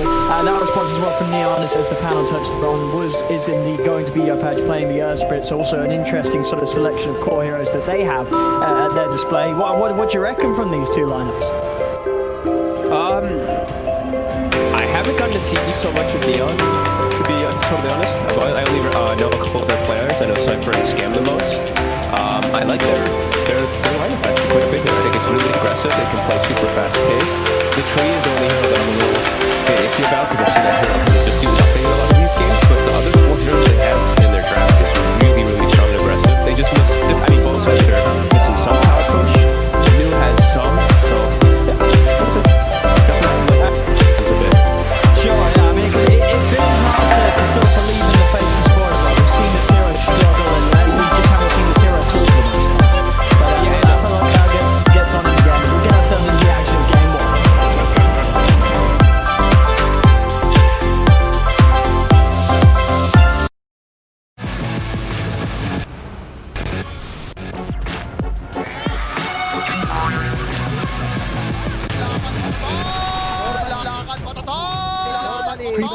Well, yeah, here we go. And yeah, no, Fog, continue. Face this void. You know, what's this hero going to be able to do this game, and why have they picked it up last? Geez, I mean, time dilation is a really overlooked ability. I think time dilation is pretty fantastic versus these mobile heroes like Mirana, like Tusk, like Queen of Pain can be very useful. Same thing versus Earth Spirit. Super annoying to play versus that. Other than that, I'm not too certain. I don't really particularly like this hero right now. I think Chronosphere is just, it's like a 3-minute cooldown. You throw it and they just have 3 minutes of just running at you, and unless you're really farmed on the Void or really farmed on your other 4 heroes, kind of fighting back into them without Chrono is pretty tough. And the other thing is that they're playing versus Tree, so I was mentioning how I don't really like Tree so much right now. But versus Void, I actually think you picked into it. Now it's even better, because this Living Armor, if he Chronos anyone, you just Living Armor them, and they're probably just fine. Overgrowth is fantastic throughout the whole game versus Void too, so yeah, a little weirded out by the approach here by New, but I've seen New, what they can do, and overall they're this better team. I just think I'm liking Neon's draft just a bit more. Okay, yeah, well, we'll see if it is able to come into action as we want to see. You know, this mid spirit, something that, you know, so some teams, you know, very specialized in this area, something that we've seen. OG, of course, been pulling out, and it's going to be a start for Yopaj. Yeah, him and play hard, finding Mozen, who was able to get in and grab the bouncy rune, but it does mean he ends up giving up first blood to Neon's mid. So a great start for Yopaj in this mid matchup with that bit of a boost. He needs that too, because this is a pretty terrible matchup for him, in my opinion. I mean, sure, he'll be able to kick the trees and he'll be able to kick for CS and all that, but Nature's Prophet should be able to harass him a decent amount with that right click with the Blightstone. But I mean, that first blood's going to set him up to probably get an early bottle, so he can actually sustain through the right clicks. Yeah, we'll see how well the team's able to keep him room control when it comes to that 4-minute mark down the line. Looking at these side lanes up top, where we're going to have Rafi and Play Hard going against Lance and Mozen. I mean, obviously, I guess it's quite hard to sort of kill the Void because of the fact that he is always going to have that jump, that escape if he gets trapped by the shards. But yeah, I'd imagine that the damage over time harassment from the dagger, if it does get skilled up, is still going to be kind of annoying for Lance to lane against. Absolutely. I mean, Mozen, they're just at risk of dying every time the tag team is up if you step up too far. It's a really big scare. The slow combined between the two of them.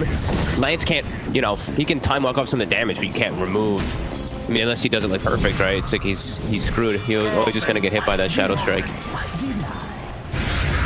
Yeah, we'll see how well Neon are able to keep the pressure onto Lance and slow down his farm in the early game, and then down bottom, you know, this sort of position 1 Mirana, another hero that, you know, teams like to bring into play in a numerous amount of positions. I mean, what is the power of giving this hero the farm? Because I feel like recently we've seen a lot of games where this hero can excel, yeah, excellently as they do actually just lose their courier down. There's Yoanuel lets it pass by him. But what's the point in putting this hero in the position 1? Because I've seen position 4s get like MKBs and great items at great times. Why do you need to give this hero the farm priority?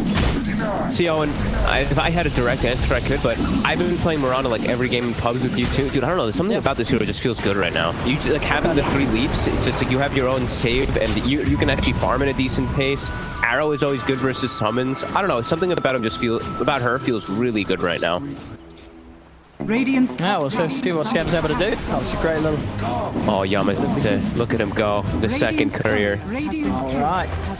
And is indeed both of the couriers being taken out of that bottom lane. So New Esports off to an excellent start down here, killing off the tree, taking away their couriers, now bullying Scam right back away from the lane. They will try and turn onto Yamete. Arrow does connect as they're in on top of him. Some heavy punches as well from Yoanuel. Can they finish him off? They can't quite. They'll turn over towards Candy. And Candy can back away, but still, as you say, you know, if they do manage to get that slow into the arrow, it is potential for them to beat down with a lot of damage.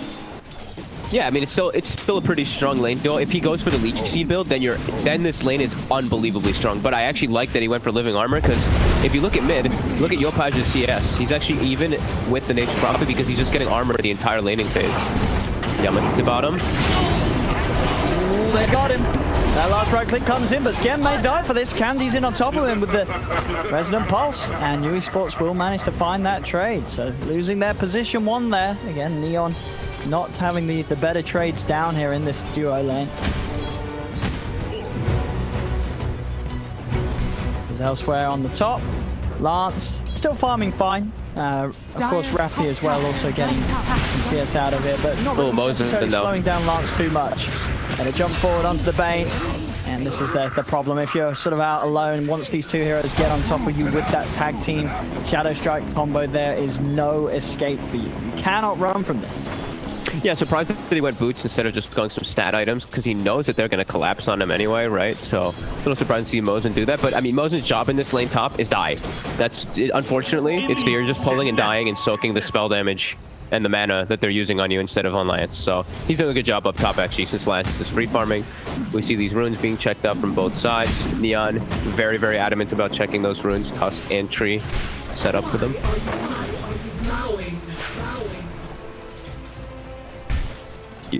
See so far in terms of movements that are going to be available. I mean, as a disruptor, is there much that Yamate can look towards across the map, or is it really for him just a sort of a case of staying in his lane and not really until he hits 6 can he start making rotations? That's usually the case for these disruptors, especially when you go the 2 points in Thunderstrike. This is just a laning ability. Sometimes you see the 1-2-1. That's usually the ability where you're going to be like moving around a little more. If you have a duo partner that you can move with easily. Disruptor Bane, not really the best to move together. And that doesn't really happen anymore anyway, so people just kind of stick to the lanes for the most part. Runes. Yep, Tree's going to be able to come across, take that away from the Disruptor, give him a few punches as well on the way out as Neon do get the majority here. 3 of them, TP over from DDZ will get themselves at least one of them, but Yopaj is here. He's going to start fighting into the tree as this Nature's Prophet is trying to run away, but 3 heroes surrounding upon him. He may have got the bounty rune, but he is going to lose his life for it. Dude, this living armor, that 2 points and the 6 bonus armor, like NP would have killed that, probably killed the Earth Spirit there, but he has +6 armor the entire time while he's being beat on. Tree getting a lot done. Yeah. Again, making it hard for Yamate to return to the lane. And also just defending this ward. He's going to be able to get that sentry out as well before Yamate's able to take the obs away. Oh, Lance timed it that time. That was the first time he was able to. He dodged the Shadow Strike with the time walk into it. It's something. I mean, it's one of those things as well that only helps you so much, because you say, first of all, it's kind of hard, and obviously early on as well, the cooldown does not favour you at all. No, it's not worth risking. Yeah, exactly. Once you've got level 5, it's worth risking, but without it, no. Yamate found in the river. 2 big bruisers. Anyway, sort of this Tusk goes, you know, play hard. He's got perfect setup between the sort of any of the lanes. You know, very easy ways for backup to follow in if he catches them in the shards and gets on top with the tag team, whether it be, you know, the dagger coming in from Rafi, rolling in from Yopaj, as we saw down bottom, just this tree able to close the gap and slow them down whilst they control. Chrono top. But the armor first, we were mentioning. His brain sap's going down, the bashes are there! Oh, Lance getting some RNG on his side with that one. Without that, that would not have been a kill, as Rappy very close to being able to blink out as the chrono came to an end, but Lance managed to find it. Look how much they had to... They barely got him, though. That armor really is going to make a big difference in this game, I feel. There's one hit within it. They did it, you know, first use the chrono, you know, no real hesitation as well, very soon after he hits that 6. So able to get something out of the lane, and of course just free up the space for at least a wave or so. Rappy will be quick to return, and he himself also closing in on the level 6. I wonder how crazy Yopaj is going to be this game. I feel like he has a lot of availability for him to be making plays, right? Because he's playing versus elusive cores like the Void and the Void Spirit. Once he gets a point up in like Geo Grip, I feel like it's going to be super active go time, and he can actually set up kills almost anywhere with this. This is a really solid Earth Spirit last pick too. Counter these elusive cores. Oh yeah, for sure. There's just sort of the control and the chase is going to be very important for, yeah, as you mentioned, all 3 of them having escape abilities. Oh, Yamate, eyes are targeted. Eyes are spotted. They see him. Close to the tower, and I thought turnover towards play hard. Thunderstrike down upon him, blocking him off as well with the tree, and roll forward from Yopaj. TPs are coming in. New Esports wanting to hold on to this. They're starting in onto Yamate. They do manage to get the ultimate out onto all 4 of them, bringing them low. Yopaj gets the kill on the Disruptor. Candy will chase him up to the high ground to find the kill in return. There's a 1-for-1. The tree underneath the tower trying to run away. Mosun and Candy should be able to finish this with the pulse out. He's trapped in and taken down. As New Esports will claim the 2 of them, as Neon getting a little too aggressive by the tower there. Very quick with the responsive TPs, New, to make sure they come out on top. I didn't get to see if Rappy's TP was still on cooldown. I think if Rappy TP'd mid and got the jump into the Sonic Wave, they would have killed probably all 3 people. Maybe they didn't want to overcommit as hard though. But the Quap, like that Sonic Wave would have killed everybody. So I wasn't too sure. I didn't get to see if Rappy's TP was available I don't there, think it would, because if you look at sort of the Chronosphere cooldown, you can get an idea of when Rappy would have died and returned to the lane, and that was, I think you're right. I think he must have had an opportunity, but for whatever reason, I mean, it was pretty deep. It was sort of past the tier 1, so maybe just didn't feel that he would have quite been able to make it there in time. It was a bit of like a very forced movement too. It's not like they have a catapult wave or anything. It's not like the tower was getting very low. They just like super dove forward. But either way, they're still trying to invade Yopaj. Certainly disrupt this as they'll go in, and there's a chrono available if Lance feels the necessity to drop it. Kick back from Yopaj, Lance not wanting to commit there with it. Again, with such a long cooldown of the chrono, he's just got to make sure he's only dropping it when they can guarantee themselves a kill or know that they can do something in the downtime between each time it's at the ready. Yeah, they have to watch themselves with how they take fights. I feel like their team fights, they lack a lot of damage in comparison to Neon. I feel like Neon have an overwhelming amount of damage in this early game. While New, they need kind of everybody to be there to provide that damage. They need the Wrath of Nature. They need the follow-up that comes out as the dive goes in again. He's going to try for the TP out, and he's going to make it away. Nothing else to cancel that in time. So no kill for Neon here, but they will find the space to hit onto this tower. Already Lance, see if he can head over to grab some of the bounty runes. We'll be able to take one of them. Still trying to build towards his Mask of Madness on the Capacious Void. You can see though in the overall net worth and that of the hero still having a better time scanning that position 1 for Neon. It's 1200 gold. We'll see what route he wants to take. He's going for the full right-click build too, only the 1 point in arrow. Not as good as it used to be, because arrow actually scales very well now, and it's only a max 3.5 second stun at level 1, but he's all about the right clicks. He wants that increased attack speed bonus.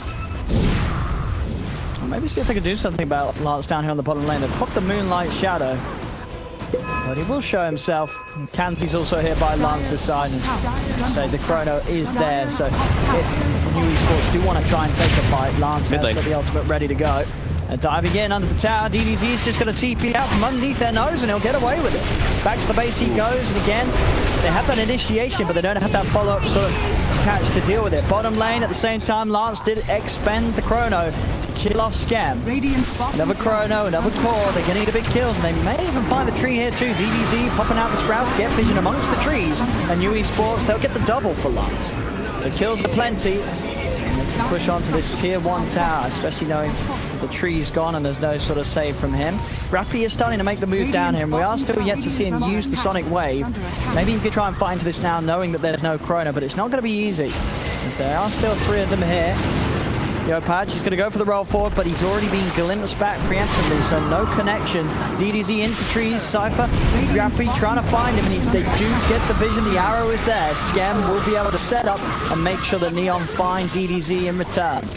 It just cost a lot of resources and responses. They bring down the entire squad down here to catch just the one of them. They push him away from the tower finally, but yeah, it was an expensive movement. New also had to commit a lot in order to kill the Mirana. They did have the Chronosphere and Disruptor ultim, which is some pretty heavy committal to make sure you're killing, but it is a position 1, so more than worth it.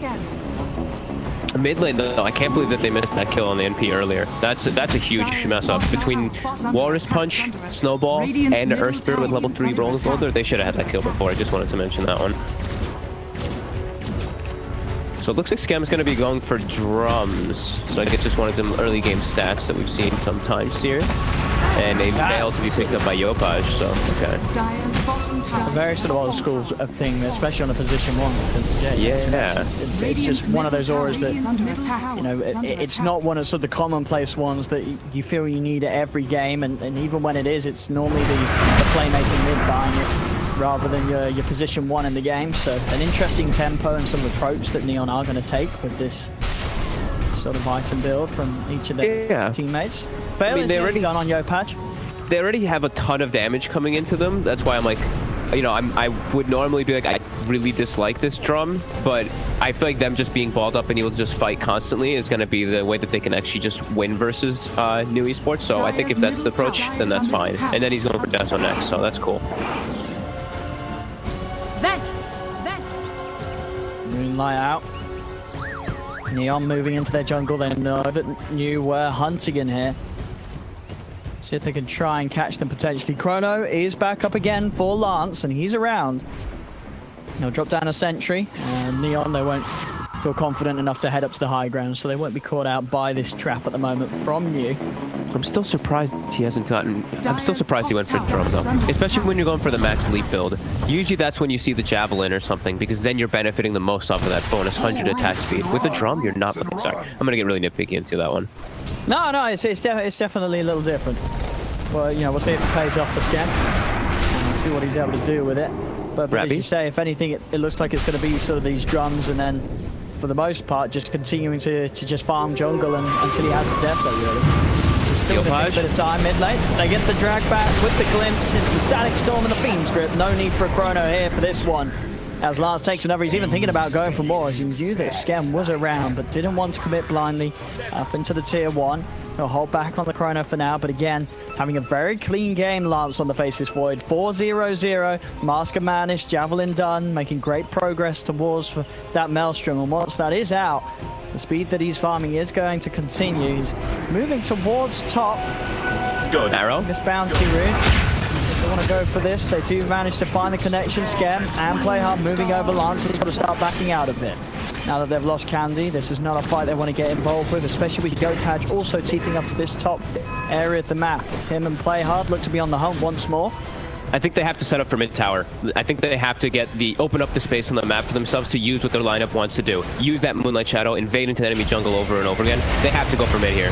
It's way too important. Well forward onto Mazen. Should be an easy catch underneath the tower. And with this, the pressure will come in down the mid. But Chrono is available. If Lance wants to come in and try and do something, New Esports could try and take a fight around here. There's a lot of Neon, so New Esports have to make sure they find an excellent jump. The tower starting to get beat down. They'll put the fortification. Static Storm's up too. Coming in. Oh, Lance, he's toying with the idea. Jumps forward, tries to spook them. They've got the Orchid on the side. Remnant out, be able to grab them in. They'll be able to start the fight off, grip the Chrono out onto the two of them. They'll start things off by killing the Tusk and the Treant. Silence onto Rappy. Rappy's got to back away. DDZ already decided to TP out with the ultimate on him. Doesn't want to mess around. The tower, deny it. Yamata do it. It's 16 HP. One of them's going to deny it. Someone's going to realize. It's under attack. It's under attack. Someone's going to realize. Surely. They're focused on taking the enemy tower rather than killing their own here, as they should be able to take pretty freely now. DDZ, this Orchid pick up so early on, catching the Tusk off guard, almost killing Yopaj during it too. Now look at Skem. Catch onto it, they've got to be careful. Rappy already down to half health. The bash is coming in. He blinks away, but Yopaj has been left on the front. Mosin getting the Fiend Strip at the last moment to lock him down. Turns with the Brain Sap. This Bane will live as two members of Neon Esports down. Rappy getting bashed as well. He came in too close and falls just to the fists of this Faceless Void. As now at this stage, New Esports taking these confident fights. Lance and DDZ just staying comfortably at the top of this game with no signs of slowing down with the way that their items are coming in. Mask of Madness, Maelstrom done 900 on top of it. This Void's farm is perfect. He's 6-0-1. He's just found himself an Imp Claw, so now he's even happier. Things are looking very good for New Esports so far here. Yeah, this is not the way that Neon wanted their draft to be playing out. They wanted to be the ones leading the charge in these last few fights and winning all of these fights. The fact that they're losing these, you know, they're 4K behind it, it actually feels way worse than that with their draft, because they're all about this early game. And this was the slight concern I had about Train Protector. I don't feel like Hanwell's actually doing anything inside the fights. I feel like he's living armoring somebody and then that's it. And I've seen this happen a lot with this tree. And this was an opening tree pick. It was first up, straight out the bat. Yeah. So I'm not feeling his impact so much. And also I'm noticing like Mosin, this was an early Bane pick, right? They have like no way to cancel his Fiend Strip. He just sits in the back and casts Fiend Strip. They have like a Tusk Snowball. Everything they have to commit in order to cancel Fiend Strip is a very committed far forward. Yeah. There's nothing to just like a Fissure or like a Rubik to steal it or something, or some like anything like that to cancel it. It's very difficult for them to do so. And these fights are getting just harder and harder now, because now these items are getting picked up. Void is massive, and Nature's Prophet, I mean, DDZ is just standing his ground and killing everybody with this Orchid. Yeah, and the thing is with this Void Lance, once the BKBs do come out, they they just have pretty much nothing. You know, their sort of timings on Neon is all around these earlier fights, trying to fight really during the downtime of the Chronosphere. But the way that the game's played out, you haven't really felt how long the cooldown is of the Chrono, because the fights just haven't been brought to you at a point when they don't have it. Because again, they're on the hunt, Neon, but Lance, he's got Chrono up once again. Yeah, they have to full combo him, and it's so risky. They're versus that big Chronosphere already, and they're not playing. That's the same thing as the other day that we mentioned. They're not playing fast enough, and now the Chrono Scam, he's dead. Just now they're playing number a mile away from his team. They find him alone and no hesitation. You know, they know that out of the squad of Neon Esports, Skem is the only one with some sort of semblance of farm. They take him out, and they know that they don't have to fear any sort of move from Neon whilst he's down. Look, if you look at the map, look at the way that they can read this play. Look at the bottom side. They have wards everywhere. No one's there. Mid was pushing. So they knew the only place Neon can go is into our jungle. So they just set up there perfectly, wait for somebody to move into them, and they get that free kill. Now they back up. They go pick up their own, or the opposing outpost since theirs was taken, and they're playing around bottom side around their vision. As they don't have Void ult right now, they're playing as a cluster, so they're being a little careful. Great moves by New Esports.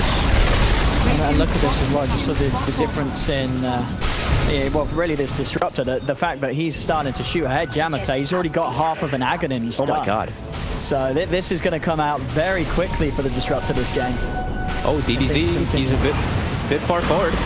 The rest of the team is coming over to him, and he's got a hood, so he's relatively tanky. The Static Storm is down, so Yopaj ends up rolling straight into it. They just turn, start beating down onto the Earth Spirit. Yopaj falling low. The Overgrowth does hold them in place, but they've lost the Earth Spirit. Play Hard also going to go down. They did get DDZ, but they're losing heroes in return for it. Can Candy escape? He's trying to run. Everything on cooldown for now. Skem leaps forward. They'll get themselves a second, so Neon Esports finally able to have a fight where things do go their way. Yopaj with that commitment, sure, they dropped sort of Static Storm on him, but as an Earth Spirit, he was very tanky. It did take a lot of focus from New to bring him down, and that time did allow Neon to get these 2 kills there. Both the mid and the core offlane are taken out in return.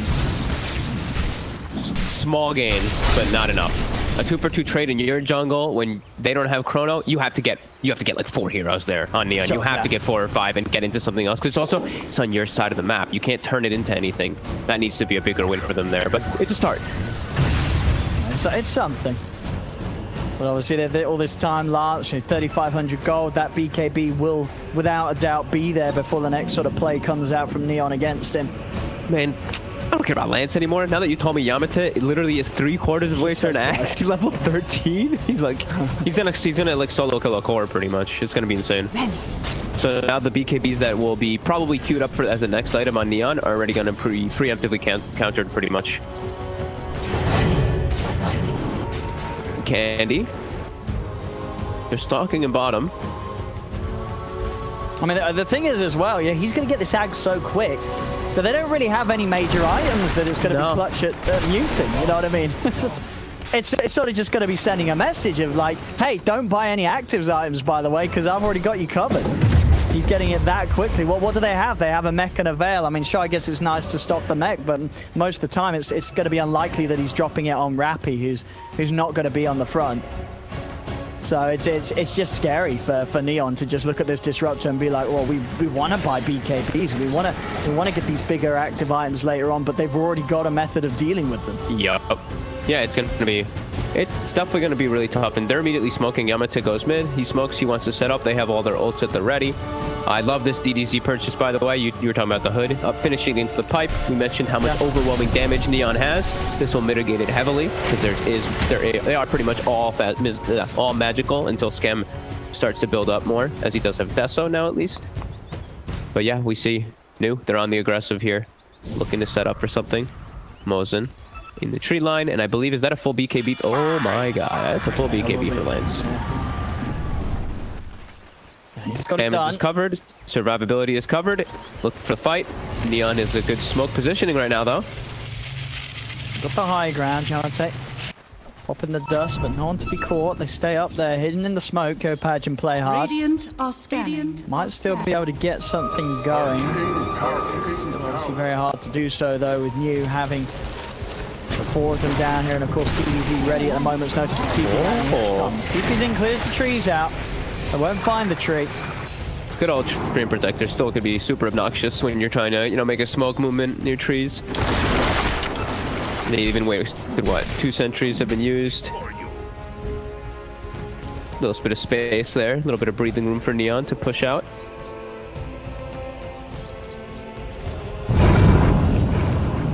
How's our Rappy items looking? So the mecha's done. He really needs the Greaves. So I think if they can ideally farm Greaves before the next fight, that's going to be really helpful.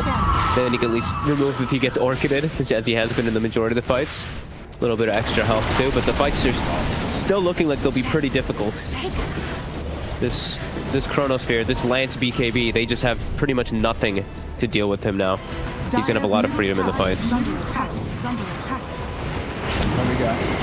Snowball forward. Aggressive snowball. On the Mosin, on the backline for Lance. He should have dropped the Chrono straight away onto Skem. He's found Skem, but Mules will buy them time as Lance is thrown into the air. The silence still there onto Skem. Another leap in an attempt to escape. Mosin turns. He's got the grip. He's got the control onto Yopaj. Turns as well. The static storm beating down on Yopaj. But DDZ's found the second. There'll be a buyback coming into play from Playhard. But Neon looking over towards the Void Spirit. Kanzi getting a little too close to the tower. DDZ TPing over. Skem. He's just messing them up. He's got the silence onto Skem. He may just find another all Skem. Back to base in time. But DDZ hitting hard. Triple kill for him. Now pushing in on this bottom lane. The tree desperately trying to stop this creep wave from getting close to slow things down. But knew they can push on. And just again, the control between the whole team really just causing so many issues for Neon. You see Lance just being able to commit on one with the Chrono, and the rest of them, they try and fight for the backlines around the Chronosphere, but the grips, the static storms just being dropped down, stopping things, and in the trees, they end up finding him anyway. They'll get the kill. This roll-in from Playhard, very ambitious, going straight in onto Yamate. He's almost certainly going to die for this one. The sprouts out from DDZ. Living Armor is not going to save that man as he goes down. As now it's just starting to look a little bit disjointed from Neon. They do find the Bane stepping forward a little too far. Mosin will go down. Maybe Neon can do something else with this. They roll in onto Lance. Lance still has the BKB available. Will pop it. Time walking to the side. The static stop is back up for a second time. Yopaj, he's trapped in it. Lance committing on top of him. Can they finish him in time? They will. Yopaj goes down for 45. Yules onto the Void Spirit into the arrow combo, but it's not enough damage. Candy able to jump to the side. Goes back and across them with the Astral Step. It's 4 dead on Neon. Only one well left alive, and he'll go down as well. 5 dead, team wipe. As New Esports beat down Neon hard. Multiple buybacks coming out from Neon in an attempt to fight back there, but they end up all dying anyway. Everything came back up. They chased way too far. I think Wrath of Nature came back up. Disruptor ulti came back up. Pretty much all of their cooldowns did during that entire... How long was that? Like a 2-minute back and forth exchange of them change. Like Chronosphere's back up in 15 seconds too. So this was a very, very tough fight for Neon, as probably that will make the next few moments really, really painful for them as Yopaj getting desperate. He just rolled into this. Yamate, the silence is going to end. Yules is down. They'll jump forward. Lance drops the Chrono, making sure no one else is going to be able to TP in to help out their Earth Spirit. As Yopaj dead once more. There's the timing. Aghanim's done at 27 minutes on Yamate.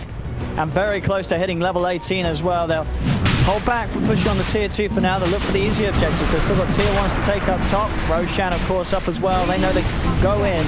And there's very little Neon can do right now to try and put a stop to this. Oh, the glimpse. Rappy. Oh, and everything dropped down on him. Static Storm, Grip, the damage from Candy. Rappy beaten down once more on the side. Even looking towards the tree. Arrow comes in, won't catch on to any of them. Trying to reclaim some of his vision here as they go for the deep water. Jumps in, DDZ with a deep TP. He's ready to fight into the 3 of them. The snowball buys a little bit of safety for Neon, but now they're out of it. Overgrowth holds them back, but the glimpse brings Skem back in close range of the 4 of them. Can they still chase on for this? Astral Steps available from Candy. Drops the Remnant out. Remnant won't grab him, but the Dissimulate does. It doesn't matter. Skem kept alive by the Living Armor. And now Candy's dove too far. Under the tier 2, he'll fall. Roll forward from Yopaj. He's looking for more. They're able to separate Mosin, but now Yopaj's getting turned upon by the whole four of them. Jules buys him a little bit of time. Lance looks over towards him. The silence comes out from DDZ. Lance now godlike. 9-0-12 on the Faceless Void. Over for more they go. The dust will catch onto Harwell, and Nazi straight into the trees. Finds him. The snowball. That's actually going to cost the tree potentially his life. He was going to get away from this, but Playoff brings him back in and do a hand grab and coming in with a Sonic Wave. So the tree will be saved.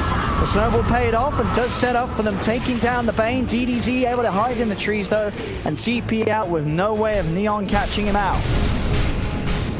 All right, they got a couple kills here, but still feel that pace of the game. New back up. They're gonna refresh themselves when they all respawn, and they're still looking good to go time. 16,000 net worth on both the Nature's Prophet and the Void. Lance is just at this insane farm rate and picking up even more items as he's got 2,000 more gold in the bank. I mean, Aghanim's almost done on the Void Spirit too. Neon still has a very, very long way before they're even close to back in this game. Yeah, they sort of need the BKB on Scam and then an additional damage item on top of it, feels, before they can sort of have a carry that takes some of them out. Yeah, even then it just feels like Mirana versus Void, you know, the later the game goes, does not feel like it favors the Mirana ever, especially when a Void is farming this well. 9-0-12 Lance, you know, we talked about him like a lot in the last few days. I feel this guy has been definitely really impressing, and he's looking like he should have a very clean finisher to this game with a DD in the bottle, Chronosphere at the ready. Oh yeah. Oh, and there he goes, and he's found Scam once again. Full commitment onto the position one, takes him out. Over they go towards Play Hard. Another bit of a bonus for Lance on the side of it. 10-0-13. And I think the most impressive thing for me is, you know, they're doing it with this Faceless Void. You know, this is Lance on the Faceless Void. This isn't a carry that you can sort of attribute to, it was just a good Void game. It's a Faceless Void. This hero's pretty busted. Because it's not, you know, this hero, it's not a great hero, but Lance in this game making it look as strong as ever with this performance. Yeah, they're doing really solid with their draft, just really comfortable with it, the way that they took fights. I mean, you know, they're still all set up. They still have their Static Storm at the ready too. With the Telescope, you see Yamete just chilling in the back, waiting for an opportunity. Same thing for Mosin. Neon just can't commit. 20 seconds, still no Mirana. This Rax. Still obviously having the Aegis on Lance. Very hard to make a jump onto him without the knowledge that he's able to turn. Yeah, minute and a half still. DDZ is a little bit in the front line there, but I mean, DDZ, if he wants, can buy a full BKB if he feels a little pressured at all, but he also could just go for an AC. They have a lot of different choices with all this gold lead now. 20,000. I don't know how Neon comes back in this one. Their draft is not meant to play with a disadvantage. They're meant to be the ones leading. No. I mean, you know, I definitely feel like, you know, we have seen other teams sort of suffer with these sort of drafts and these sort of painful measures. I mean, again, you know, with the Earth Spirit comparisons like OG, you know, it's very hit or miss, these sort of strategies, right? You go in with this, and if you don't manage to have a good start, it's not that you'll just instantly sort of lose the game. It's just always sort of a slow, drawn-out loss where it's very hard, really, to sort of see how you can pick yourself back up with what you're playing with in this game.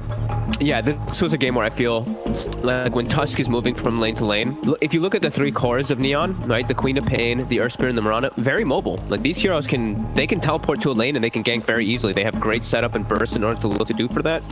And I feel like they didn't play at the pace that they needed to. They needed to pretty much be like, okay, Chronosphere was used, go, like, break this tower. That mid tower stayed up for a pretty long time. Same thing for top. I feel like they just had to play. I mean, I feel like I always say it for a lot of these like newer teams, but it's just playing faster. It's like you have to just be very wary of the cooldowns that you're playing versus, especially when you're playing lineup that has to be leading the charge in the early game. You're playing versus Void Spirit. You can't be at a deficit in that 20-minute mark. If you are, you're probably going to lose that game. Radiant are scanning. They're going to try smoking out here with their Moonlight Shadow, but Yamete with a Blink and an Aghanims and level 18 is still waiting. He's on the front lines though, Yamete. And his smoke will end. Neon. What can they find? Play Hard leading the charge. He's going to run into Candy. Not really a hero who can control himself. Candy just jumps straight into all of it. They quickly out to the side. They do manage to find the snowball connection onto him. Committing with the punch. Lance, he's He's still not got Chrono for 40 seconds. Grip does get cancelled. The silence from Yopaj. Finds him some safety. Pods the BKB. They're turning DDZ. He's going to get taken down. They're able to find two of them. But now Lance is ready to punch back. Pods the BKB. Jumps up to the high ground. Silence onto Scam. Will come to an end. Scam will live. It's a 2 for 2. Lance silences. BKB has ended, but he turns. Beats it to play out. Roll for from Yopaj. They are able to take the Aegis out of the hands of Lance. That's one time. They cannot do it a second though. They do have to run and retreat. And that attempt on the Aegis does cost them 4 of their lives. Again, they are able to get some kills, but it's still nothing close to what Neon need to be able to turn this one around. As still at the end of the day, with the result being 4 dead from that fight, New Esports are very much welcome to enter the high ground and continue to take away the base of Neon.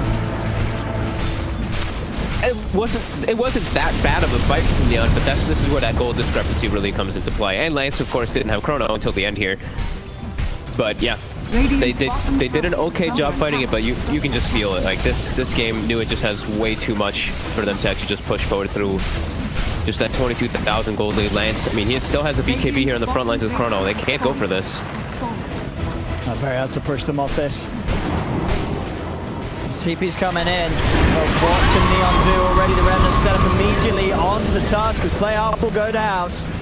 Trying to put them back as well with the Sonic Wave, but with the amount of sustain, you do not care. They stand their ground, they clean up this full set of bottom racks. As the gold lead increases, only one final lane to go for New. Tier 2 there on the top also needed to be taken. They're going to go for the smoke. Maybe see if they can catch anyone coming outside of the base. Lancy's in. Chrono down. Straight away on the Yopaj. Commits to the BKB and the Mask of Madness. Static Storm follow is there. The overgrowth slows him down a little bit. They do have the dust out. Yopaj will die to the Mjolnir proc. Fiend Strip onto the Scam. No cancel available in time. They turn over towards player, bashing him up. GG is called. And game 1 will go the way of New Esports. With some of them, well, Lance in particular, having the cleanest of performances. 14-0-18 on a Faces Void in 2020, Fog.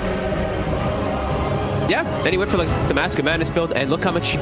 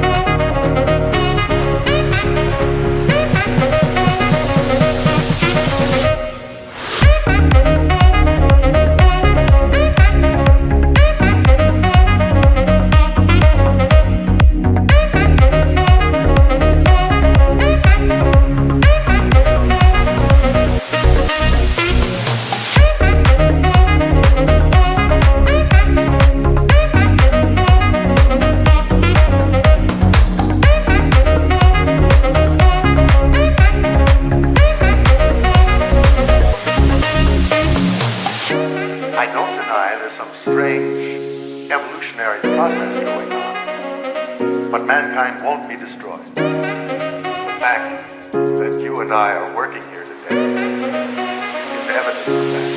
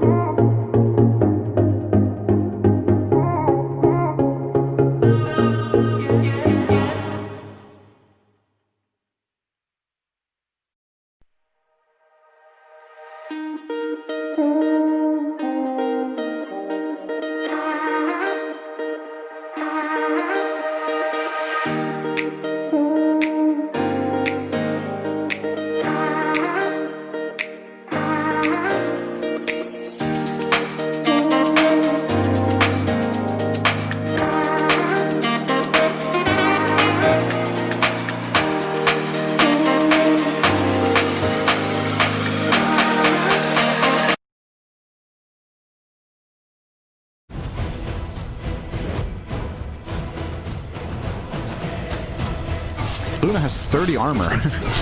And he gives everybody else armor. And he's getting evasion now. The butterfly for Luna is complete. I think AM just actually flat out loses a man fight to Luna right now. I actually think he can't fight him. They both run in or blink in, use Manta. I think Luna wins. So what pretty would you heavily go then? even. Like, would it be Abyssal? I mean, now that the evasion's online for... I mean, you don't buy MKB on this hero. Very special circumstance. Maybe he's going BKB Rapier, and he hopes that the BKB can buy him enough time to get to the Rapier. And that's how you get the true strike. It's probably what he's going to end up having to do in this game. But, I mean, Alliance this is the are time still... where Viking will probably just team up here. 5 minutes to get these towers. Yeah, but Nico's doing a great job splitting. This is what he needs to do. Always keep them on their toes to get back to defend. They're... Yep, the joys of AM, as Luna will lose the Aegis now. Alliance very clearly playing split push style. There's a very clear strategic call of how we need to play this game. We are avoiding them at all costs, and if they ever split up, we can try to take an opening like the one they took with Shaker and AM bot. That's the way you play the map here. And you can even see it in the warding, right? Alliance has a very deep ward bottom because they want to see a hero move out alone to start pushing waves. They have a deep ward top. Not as deep, but it's still, you know, it's a lane ward. So some pretty clear like tell of what their view is on the game right now. Interesting they're gonna choice go for from a ballsy Hanskin, by play the way. here. I believe, I can't see the rest of his items, but I believe Shadow Blade. a Shadow Blade instead of a Force Staff, so we'll see how that works out. It's another good way of dealing with Clock. Then he can't see you to hook you and rocket you, obviously. I mean, that's assuming that he doesn't have Dust or Sentry. Under attack. Yeah, I mean, but if you think about how fights usually break out at this point in the game, the goal for Shaker is to be able to Shadow Blade into like decent range. He doesn't need to come very close. He just needs to be in blink range so that he can blink in an echo. Whereas if he didn't have that and he walks through a ward, he's going to get rocketed, and then his opportunity is gone. So I kind of like the Shadow Blade, actually. It's good. Both that and Force I would have been happy with. S4 running into Celery. He's going to actually forward. Toby's here, though. Sorry, just they're going to use. BKB is available for Boom. Necro ult is not enough to actually get the kill, but he actually will blink out to safety. No, Ember ends up finishing him off the old-fashioned way. And with that, Alliance is likely going to fall back here. I don't know about that blink, man. That was not. Of course, we do have vision, Cinderin. They do not, but yeah, that was very aggressive. This is always going to be the... I mean, people talk about Caster's Curse when we say somebody's doing something great and then they fail. The true Caster Curse is that we can see the whole map, actually. Because no matter what, we're always going to be presenting the game in a way that isn't truly what the players are experiencing, right? Because we see both fogs. So yeah, to us this looks stupid. Obviously S4 didn't have full vision of the area. He might have had a different read on who was present and who wasn't. But like even with the info he had and his vision, I feel like that was a high risk. Like if you step away from what happened for a moment and just look at the map, right? Like that was a very just play. Yeah, it's one of those you run to somebody in the jungle and you're like, oh my god, I want this kill so bad. Blink into those, and it's very unfortunate for him. He definitely did not expect that many heroes to be there, because if he did, he would have never done that. Yep. So got surprised by how ready Viking were and how cohesively they're playing. I am just shocked that Limp still really doesn't have anything. It's all defensive. He has the plate, I mean, obviously going for AC right now. But yeah. I can't remember the last time I've seen a Kunkka just start off so well and then just not have much impact on the game. That's true. BKB is online on Nico now, by the way. They broke it with Slight. Okay. One of the best spells in the game to break smoke. Has a Titan Sliver as well. Might want to try to jump him here. Celery is in a really good position, though. Boom can actually flat out bait this, and so can Shad. He's going to Echoes. The Echo Slam to follow the... Oh, they got his deal. Not going to be enough to actually save him. Mana Void finishes him off, but he's going to buy back into the game. Still has the Eclipse, of course. AM jumps in with that BKB. Looks like he's going to take out the Vengeful Spirit. Hookshot to follow. Nico Baby trying to run away now. See if they can chase this. This is very important, considering the buybacks came out. A nice fissure there from Hanskin, blocking the neutral creeps. I'm so surprised Shad died there, actually. Celery was a little bit slow on the swap, so Shad took some extra damage and then the Sonic came through, but even with that, like AM must have hit a lot of attacks in a row there. Alright, nice play from Alliance. I didn't think that was going to work out because Viking looked so ready for it, but they underestimated the damage. Super, I mean, what level is he right now? Yeah, it was not a long-range swap either. He was in the trees, so he couldn't, like... If he was on max range, he would have dodged the Sonic Wave, and then Luna would have lived. The Sonic dealing damage there was important. Nice move from Alliance, though. That's really big. That is kind of pulling the game back to even suddenly. AM is now finally far ahead. Luna bought back there. It's expensive. Yeah, that is true. Is there a reason Toby doesn't finish the pipe? Looks like he's going for the Aeon disc. He might feel like it's run its course. There's BKB on Ember and Luna, so during that they don't need the pipe. And instead he's gonna just get the hood for his own sake, so he gets tanky. And then he will enable his teammates in other ways. Like, Aeon is also an item just for yourself, but it's more of a team item in the sense that, you know, if you get jumped, you can still contribute, because you break out. Whereas if you had a pipe and you get jumped, you die. So this way he can guarantee that he can have Ghost Shroud come off and eventually get a Reaper. AC is now officially finished now. Onto Limp. How much that will help with these pushes. The minus armor on the towers will be especially helpful, of course. I mean, they don't really have a 5-man lineup. I feel like AM is going to be kind of just doing his own thing for the most part, split pushing and keeping Vikings, I guess, on their toes is probably the best way to put it. I mean, if they can get this Luna kill in the next few minutes without this buyback available, they can definitely do some damage to these buildings. Yep. Nico going... It looks like Abyssal will be the next choice for Nico Baby. And then it's Rapier time. It has to be, right? That's got to be his last item, and he would ideally like to have it with an Aegis. Yeah, most likely. But yeah. I think it inspires some confidence in Alliance that they just got this fight mid. It's a really big deal that they see that they can kill the Luna like this, and they force a buyback. Has got a... He might have itemized differently if that didn't happen. Possibly. It's not for sure. Oh, S4 is in trouble here. Maybe. Yep, he's in trouble. Yeah, they have a swap. They don't need it, looks like. It's going to be the magic missile into the hook shot. Just look at Toby walking towards AM as Necro.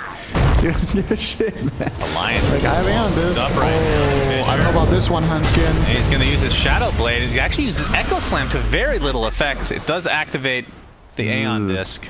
And now the I think he didn't know there was a disc. I think he genuinely didn't know. Like, that is a non-play. That is absolutely a non-play. And that opens up Roche. Yeah, Viking again. They don't have Echo Slam. I mean, they have the Ghost Ship as well as Sonic Wave, so they could technically still fight, but it is 4v5. Necro units coming in to scout things out. It's about at half HP. This is the Aegis and Cheese on the line. Nico Baby opens up his wand slot to be able to take the Aegis Sonic Wave. I'm sure Mana Void to follow as well. Vengeful Spirit's going to be the first to fall. Toby at half HP, but staying alive right now. FNG having a nice Death Ward. Full channel time right now. As the buyback onto the Vengeful Spirit. Now Roshan only with 1200 HP. And here comes the Eclipse with the BKBs activated. Nico Baby jumps in. Reaper Scythe on the FNG's not quite enough. But it looks like the Aegis was taken by Shad, who dies immediately, so it gets consumed. See if they can turn this back around, though. Boom. Getting Enchant Totem by Hanskin. In the meantime, Shad going 1v1 versus Nico Baby, who eats the cheese. Apparently, he picked it up. That'll be enough for them to good chains. Even things out. But triple kill for Boom now on the backside here in the mid lane. That actually didn't even look good for Viking when they made that initiation with the 4-staff Witch Doctor plus AM blinking in. That was very nice from Alliance. The big difference maker is Luna with the faster fingers getting the Aegis. If she doesn't get Aegis there, that's a total travesty. They get team wiped, Luna won't have buyback, and the game will likely just slip away from them. But now they're suddenly charging down mid with a double damage Luna. She hits for 607. Look at these racks when this tower falls. Yes, that's quite tasty. Kunkka does have buyback, Quap does not. ES also, but he'll be back very soon. Let's look at the racks. Is up in 10 seconds, Cinderin. Oh Aramis my god. Down. But yeah, these racks are melting, and they're just going to go for the throne. I mean, they're forcing a buyback here minimum. Absolutely. I mean, they're going to get tier 4s. The buyback onto the Kunkka. Yo, are they actually This is going to be potential last stand for Alliance right now. FNG gets a nice cast up. He's getting decimated. Luna, in the meantime, getting swapped. Pops the BKB. Now finally starting to right-click Nico Baby, who jumps in for the kill on the Vengeful Spirit. Mana Void is not enough to actually secure himself a kill. And it looks like that's the death of AM, who buys back into the game immediately. The buildings are being hit by Luna, but there's the counter Echo Slam off to 2 heroes. Nico Baby still with no Mana Void, just used it recently. Limp extremely low on the Kunkka. Sonic Wave to follow. This might be a defense for Alliance. 2 buybacks available as well. Shad, though, huge hookshot from Aramis. And Shad doing just massive damage. And it looks like they will be able to finish off this game 1 in style. Wow, what an ending. Man. When you just saw it, I had this feeling, should I say can they throne before they even kill the tier 3 tower? I think they might have been able to end the game if they didn't break the barracks first. They might have ended it before Alliance could even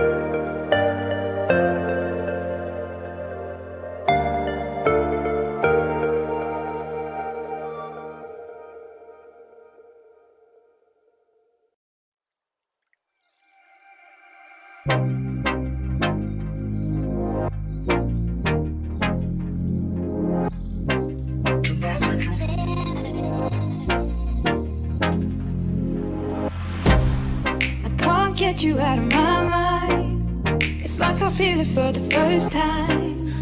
Been thinking about you all night. I've been searching for this all my life. You're just my type. I've been looking for a boy who can treat me right. Your dark hair with those eyes so bright. They look into my soul and it sparks my life. Can I take you there? Like it was the first time, do you remember? Can I take you there? Back to when we felt like this was forever. Can I take you there? Like it was the first time, do you remember? Can I take you there? You're all I need. Can I take you there? Can I take you there?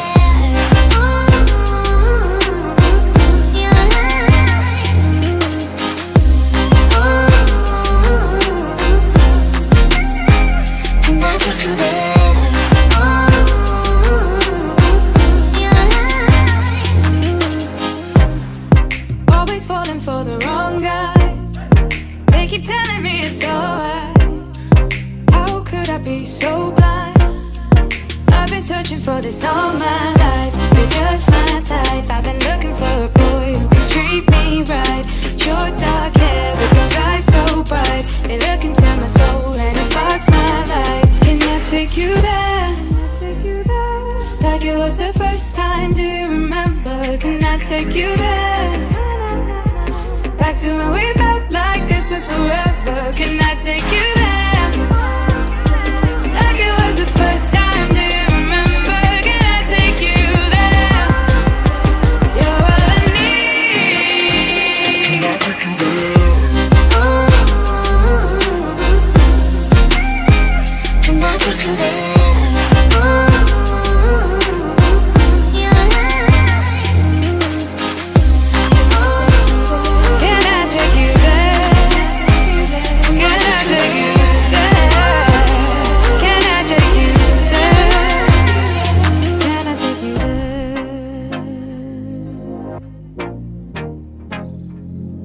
take you there?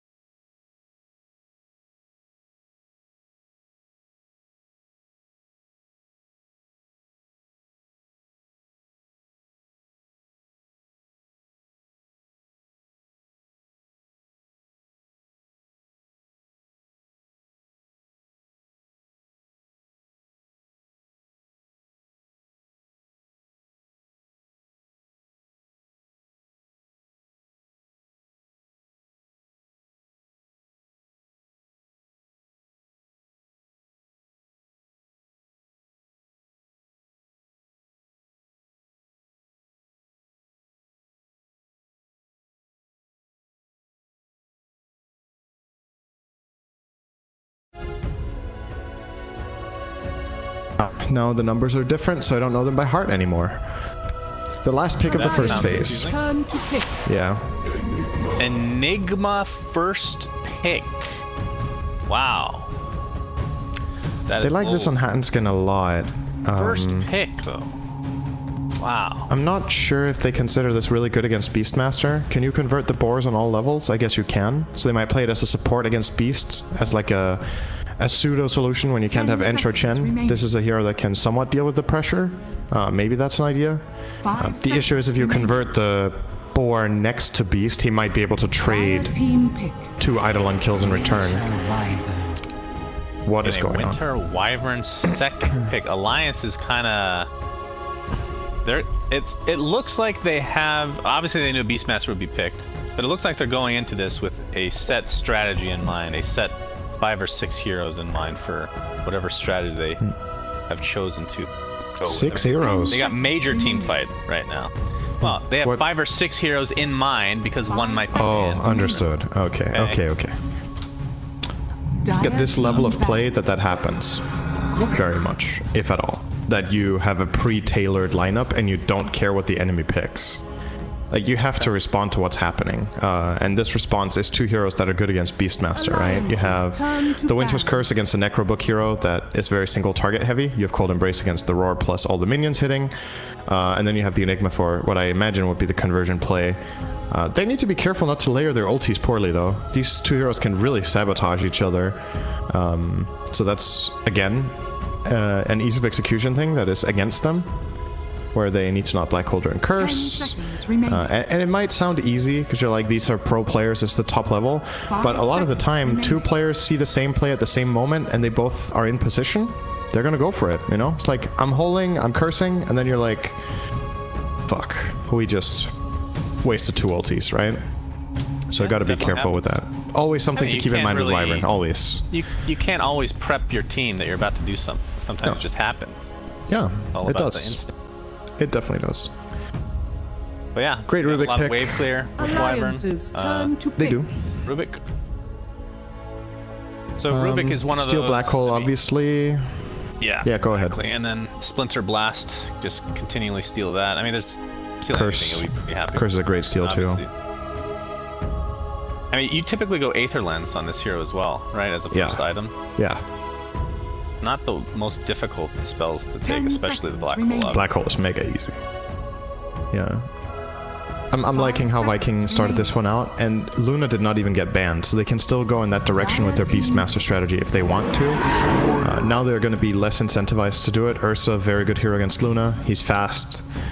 He comes up close. He can mitigate a lot of your damage that you usually will use to protect yourself against melee cores.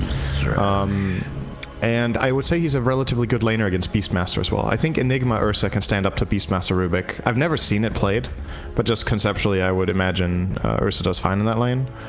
So at least that's something. Because Beastmaster, what a stupidly strong hero right now, right? Strong laner, auras, can go Necrobook, which is a powerful item, can Roche, single target stun, map control with Hawk. Like, what a package, man.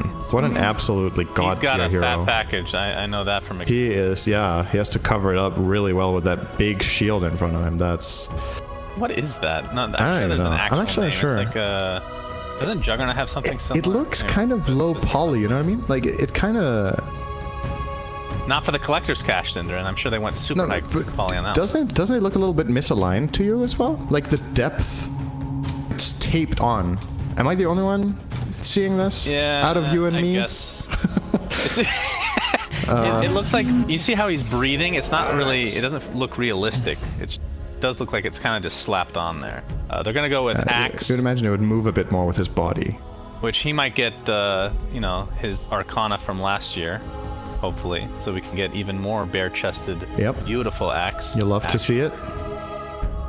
Talk to me about the Grimstroke. 10 seconds remaining. You got the like. You don't really have any. I mean, you have double roar, I suppose. Double roar, double fate bolt. Double fate bolt is no joke. Silence it is always strong. Yeah. I think it's. Okay. It's also just a player preference. Viking are very comfortable playing this hero on Celery. I think they have a lot of strategies where they like having the Grimstroke for the play potential and the laning stage, so sometimes it's not more complicated than our team really likes playing with this hero. We all know what to do, and we feel very confident when we have it. Usually there's an overlap with the hero actually being good. And Grimstroke is good in this patch, so I don't think it's much more than that. They see a couple of nice setups for the ulti, and they like it. So there you go. I guess it's not theoretically very great against Ursa, right? I guess Soulbind is, because he can't move then. If he gets bound to anything, he can't Earthshock away. But his attack speed is obviously amazing at killing the silence when he has Overpower running. So just use it before he pops Overpower. No problem. Well, Spectre's going to be the pick for Viking. So we saw AM last game for Alliance. This was the other original carry. Dota 2 first came out. A little bit more versatile, I would say. Can obviously kind of play on the other side of the map, but then instantly join you at any time.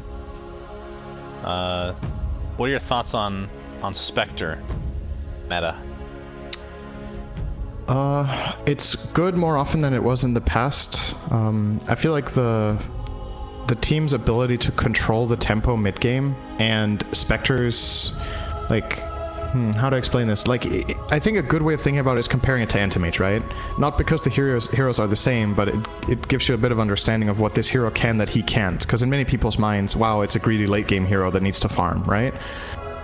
Spectre has multiple advantages that AM doesn't. I would argue in a lot of cases it's a stronger laner. It has a ranged nuke that slows, gives move speed, so it can stay on top of the target. It's tankier in a lot of situations, and it can join fights. Anti-Mage usually doesn't really want to join. Spectre loves to join when it has Haunt, so it can contribute more to progressing the game plan. And on top of that, it's obviously an amazing late game carry, and in this game in particular, Blink Dagger heroes hate playing against Haunt. Dire team pick. And what does the enemy team have? They have Axe, Enigma, and even a Wyvern who you want to find, right? The vision from Spectre is amazing. Now you have two vision heroes with Spectre Beastmaster, and your last pick an Ember once again. I'm just loving Vikings' look again. I gotta be honest. I think their strategy looks super good. I did not think about the Blink Dagger. That is super true. Holy crap. Even Ursa, Ursa doesn't really buy Dagger anymore, so I guess that one is forfeit. In the past, this would have been insane. He's got a little bit extra mobility now with his Earthshock these days. So Alliance only has 10 seconds to pick this last one. What are they missing right now? I think they need a way to solve Ember. Unless they put Axe mid for Limp. Limp actually plays Core Axe, but no, they're not going to do it. Shadow Fiend mid. Or carry, because it's Nico Baby. He plays that position 1. I think they're going to debate right now if they should give Limp the Ursa against Ember mid and put Shadow Fiend safe lane against Beastmaster, or if it's fine the other way around. So they are the only two players on a limb here, Cinderin, and say that this will not be a magical-based Shadow Fiend with Blink Yules. Gonna be more than abundant on Alliance's lineup anyway? Good question. I don't know.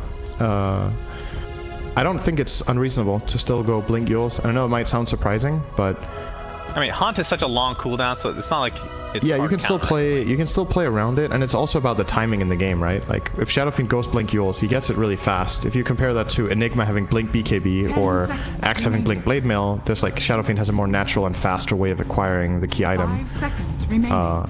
And then it's also like, what does their lineup want? You can't build your entire strategy around, let's not do what they want to do. You also need to play your own timings. And if Shadow Fiend goes a right-click build, who's doing stuff in this game right now for Alliance? If Shadow Fiend is not. Like, Enigma will be greedy. You have a Wyvern 4. It's an Enigma 5, by the way. It will be laning against Beastmaster, probably. Axe offlane. Like, such dependence on items here from Alliance. Again, similar to last game. They just... Yeah. Wow. It's slow. So greedy.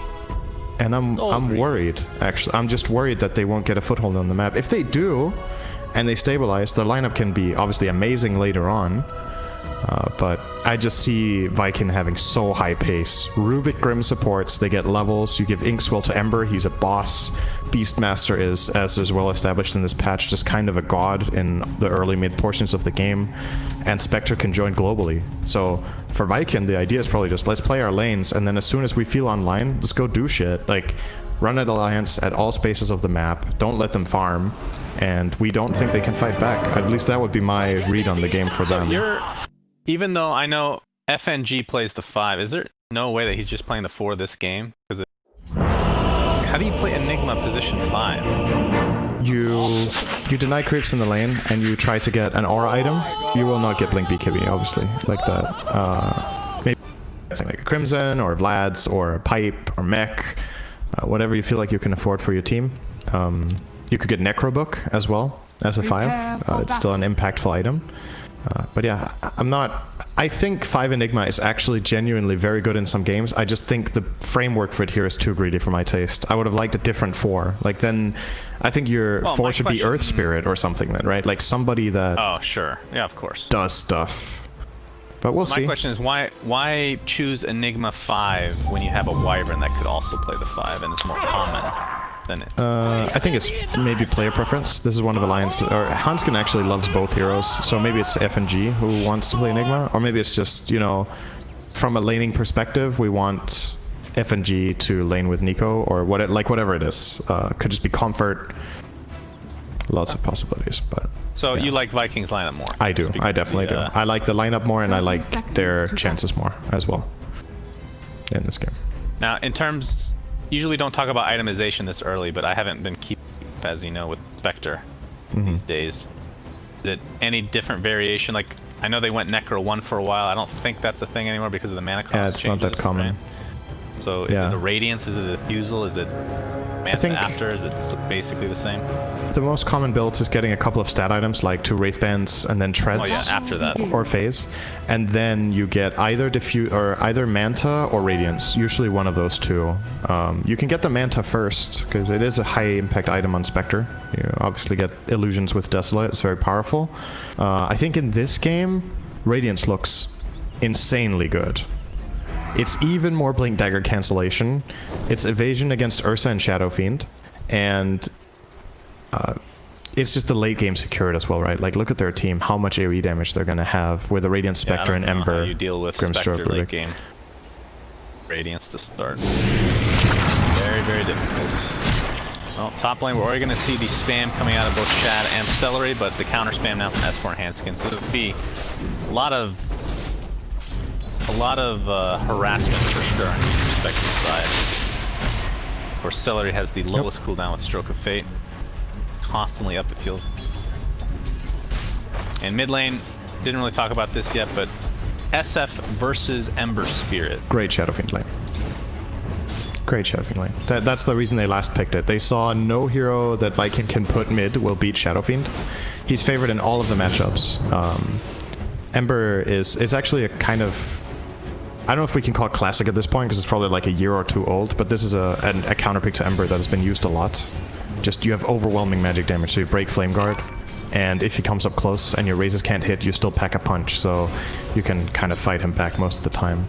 But later on in the game, it's not that black and white. Like, Shadow Fiend doesn't necessarily have the best options for, say, catching the Ember.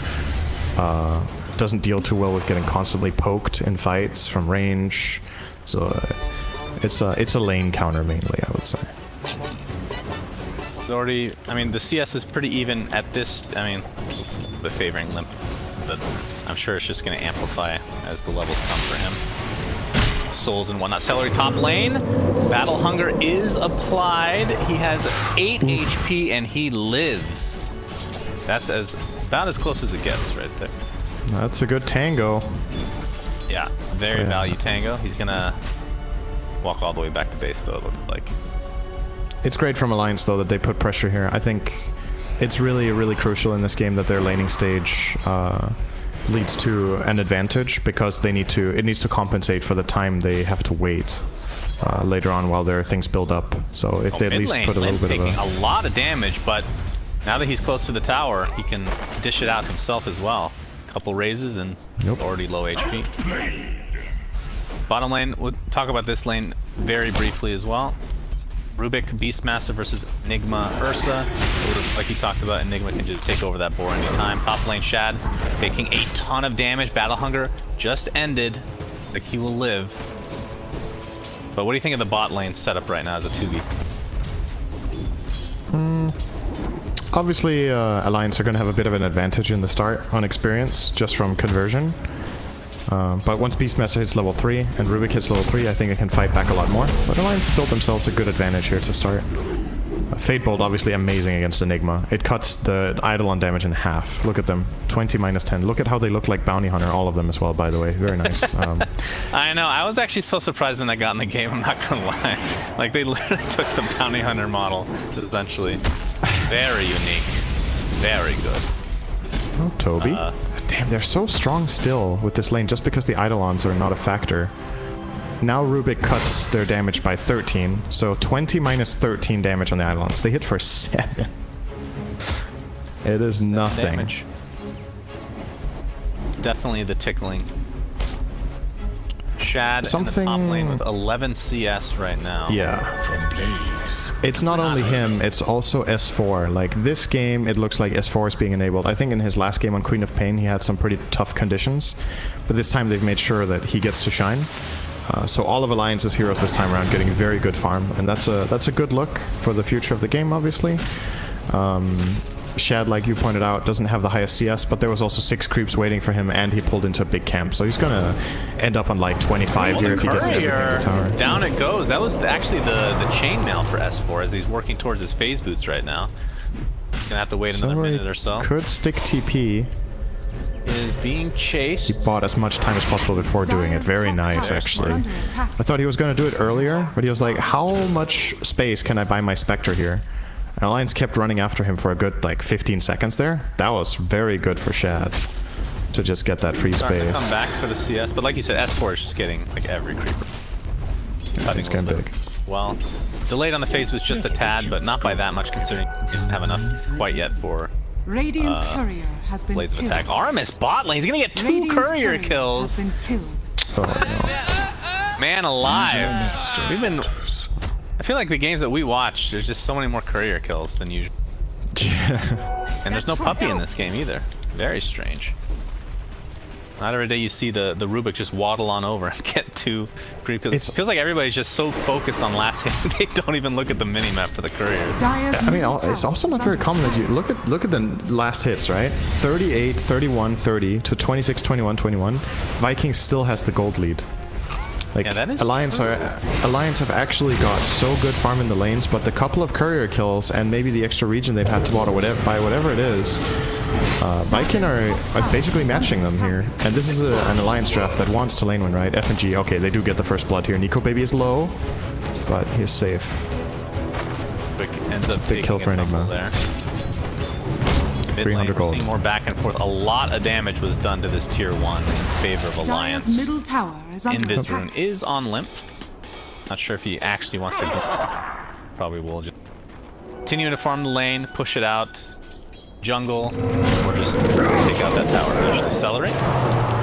We get called here from S4, who now has his phase boots, so he is quite strong. This is 2v1 right now. We'll continue the pressure. I don't think he can get this kill. He's going to take some damage as a result, but Stroke of Fate is juked that time around. Oh, actually he does pop the invis and immediately TP's bottom, so see if they can set something up here. Oh, but they're not expecting this move for sure. Obviously doesn't have Reckoning with Souls yet, but does have they pinged. 4 rays. They actually realized, wait, where did Shadowfiend go? He's not mid and we know he has an invis. He was too... It wasn't... How to say... Nico wasn't high enough health that he could go in immediately, so they had to kind of wait. Shad top, they're trying to trade for celery. They will do it here. 1 for 1. S4 now. 1v1 versus Shad. One more spin would do it. Interested in oh, this. He's not 6. Never mind. But if he would have spun from that 1 range creep, he would have got level 6 and got him under the kill threshold. Yeah. That would have been really sexy, but didn't happen. Very sexy. S4 is going to continue to just pull these waves, combine it with some neutrals. Good old Ko the Bold right here. Take a lot of damage. More soul in here from Celery. Is the trusty shovel. His inventory. Easy salve. It's like, oh, convenient. Very nice. Mid lane. We're going to see the 1v1 battle of the ages.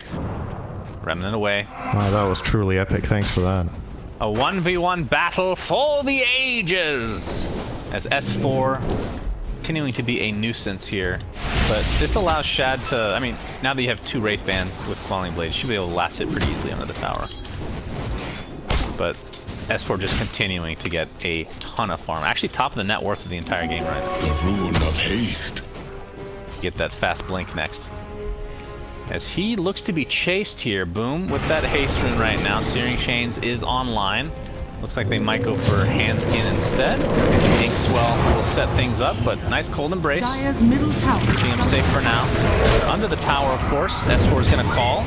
Boom. With that remnant, ends up helping taking out the Wyvern in the end. So not too bad for rotation, but Alliance. ends up getting limp with a tower mid here, Cinder. Yeah, exactly. He trades for the tower, and they only found a support. I think they were really looking for the X kill there, but yeah, not the dream outcome exactly for Viking there. And in mid tower is very, very good. So I think Limp should be happy about this. Let's see his itemization plans. Since he went treads first, I don't think it's gonna be the Yules build-up.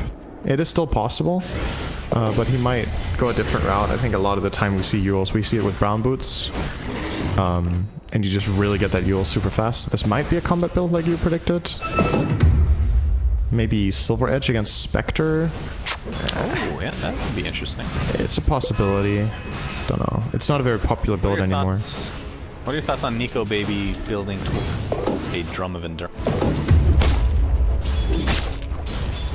Wants to get involved early, I suppose?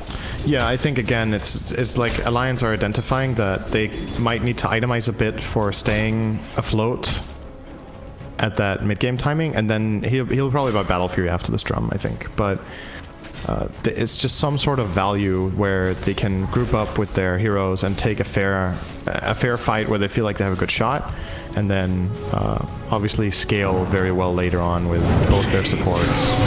S4 going for the bounty rune. Looks like this is going to be the first team fight of the game, potentially. Boom. A lot of damage being done, and S4 is going to be the first casualty. Boom. Attempting to get up. These right clicks from Shadow Fiend are crazy strong, but he's going to be silenced. Lifted as the Requiem was about to go off, and they're going to find the kill as well. So Viking with a 2 for nothing. Well executed bounty fight. Great rotation on the Rubik. Really was the difference maker there. Yeah, very nice. And in the meantime, they're not even suffering much of a loss here, because guess what Beastmaster can also do that we didn't talk about? He can also farm Ancients, by the way, when he has Necro 1. So even though he doesn't like laning against Ursa, he doesn't really need to care. He has a great plan B that is basically as good as plan A. So just plans all over. And he seems to be just wanting to maybe try to take some farm away from Ursa here in the jungle. And Nico will just yield, run away, and get settled for the small camp, whereas Toby will bully his way to a big camp, basically. Yep, looks like Shad is targeting towards getting that Radiance right now, as they're going to apply some pressure to S4. TP support with FNG is here. Gets the Malithus off into the black hole. Oh no! But the Inkswell is enough to cancel it. Very quick succession. And it was actually the black hole stolen, as we talked about that pregame. Very easy to do so. S4 getting chased with the first haunt of the game from Shad. Another, still needs a couple right clicks, I think. The tower's going to help out the dispersion. I actually thought he might have chosen to dive that. He could have sticked in treads and then had a dagger in 3 seconds for the kill. Oh my! Back in. Dagger is on. No. Level 4 dagger. He's going for it.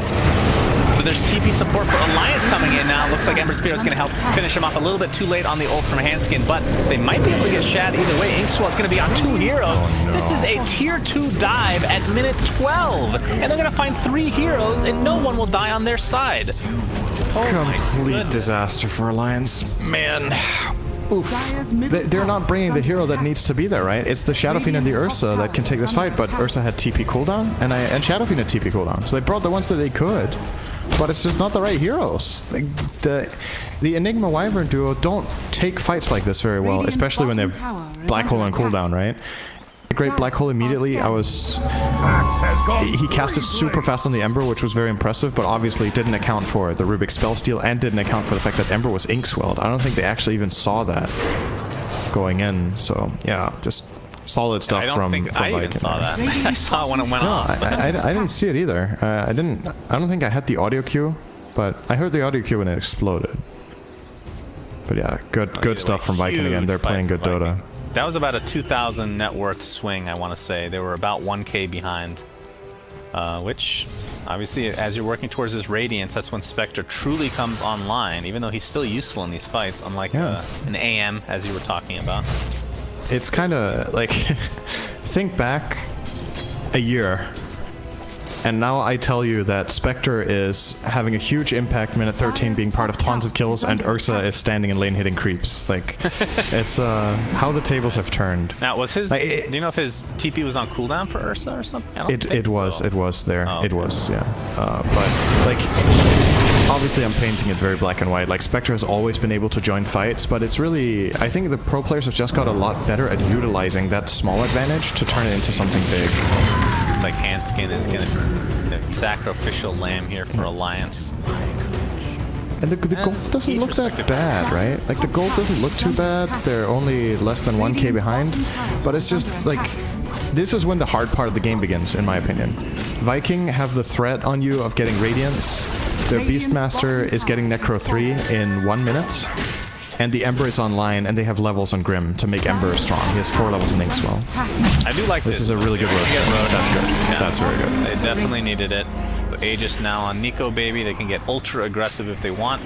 Blink Dagger is almost there for S4, so they might just wait for that. Or not.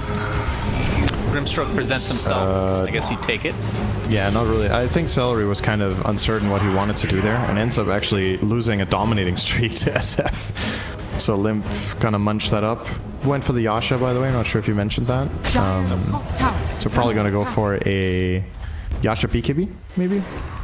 BKB seems necessary against this dire lineup. You need to be able to. Going Blink Dagger. We talked about how every hero would get a Blink Dagger, but him potentially. But it looks like he's actually going for that instead of the Battle Fury suggested. I'm not sure. I'm not sure how much I like it. I feel like it's high risk, right, on this hero. Alternatively, you can build a Bastion and start working toward Abyssal, and then you get that little blink as well. It's obviously way more expensive. So again, maybe this is just underlining Alliance's game plan of we need to take initiative and be able to match because it's going to get too hard if we're not on level fighting ground. That should help. So maybe that's the idea. Like, I'm just trying to read their mentality out of this because this is a very unusual Ursa build lately, I would say. Most people go for the more farming heavy build-up with Battle Fury and stats, Sanjin Yasha, Satanic. They're looking for something, but the princess isn't in this castle, or maybe the princess is going to walk into it. Oh, Shad, he Broke does the have a smoke. relic, so this would not be the worst step. They're going to blink in. Did they even kill him though? Close. Calling Blade. Oh! He jaunts to another illusion. He got cursed mid. And he gets cursed mid. FNG is on the way as well, and yeah, he's again, he just bought his relic, so that's actually maybe the best time to die if you're gonna die. It was definitely better than dying 1 minute ago. I agree. Dire's middle tower is under attack. S4, gonna show himself. Yeah, that's a... He's dead. That's a Necro 3, several boars. Lots of units, including new. He didn't have any vision in the area, but he went well ahead of his team to purchase some info there. Are they going to use it correctly, though, Nico? Nico Baby, Telekinesis. They know that Winter's Curse is on cooldown right now. And Nico, oh no, the Black Hole got passed by silence! He's stealing. Oh, this is bad. The Inkswell now onto FNG. That's going to be an easy cleanup for Viking, as the Aegis is gone, it sounds like. As Nico Baby continues to get his mana drained. Has to pop his ult. The Yules will come they now. Is that the Black Hole? Yeah, he stopped his stolen Black Hole. He's safe for now, but Celery just blows them up. So right now, just even though they only have 1k, it just feels like they're getting better trades in every single fight, other than that Spectre dying. Remember, this was a fight into 4 of Alliance's heroes with Aegis and a Spectre that couldn't connect at all. And technically had more heroes involved. And the main thing that set it off was S4's death beforehand, right? It was like, okay, X is dead, let's go. Run them down, we're mega strong right now. And they made it look easy. Looks like Boom wants to potentially go for this. He's gonna be working on his death zone now that he has his Scepter. Alright, covers all his mana problems. Gives him a solution against Ursa. Gives him a solution against Axe, especially very nice for the call. And just more flexibility overall in the fights, where he can like jump behind them and stop key spells like Black Hole, or he can stop Requiem wind up. It's good. Oh, FNG? AFK in mid? Yeah, he is literally just standing there. That cost him his life. So another kill going the way of Viking, and we are on Radiance watch for Shad. He is about 400 away from finishing that bottom lane. Radiant's bottom tower is under More into attack. death. Radiant structures As Toby are is fortified. working towards a Greaves right now, getting close to finishing the mech. Is there any specific item other than Radiance that you really just want to wait for, or is Dire's it actually top just tower Radiance? is under Just start fighting constantly, as long as hostile. I think it's enough, as long as you have your cooldowns ready. So remember, the enemy team is relying on cooldowns too, right? Like, that's one of the downfalls of 5 Enigma, is if you don't find farm, then usually Enigma is a lot more about the other spells than Black Hole, but it feels like at this point Black Hole is really important for him in this game, because he doesn't offer much else. You got a little bit of Midnight Pulse and Malefice as always, but it's not the same as if you were a 4 Enigma who, yeah, I'm not going to Black Hole, but at the very least I contribute auras, or I have pushed towers early game to give us an advantage or whatnot. There's definitely a payoff. The laning stage, and it was just countered by Fade Bolt, right? Yeah, Fade Bolt was awesome Dire's for top that lane. tower is under attack. See FNG here in the bottom lane, and Ember's gonna start off his normal combo with the Necro units coming very slowly. It's gonna be a painful, slow death for FNG. Likely the tier 2 tower is next. Limp, It's like just you too said. easy right now for Viking. Like, Alliance can't really take much initiative on the map, it Radiant's feels. bottom tower is under attack. They want to make their next move. They already drew the line into their own jungle. They were like, let's go up here next. I would imagine Celery could smoke with Beastmaster and Ember here and basically go anywhere on the map, and they can bring in a Radiant Spectre to the play. This game is looking really good for them right now. Shadowfiend, is that... Shown the fact that he does have Radiance. Does he have BKB on SF now? Or what's flying out? Just purchased it. There it is, okay. This needs to pay Radiant's off. middle tower is under attack. Yeah, for sure. I mean, he's It the needs top to pay net off worth now. in the entire game, so he needs to have an impact immediately. Or else this will just continue to snowball in Vikings' direction. Tier 1 tower about half HP right now. Handskin does have Curse available to him.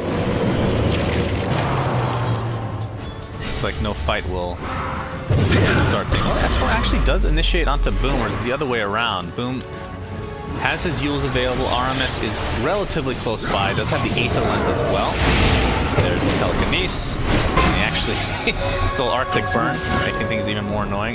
He has a call now. I'd love to see this. Please, show us everything you got, RMS. What's he gonna call? Ursa jumps him and he gets all the armor. Like, you can't kill me, I have 30 armor. Yeah, perfect. Huh. Maybe his other spell was running out. I don't know what was left on Arctic. But... Like, who has more impact right now? I feel like the Spectre is... I mean, the net worth is basically even between the Spectre and the Shadowfiend. Shadowfiend, it feels very reliant on getting his life off. Is under attack. Haunt? As you bottom lane, yeah, Haunt. Nico Baby is all alone. Nobody's even remotely close to him. Did require a Roar and a Necro 3, but they will be mega happy with that. It's not looking good for Alliance this game. It's really not. There's not much going their way. They haven't been able to take much initiative. The lanes, they went okay, but not well enough. And yeah, right now in terms of net worth, Spectre's net worth is just worth more than Shadowfiend's for the most part. Like, think of it this way. Shadowfiend's net worth is effective in one type of fight and that type of fight alone. And that requires the entire team to be around and set it up. Spectre's net worth is effective for everything. It's effective for split pushing. It's effective for joining fights. It's effective for being tanky. You know, like... And he's everywhere at once when he has ulti ready. So it's just way more freedom. And then there's the whole scalability of the hero in essence, like just itself versus Shadowfiend scalability, right? Like Spectre just scales better. Anytime soon. It just scales better. He will be going Manta like he predicted. After that, it kind of opens up, I feel like. Anything on... I don't know if the game's going to go that long, but... What would your next item after Manta be? With how Shadowfiend is itemizing, maybe Butterfly? He's playing against 2 cores that are going physical builds, right? So it's very high value. If not Butter, he could go for maybe... Abyssal is okay. I kind of like Butter more than Abyssal though. So it would either be... never even talked about Nico Baby's item build, by the way. He did not go Blink Dagger. Yeah, he went Deso, but they haven't used it. Alliance seem a little bit unguided in the game because they're pressured all the time. Yeah, it's the one thing that has worked for them so far in this game, so they gotta try to come back to that and see if they can get an Aegis cheese and maybe do something with it. Their first Aegis ended up wasted. It did nothing. So they have to try to get this secondary Roche and force a Shadow Fiend type fight around it. Ideally for them in the pit. But once again, imagine being in Alliance's position in the game right now. You're playing super positioning based heroes like Axe, Wyvern, and Enigma against Haunt and Hawk. It's just so difficult to know where you can. I feel like smoke is your only friend right now. Viking's the one that smokes here. They know Roshan is up because of the Hawks, and I believe a courier was also scouting it for Alliance. I believe they saw the smoke. Their Hawk saw it. This can end really, really badly for Alliance. They gotta be so careful. Off. Toby does have Roar, but he is super tanky. Necro 3 and Greaves. Looks like he lived on the axe into the Grim ult. Shadow Fiend. Double Roar. It's not his first Requiem, but yeah, the double Roar comes in tow. And FNG already extremely low. Can't even get off his black hole at all right now. And it looks like he will just spill immediately. So the first casualty, there's the Winter's Curse. Ember Spirit taking a lot of damage. Lance finally able to get off the Requiem of Souls, but Boom will just walk away. He almost lived because he's totally against us. Get chased. He's going to turn things onto Boom, but there's the Yule's counter again. A 4-for-1, make it a team wipe, and all they lose is Rubik. Not even remotely close these fights. And now Shannon, it happened. It happened. It almost. The Rubik almost survived Ursa because of stolen. It actually happened. Yeah. He just barely died because he got so much armor that he could tank Ursa for quite a while. But yeah, that's just the problem right there, right? It's the issue in a nutshell. If Viking know what's coming, it's relatively easy for them to position themselves properly. They can bait out their tanky Beastmaster, like you said. He gets immediately glimmered by Celery, so he won't die. And then the Haunt comes in, and the whole fight just breaks up. Like, Alliance... Enigma can't play this game right now. Like, what's he supposed to do? He gets haunted, Spectre jumps on him. He can either black hole a Spectre and it won't matter, or he can die. Both options are terrible. Yeah, it's a lose-lose. Doubt about it. 13k net worth lead for Viking. It's gone anytime. Yeah, looking pretty good. I mean, the one thing that Alliance does have going for them is they have very good team fight when their ults are up. But of course, they always have to worry about this Rubik. Like, you can just... Like, FNG has been... Not him as a player. This hero has been utterly useless this game. It just feels completely worthless. Yeah, it felt like it was its laning stage, and that's kind of it. And obviously Alliance gave away Beastmaster willingly, so this was their response plan as a strategy overall. It has just not worked. There's not much to say. It's just not worked. I mean, I can see it definitely working if there's no right. That's why you always see that chance of Beastmaster. But Enigma taken out again. It's not much at this point, but they'll take the kill. Boom is the one with the cheese right now, by the way. It's going towards... It's actually going full minus armor, so... Deso into AC. So both teams actually have a lot of minus armor. Both the Ursa with the Deso and, of course, Shadow Fiend's passive. Radiant's bottom tower is under attack. Enigma up in 15 seconds, still has his black hole. Right, I think at this stage it just has to be on the Rubik, and then you just can't get stunned or silenced anyway. It's very difficult to actually. There's the initiation, Grimstroke double, Beastmaster Roar again. Lamp will actually get... I actually can't tell if that was the Death Requiem. He got it off. He got it off, so that was a double Requiem. But it died in the same second. Radiant structures are fortified. Not really doing that much other than mitigating a little bit of damage here, and will likely be the GG push, but you never know. Wow, look at that lift range. Jesus, that's so insane. FNG blown up. Chad still has the Aegis, so not too worried about this. Buybacks for 2 heroes on Alliance now. Nico Baby is already expended in Rage. Might have to go back and heal as a result. Chad will just finish off this tower at the very least. If they end up continuing this. Winter's Curse onto Ember alone. Nobody was near him. Really good positioning for Viking. That's a wasted, big ulti wasted. And Enigma, that is a dieback. Didn't even get to use Black Hole. Things are just getting worse and worse for Alliance as they are crumbling in this game too. We were expecting 3 games, especially after that game 1, but this has been all Viking, for sure. If you asked me before the series if it was a 2-0 who I thought would 2-0, I would have said Viking. And they look so good against Secret. It's no coincidence that they're looking good today as well. This team is playing sick Dota right now, and they've been here so long. Grim's ult is up again. Double roar. And a double roar again. Are you serious? I didn't even realize the cooldowns were that close. Yes. Yeah, they're just showing off right now. Alright, I need to look at the cooldowns here. Let's see. Soulbind is 75 seconds at level 2. Beastmasters is level 3, so it's 70 seconds. Okay. Yeah.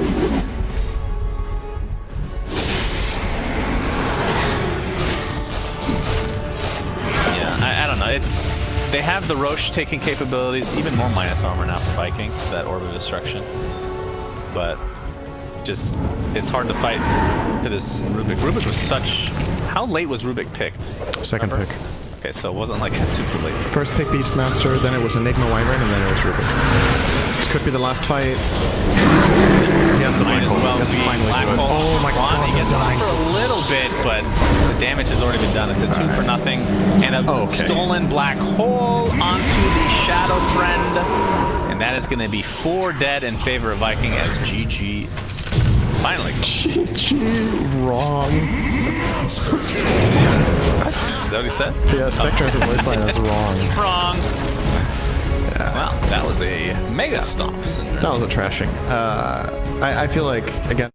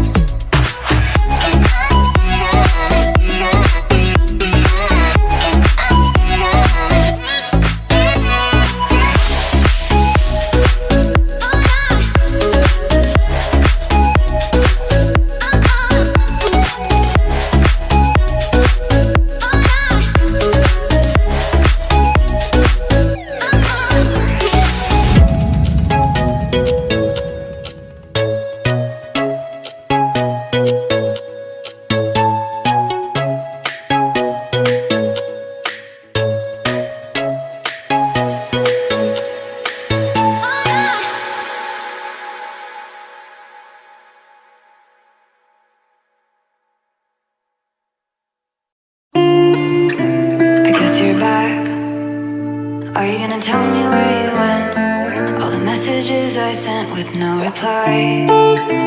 It's like that. You're just gonna walk into my room. I hate how you assume I'll take the pleasure and the pain, the sorrows in your brain, 'cause I know you're on the run. I'll take the pleasure and the pain, your secrets to my grave, 'cause you are the only one. 'Cause you are the only one. The only one. 'Cause you are the only one. The only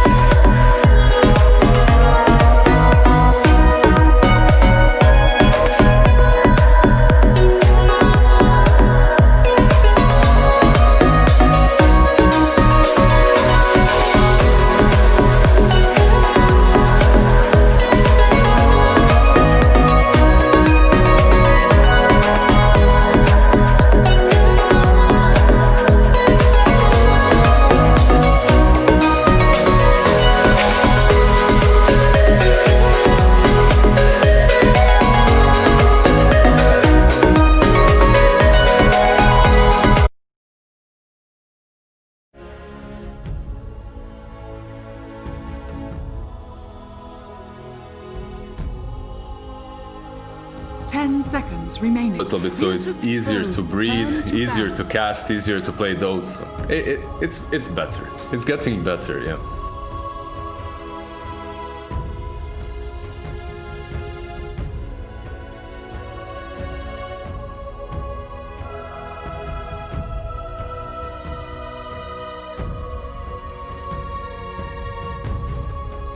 Seconds remaining. Show those plushies, please. 5 seconds remaining. Look at that. You have a million of them, man. I have some as well, but not anywhere around. My girlfriend doesn't allow me to have any in the living room, you know. What can you do?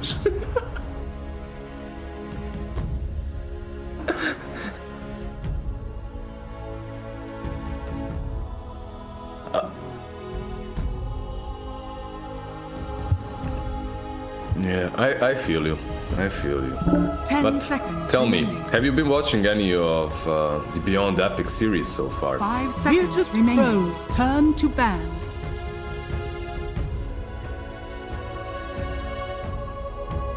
Yep.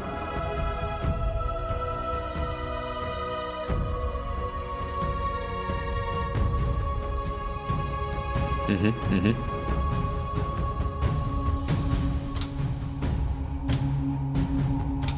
10 seconds remaining.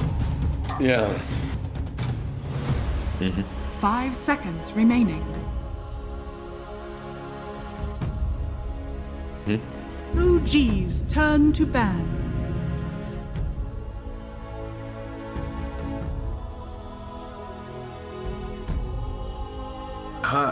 They're not on their usual summer level, let's put it that way. You know, there's always that June, July period of time in which OG just comes back every year and crushes everyone. It doesn't really feel like they're there yet, but you can really see a big improvement. They started playing, like, it was that we played Pushka League as well. They played with mid one, but without Thompson, right? And he was playing with 300 ping 4 in the morning or something. It wasn't that great, but they're getting better and better, looking stronger and stronger. But versus Secret, it's a different kind of a story, right? They played Techies yesterday, Techies that has been banned already, by the way, by them. It didn't look that great, but it is Secret once again.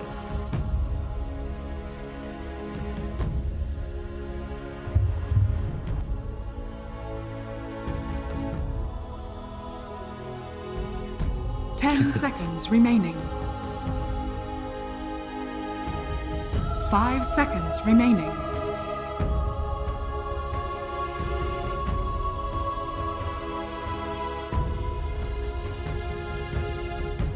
Yeah, I definitely agree with that. I think I've seen a lot of players that come from, let's say, poorer neighborhoods, right, that couldn't really afford a really good PC, and then their lags would be stuttering, FPS would be low. Suddenly you give them a good machine and they're just skyrocketing in ranks. So there's definitely a lot of that. What do you think about this opening? What has remained? So the Zoo meta has not been touched. Remaining. Only Nature's Prophet has been banned out so far. There's Beastmaster, there's Lycan still in the pool. Remaining. But OG might even go for something like an Enigma or Windrunner, right?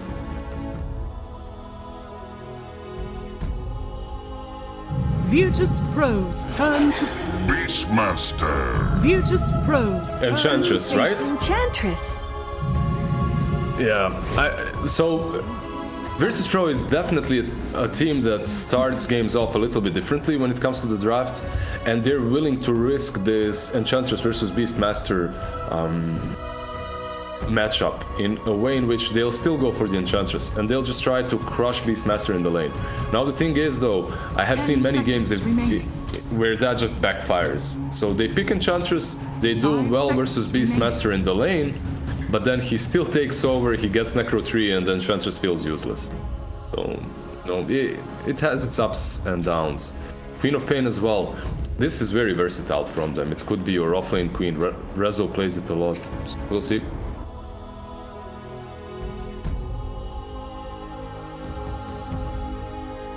Yep.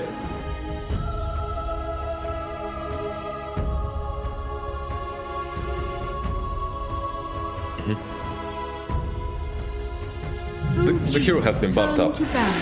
Lycan. I just...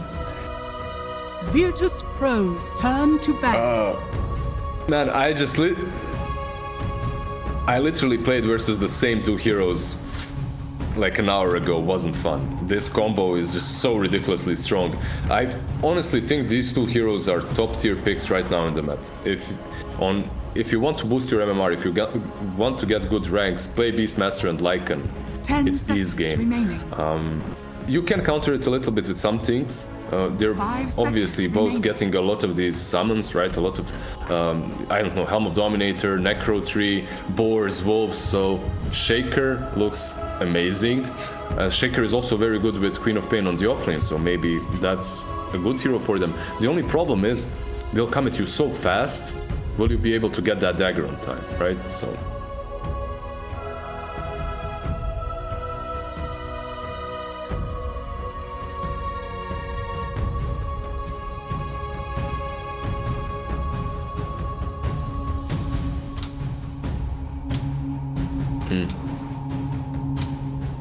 Virtus Pros turn to pick. I'm honestly thinking two heroes right now as supports for VP.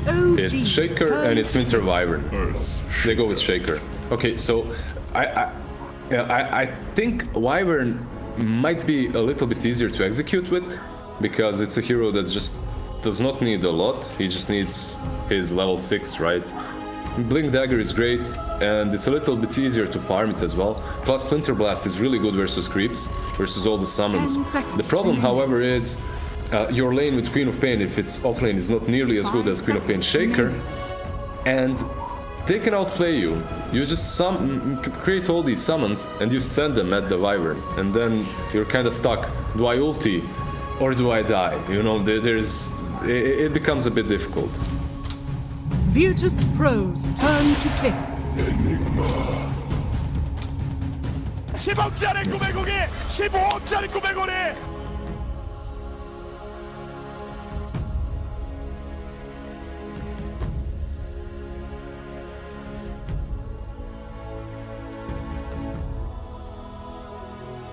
So, yeah.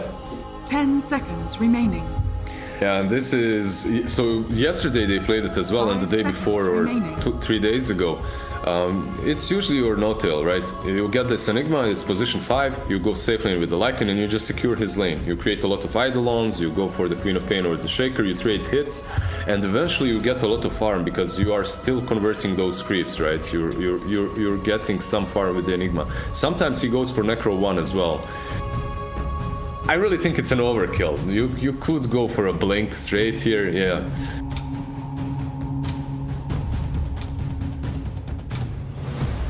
Yep. Mm-hmm. Yep.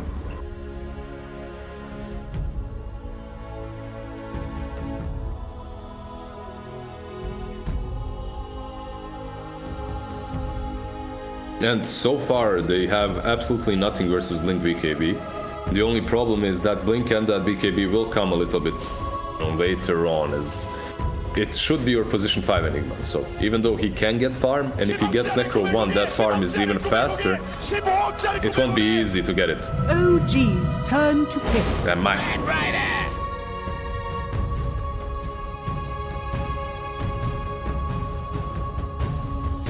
You know, you mentioned it, and there's a bunch of teams that have tried this exact combo. Earthshaker Batrider versus the Enigma and Lycan, or Enigma +1 on the side of OG. And usually what happens is, you expect this lane to just completely roll over them, but they don't. It's something about the way Notel plays this Enigma. He stars you that first experience, you don't get that level 3 on time, suddenly the Lycan is way too difficult to just dive on. The first spell of Enigma, what's it called? Isn't Malefice the... Yeah, Malefice, you're right. The Malefice... Yeah.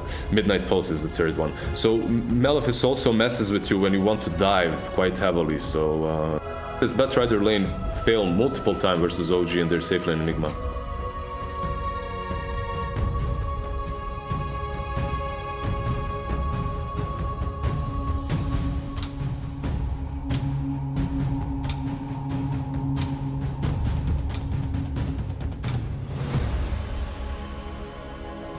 And you still have support options on your... You could put Enigma position 4 even. Saksa perhaps could play it, and then you could pick something a little bit easier for your safe lane versus the bat. It's an option. I'm not sure if OG will go that way, because that's not their style. So far, at least, it hasn't been. But they could even get something, let's say, like an Oracle, or something easier to play versus the bat.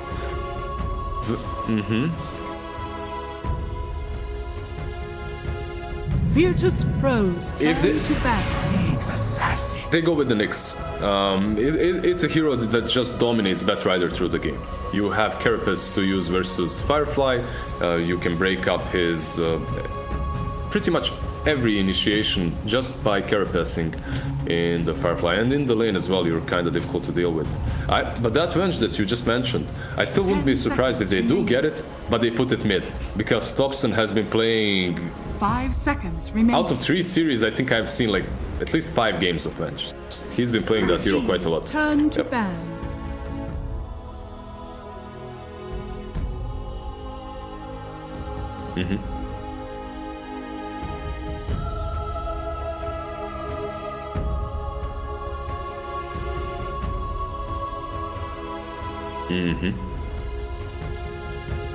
They did play. They did play a lot of Spectre as well. That's a really good point from you, because Virtus Pro, they love that hero as well. So my only problem is you are going to play versus Beastmaster and Lycan. Will you come online fast enough with that? Ah, there you go, the Spectre ban. They respect it. Respect it, yeah. What? I think it is. I've seen him in some pubs. Yeah, I think this is going to be a Rubik Thompson. That's fun, man. This game is already interesting. Yesterday I've seen Notel playing the techies. Today it's Rubik mid. Man, OG, 10 seconds remaining. They might not be in their best form, but still their game is just beautiful to watch every single time.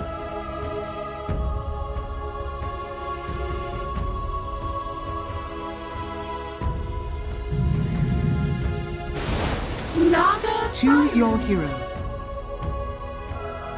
It's obviously your attempt to go a little bit later. It's a hero that also does not care about Beastmaster at all. You have ways of dealing with just the borders, because you're so tanky, your armor is ridiculously high in the first few levels. You don't care about Nyx Assassin as well way too much. The Naga Siren has been banned out against VP multiple times in the past as well, so it's a hero that they love to run. It's going to be interesting, we'll see. I haven't seen them play too many Naga games recently though in pro games, but I think teams did realize that in scrims maybe that Naga is one of their favorites.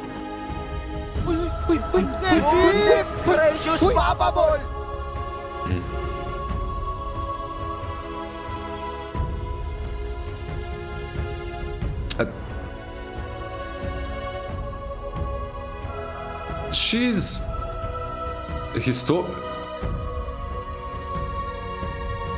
Yeah.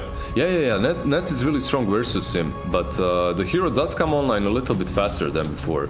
The moment you get that Manta, let's say you have 3 raid band power threads and Manta, you're ready to fight. You can go first Diffusal, you can go first Manta, it doesn't really matter, but you do come online a little bit faster, so your game is a little bit easier, and eventually you are the full win condition in this game. Unless Notel gets like some Crasher BKB, Naga is the full win condition in the game that isn't really countered that hard at all. Prepare for battle. I'll be creeping while you are Don't be mad.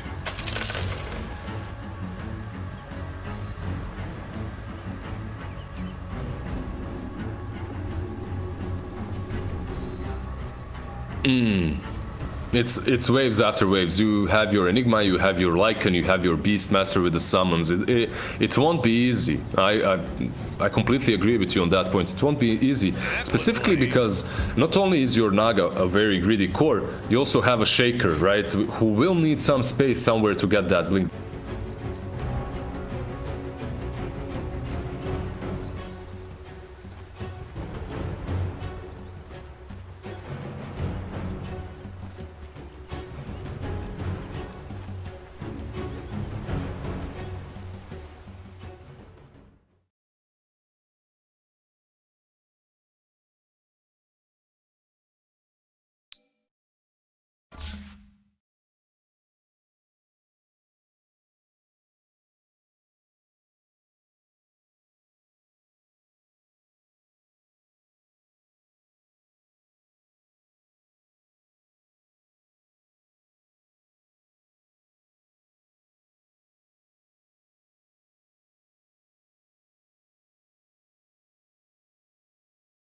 10억짜리 꿈의 고기!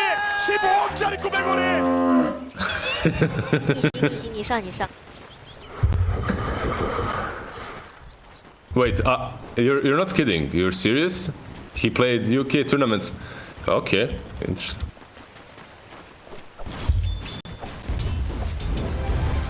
Damn.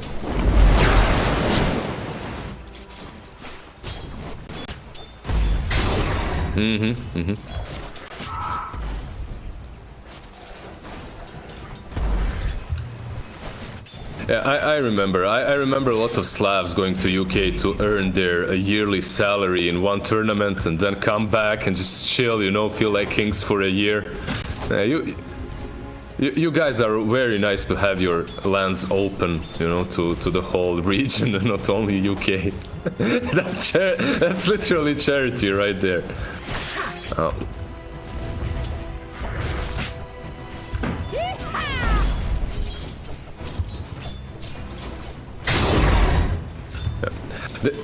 Yeah, he started really well with mana burn, and then you just come up to this Batrider, you constantly mana burn him, and he can't really use his sticky napalm as much.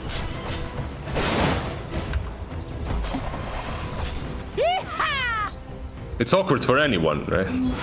The ones you love. 10억짜리 꿈의 고기! 15억짜리 꿈의 고리!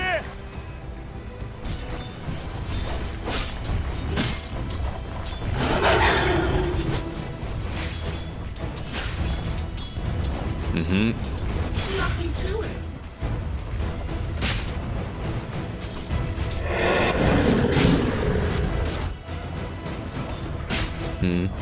Mid lane, no one is doing pretty well too.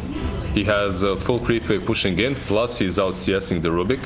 And one big thing is Thompson Sal. It's just flying out to him, that is running out to him on the courier, so he's going to suffer a little bit here.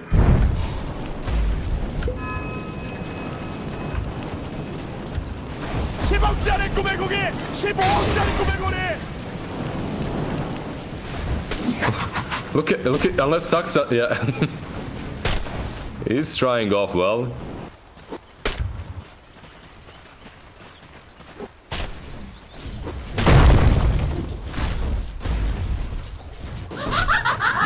Hey, he's gonna run, he's fine. Next assassin has...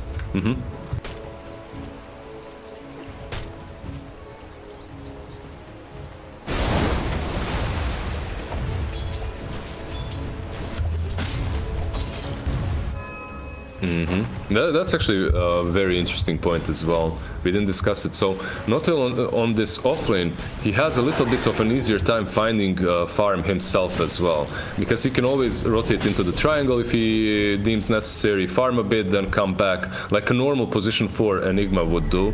He doesn't necessarily have to stay on the lane constantly, because he can just deny the range creep, mess with the equilibrium, and go back to get his own farm too. So I would argue that this is even a better position for him than to be on the top lane.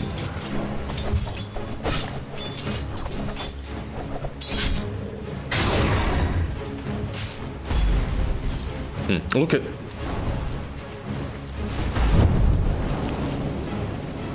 And this is how they always play this lane almost. Unless they can really pressure someone hard, they always just focus on Rezo and his boots of travel. So as long as he gets it fast enough, they're fine. Meanwhile, Notil on the bottom lane was actually farming the small camp of the Radiant, right? So he farms it next to the outpost, and that way he also denies Enchantress the ability to take that creep.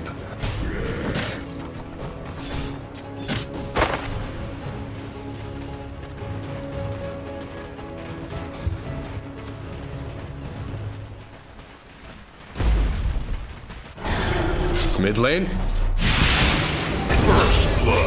First blood. 10억짜리 꿈의 고기! 15억짜리 꿈의 고리!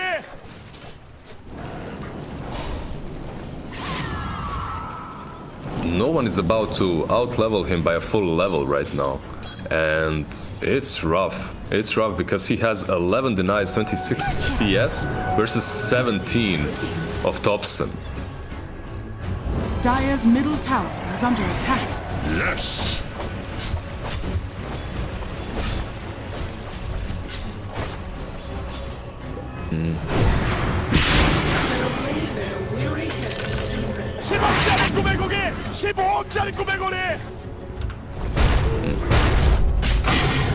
He didn't have enough mana for...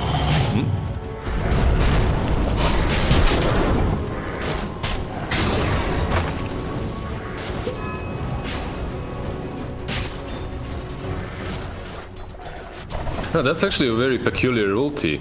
Usually Lycans and Sumail as well, when he plays this hero, he waits either the Necros or the Dominator. Bottom lane, no tail.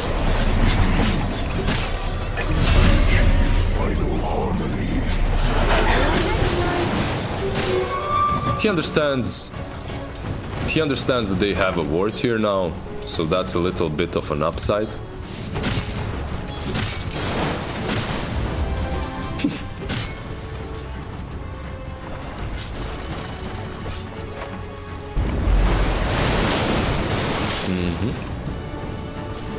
He's going for the Necros. It looks like Enigma is going for the Necros as well with 2 Sage's masks, but you know, he can still switch things up. And Lycan has his Necro 1 completed too.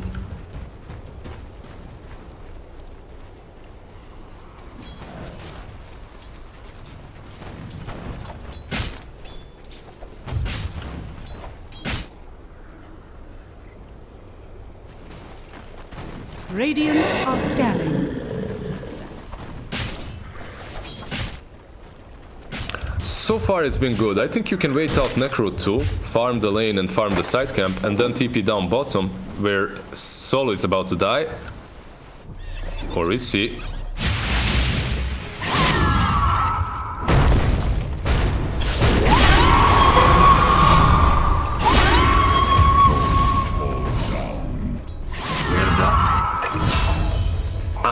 Dire's middle tower is under attack.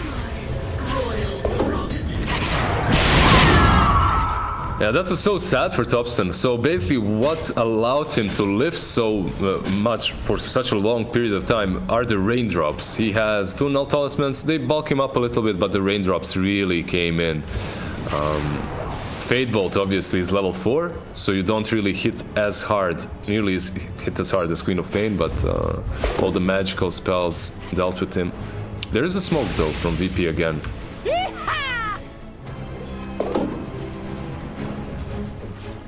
Yeah, Thompson though.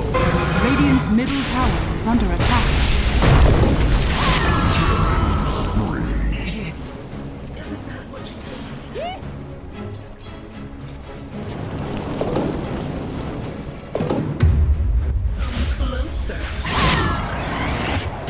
That's true, that's true. They couldn't do a whole lot on the top lane, and they're also rotating the lanes around. You can see Rezo moving towards bottom while LTW is farming the safest triangle. So, Roar.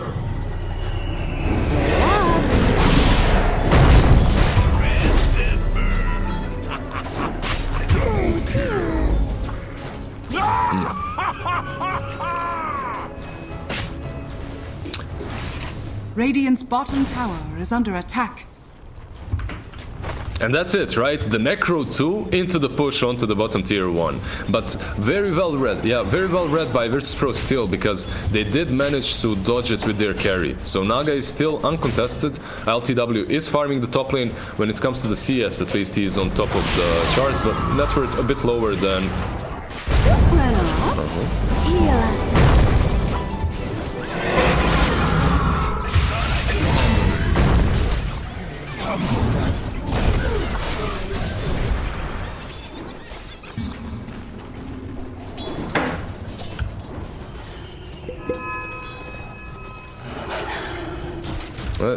Enchantress is very tanky at the moment. You have the untouchable, and you have the level 2 heal.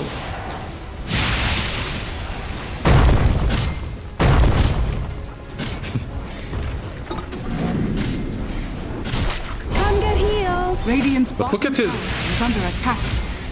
Radiant structures. He's got 2 raindrops. I was just about to tell you, check his inventory. Dire's middle tower is under attack. Radiant's bottom tower has fallen. to the gills. That should help. Yeah, so much vision as well coming from the wolves, coming from the hawks, so it's going to be very difficult for Virtus Pro to, even when they get these link daggers on their cores like Batrider and Shaker, it's going to be difficult for them to initiate. But man, like Solo is, they even gave him the Ironwood tree, so he has the tree, he has the bracer, magic wand, and 2 raindrops. This Enchantress is so tanky. He's sitting on 1000 HP.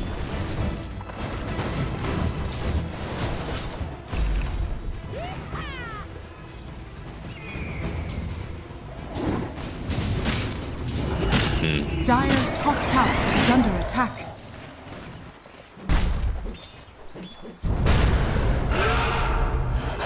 Roar.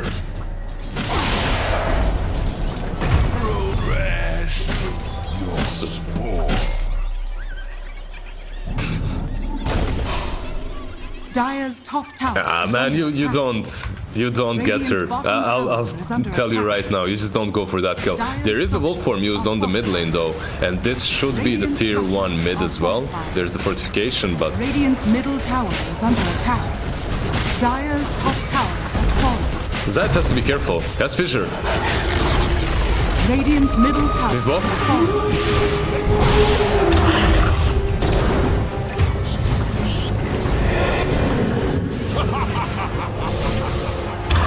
Rezo.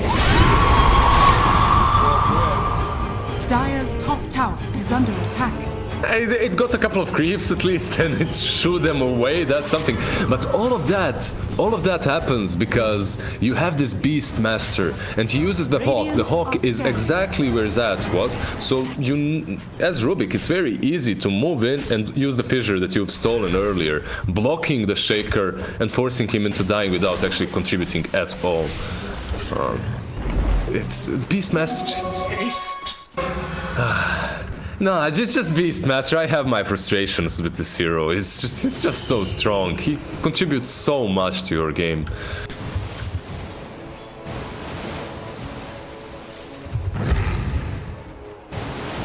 Yeah.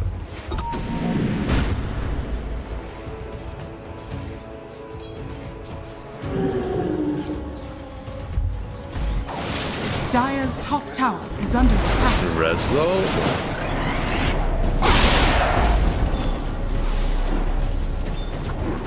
Dire's turret has been killed. Radiant's bottom tower is under attack.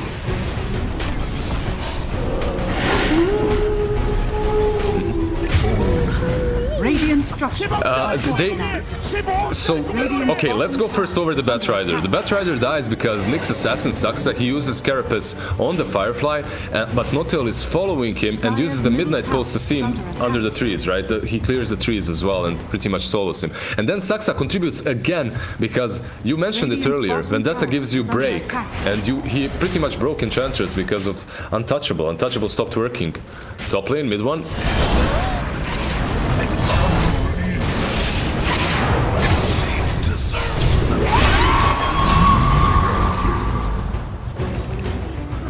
Radiant's middle tower is under attack. Notil.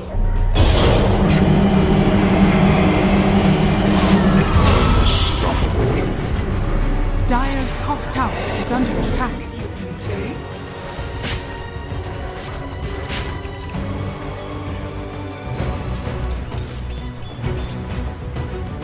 Necro 3 completed on Lycan, Necro 1 and Vlad's almost completed on the Beastmaster, and that Black Hole, okay, you did use a huge spell. The cooldown is 200 seconds, one of the longest cooldowns in the game, but you did slow down Shaker's Blink Dagger, right? So every kill on this Zayt's Shaker, I think, is so important for OG. That's really the hero that you want to slow down as much as possible.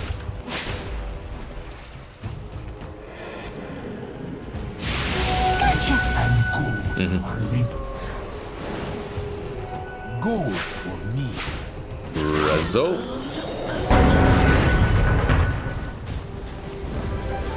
Dire's bottom tower is under attack. Dire's structures are fortified.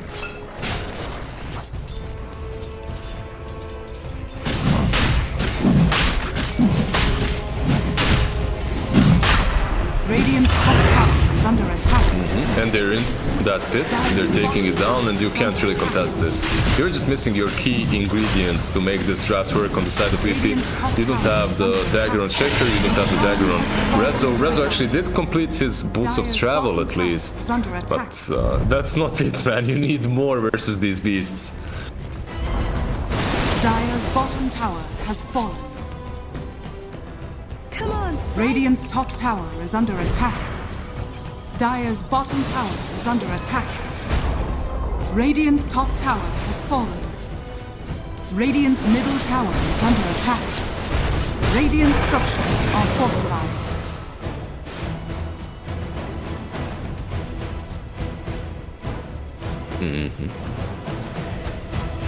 It's so bad. It's so hard to try and creep skip versus a Nyx Assassin. Look at this. Carapace onto the Firefly. Dire's bottom tower is under attack.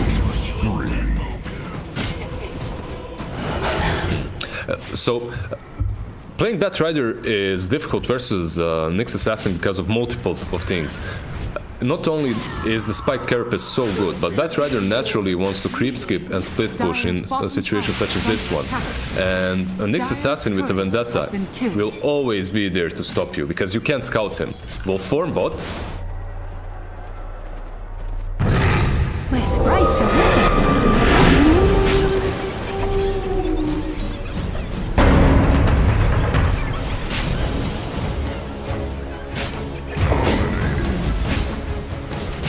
Sorcery lies beyond my grasp. Solo didn't die, by the way. He's still the tankiest one on his side, yeah?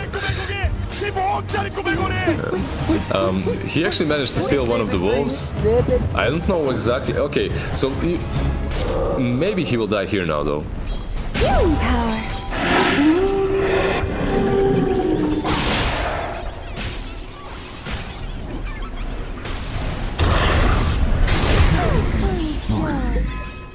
May your house know before you. Okay, but that's also the thing, right? Exactly what you just said. They brought enough heroes. They brought 3 heroes to kill off an Enchantress position 5, which means your Naga is farming, which means Quap is farming, and perhaps Shaker is getting closer to his dagger. So Solo really likes to play this little dummy, you know, that runs down the lane. He doesn't know what he's doing, but he's really good at it, and it's all strategical.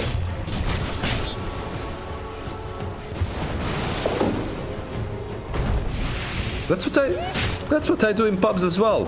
It's all strategy. That's why I feel. Radiant's bottom tower is under attack. You know when you think you're creating space and then your team somehow dies 3 versus 1? That's the worst. Yep. Pasted Thompson.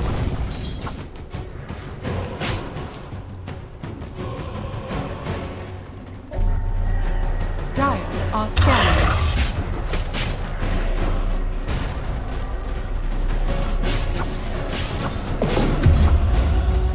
Dire's middle tower is under attack. It looks that way, yeah. Nature attend us. Look, they're not even committing with heroes. They're just attacking the tower with creeps. Enchantress.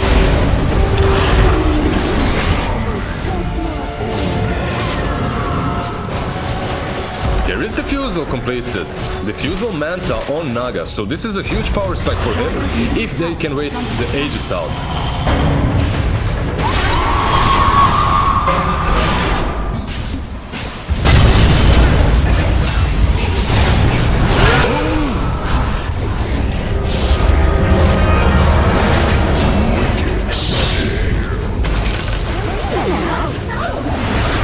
He sold the boots!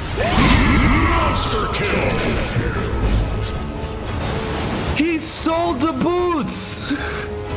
That's why he did it! He sold the boots! He was sitting on 1700 gold before that fight. He sold his boots on Shaker. He gets just enough gold to buy the Blink Dagger, uses the echo of his life right there, and turns the game completely, man.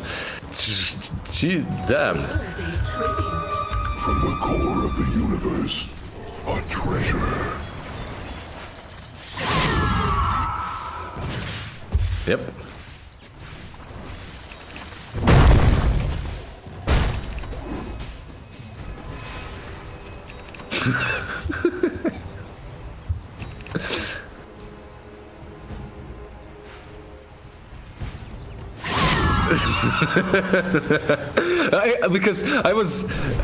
because you know, like as an analyst, you're clicking on everyone, you're checking the item progression, and you see that this shaker is far away from his blink dagger, and you're like, okay, this is the team fight in which OG takes the tier 3, goes back in when the wolf form is back up, but no, Zayas, he cancels everything. He gets that quick blink and just turns the fight.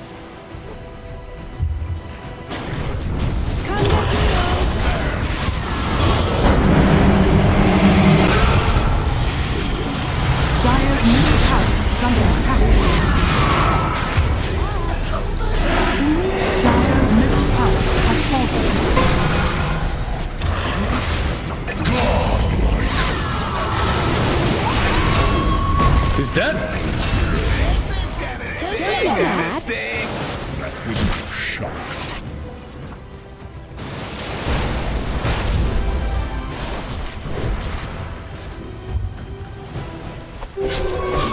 It truly feels that way. After this team fight, if you cannot be feeling great if you're OG. Right now, what do you start? I think you start split pushing at this point if you're OG, because you're the team that's actually lacking items to make a good stand, to get a good fight. I think you really need a blink dagger on Enigma now.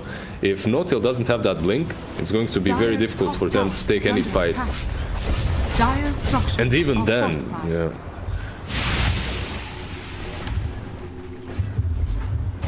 But it's so crazy that everything happens because he sold his bullets, man. Like all of these turns because of the fact that they win that bottom fight. Batrider isn't forced to buy back, so he can have a blink dagger. Because of that blink dagger, he's able to initiate top lane instead of being initiated on. It's bullets, man. Right, that was crazy. Yeah, now the BKB on Queen of Pain, Butterfly as well on the Naga, almost completed.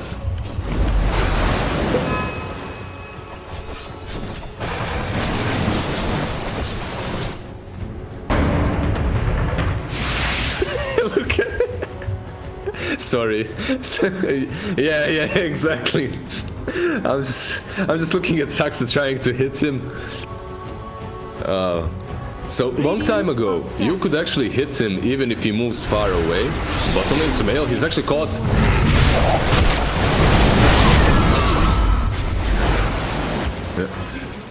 No-Tail has TP'd in.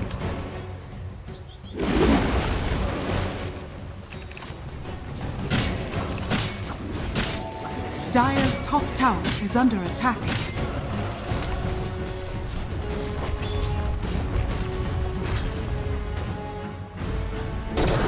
Do you have the damage here? Oh.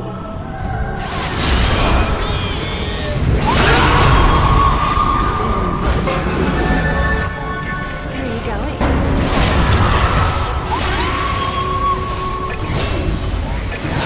going? Dire's bottom tower is under attack. Don't do that.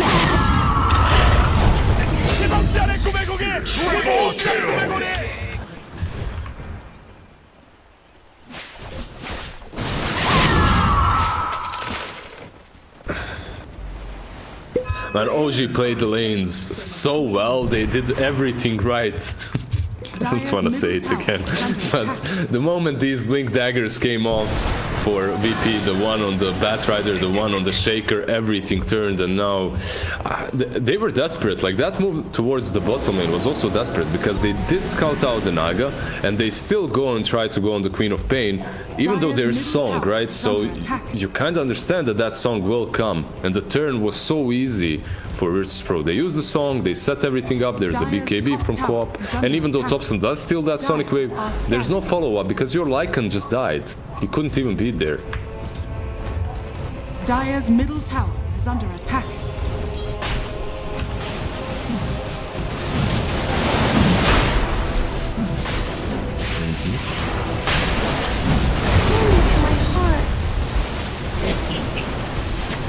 This could be big. Oh no. Oh no. I just sharpened my spear and I'm ready to go.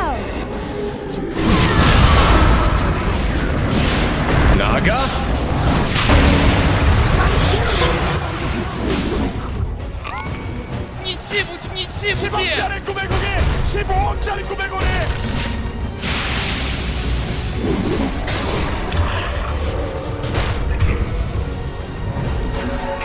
This should be rush for them, right? Naga is dead. Yeah, 60 seconds of LTW.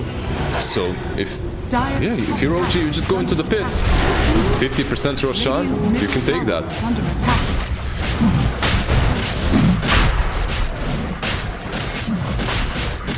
Roshan has fallen to the Dire. Immortality.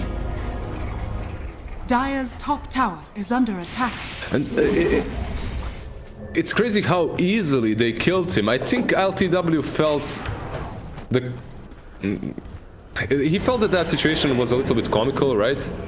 Notil jumps in, uses his black hole only on the illusions, and because of that he feels a little bit too strong, overconfident, stays in the fight a bit too long, loses all his mana, and now bottom lane Rezo.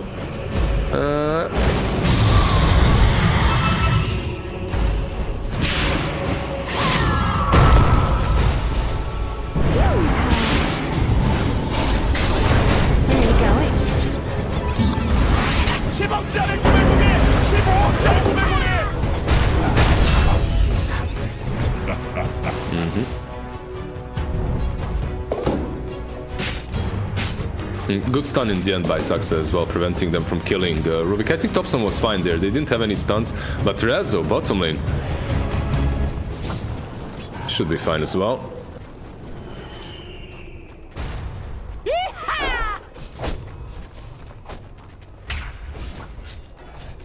It could have happened. It could have happened really, but he's a tanky boy too. He has that Ogre Axe to work with. He has the wand, and the BKB is coming soon for Rezo too. It's a pretty big power spike for him. Now, you mentioned the Basher on the Naga, but LTW is farming so fast. Actually switches from the Abyssal into the BKB too. It's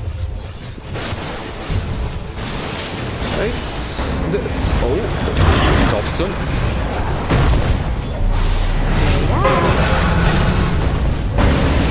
Echo.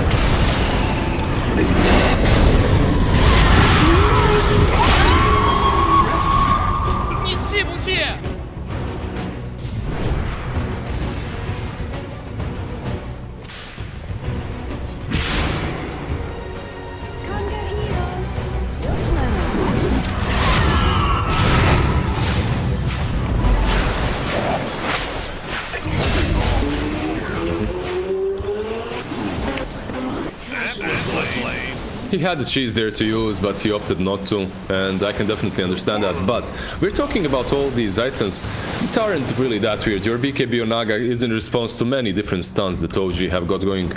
Yeah, there are some spells that go through BKB, but who cares? But look at mid one. Look at the Beastmaster. This man is going for an Aghanims. He's gonna be swinging those... Yeah, he's gonna be swinging those axes all the time, it seems like.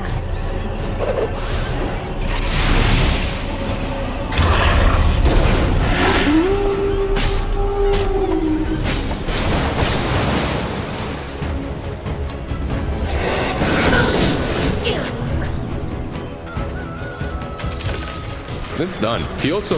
Dire's middle tower is under he also took the Cobalt 4-man, which gives him 12% movement speed, so it was a bit easier to run away. They're still chasing him though. Come on, sprites!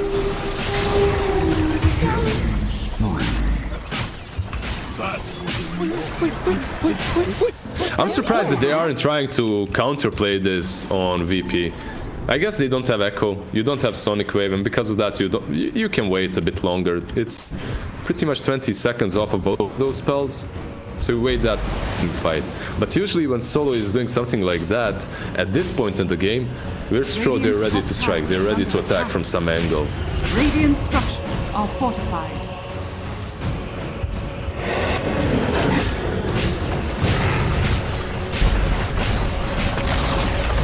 Radiant's top tower has fallen. Dire's bottom tower is under attack.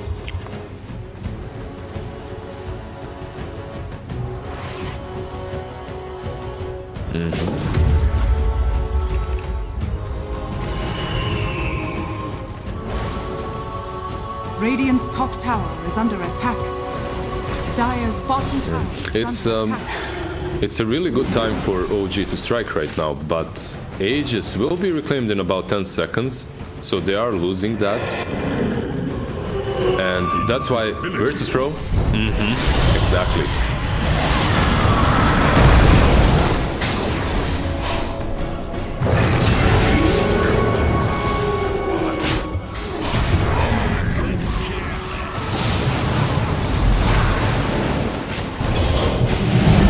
Good black hole.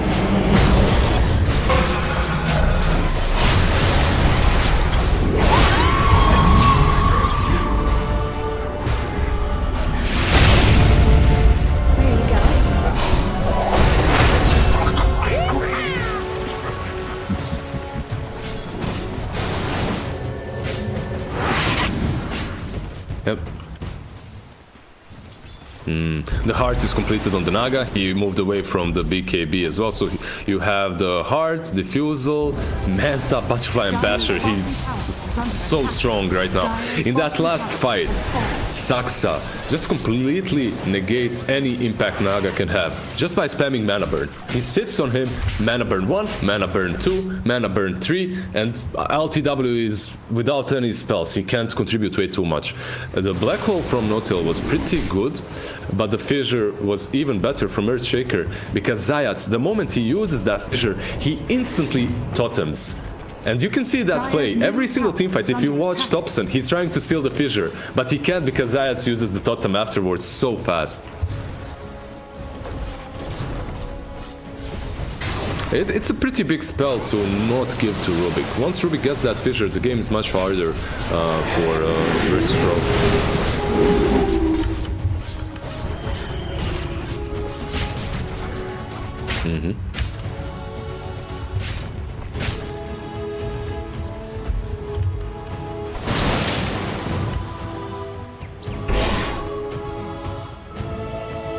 Yeah, you're... Go ahead, sorry. But they do have all their spells that are coming, right? You have the Sonic Wave in 15 seconds, you have Echo pretty much in 5. Fight again. There's nothing stopping you. This Naga is full slotted. He doesn't need pretty much anything else.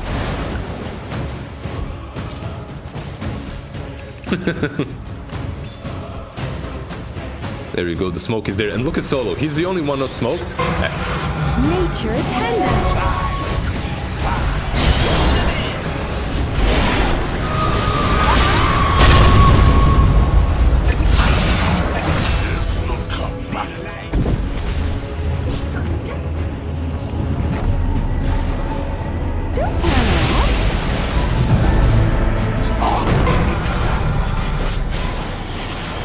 Dire's middle tower is under Volt attack. form?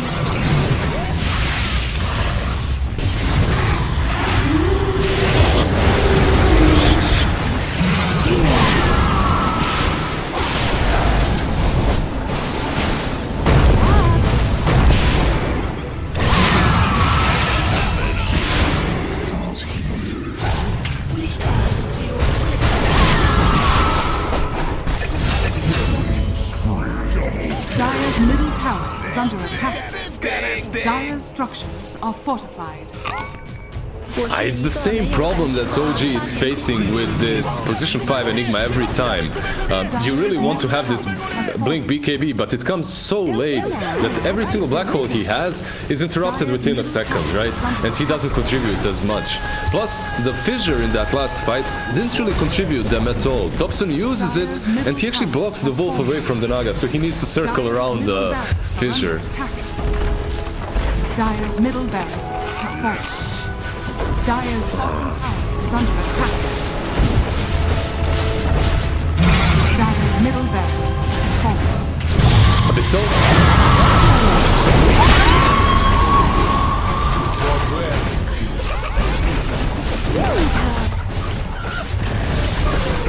Dire's bottom barracks are under attack. Do you think that's it? 80 seconds without Lycan? He doesn't have a black hole. Do they go throne here? Do they try to go, or do they just back out? Okay. Yeah, they're doing the safe play. There's bounty runes, Lizard. There's farm bottom. There's like, there's 5 range creeps bottom lane. You can't just let them get to the tower. Yeah, there's a bunch of stuff that you can do at this point. Also, Roshan is back up, right? So you go and have that. You don't have to do anything crazy. Maybe he has buyback, right? If he does, you're shooting yourself in the foot. So it's good that they go to rush. But incredible game to watch so far. It's just so many skills used properly in the team fights, and the positioning is just perfect. Sapsa again scouted it out immediately. Maybe he can snatch it. Can he? He's on top of the Roshan. What can you do? Just send the cheese. Saxa, you cheeky little bastard. Doesn't get the refresher shot, and that's for the Queen of Pain. But Saxa, Nick's assassin, he's out of there, zooming away. He's got his stolen goodies and a courier. Fuck off. Come on, Saxa. Give him a break. Aegis and cheese on Nyx. But Lizard, does this do anything for OG? It stops VP from having it. It makes Saxa feel really great. He's a boss right now.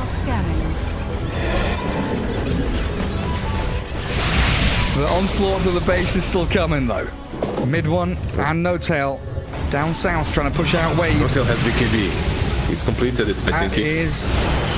That's pretty huge. I mean, there's nothing to stop it, right? And they lasso the next. VP make the first move. BKB Batrider gives them the perfect safety net to take the Aegis out of the hands of Nyx Assassin, reclaiming what was rightfully theirs. And Carapace, maybe a little bit of time here for Sumail to jump in with the Abyssal Blade. Focusing forward, No Tail with a black hole, catching RTW. It's a lot of damage. The Sonic Wave coming in again as no one looks to clear up a couple, but the Naga's down and the chase from OG moves forward. Queen of Pain bashed up. Sumail wants this one, but it's an awfully difficult kill to grab. So I believe it's going to be solo that they'll hunt down successfully, and maybe Zayas, as the Earthshaker is still getting hounded by the Wolf. A Fisher there and a blink away in 4 seconds should get him out to safety. But man, what happened there? Never ruled OG out. It's as simple as that. Never ruled them out. That's pretty much what they were playing for. And I love how No Tail, he realizes, okay, if Saxa manages to get that Aegis off of them, maybe I can farm this BKB in time. He instantly goes bottom, farms a couple of camps, gets that BKB, sells his wand, first the boots, not the wand, to finish the BKB, and lets Saxa die first time. He knows they'll go on top of him once again. He blinks in with the BKB, catches the Naga off guard, and LTW, he doesn't have a buyback. How much can they do with that though? Arguably not enough. Sumail? Yeah, no one has that fear talent now. Much more difficult for OG to get in and out of these fights. Minotaur Horde forced out. Even though they've got, Necrobooks back up, Necro 3 on both Beastmaster and the Lycan, Shapeshift, Assault Cuirass coming through as well. OG, only 14 seconds now for Naga to respawn. Doesn't look like they'll have their first crack of the barracks. 40 minutes in, we looked at these drafts and we were like, this is going to be a fun game. I wasn't ready for this. Yeah, you expected it the other way around, right? Naga playing versus the Megas, maybe versus 2 sides down. And it's understandable. Top lane Thompson Yeah, no one straight in there. Thompson feared up, and they've got the lasso from Batrider, dragging him around into the flames. Thompson annihilated as they get the fear to stop any TP out from Saxon. He might get a bounty rune. He's pushed back by the flame break. Go on, Saxon. No, the bounty rune is taken by Rezo. Doesn't even get that as a consolation prize. And Nyx Assassin with the Rubik dead for over a minute. The pings come out. It is mid lane push time for VP. Is there anything that you can do about it as OG? You are pushing down bottom, but you don't push nearly as fast, so you can't split, you can't do anything like that. You need to go back and defend. Sumail is trying to finish off his MKB. Maybe if he sells an item, he can do that. Sell the cheese. Sell something. Sell the drums at this point, I think. He's close. He needs 200 gold. Yeah, boots actually. All right, he's a wolf. He doesn't need boots. True. Getting rid of the brown booties. But VP, they want mega creeps.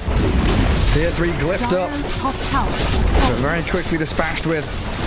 As the walls all come tumbling down around OG's base.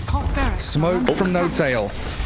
Like you said, he does have that blink, BKB black hole, but the spacing from VP, you've got Zayat in the southwest, Solo and no one kind of holding that front line, Naga lurking with Resolution in the shadows, and OG don't have an answer to that final lane of barracks falling. Yeah, no boots on Naga as well. Skadi instead of them, so full 6 slotted with the Mindbreaker, incredibly tanky LTW. And yeah, those two deaths on Thompson and Nyx really hurt them bad, because maybe they could have fought top if they had the Rubik and the Nyx. What's the vision like right now for VP? They've got one Observer Ward up on that top lane on the high ground. They also pinged out the Lycan, and it feels like they know where he's coming from. So Sumail making this initial move, jumping straight forward towards that Batrider, but Rezo gets the BKB and the runaway. They ensnare the Lycan, the black hole's there.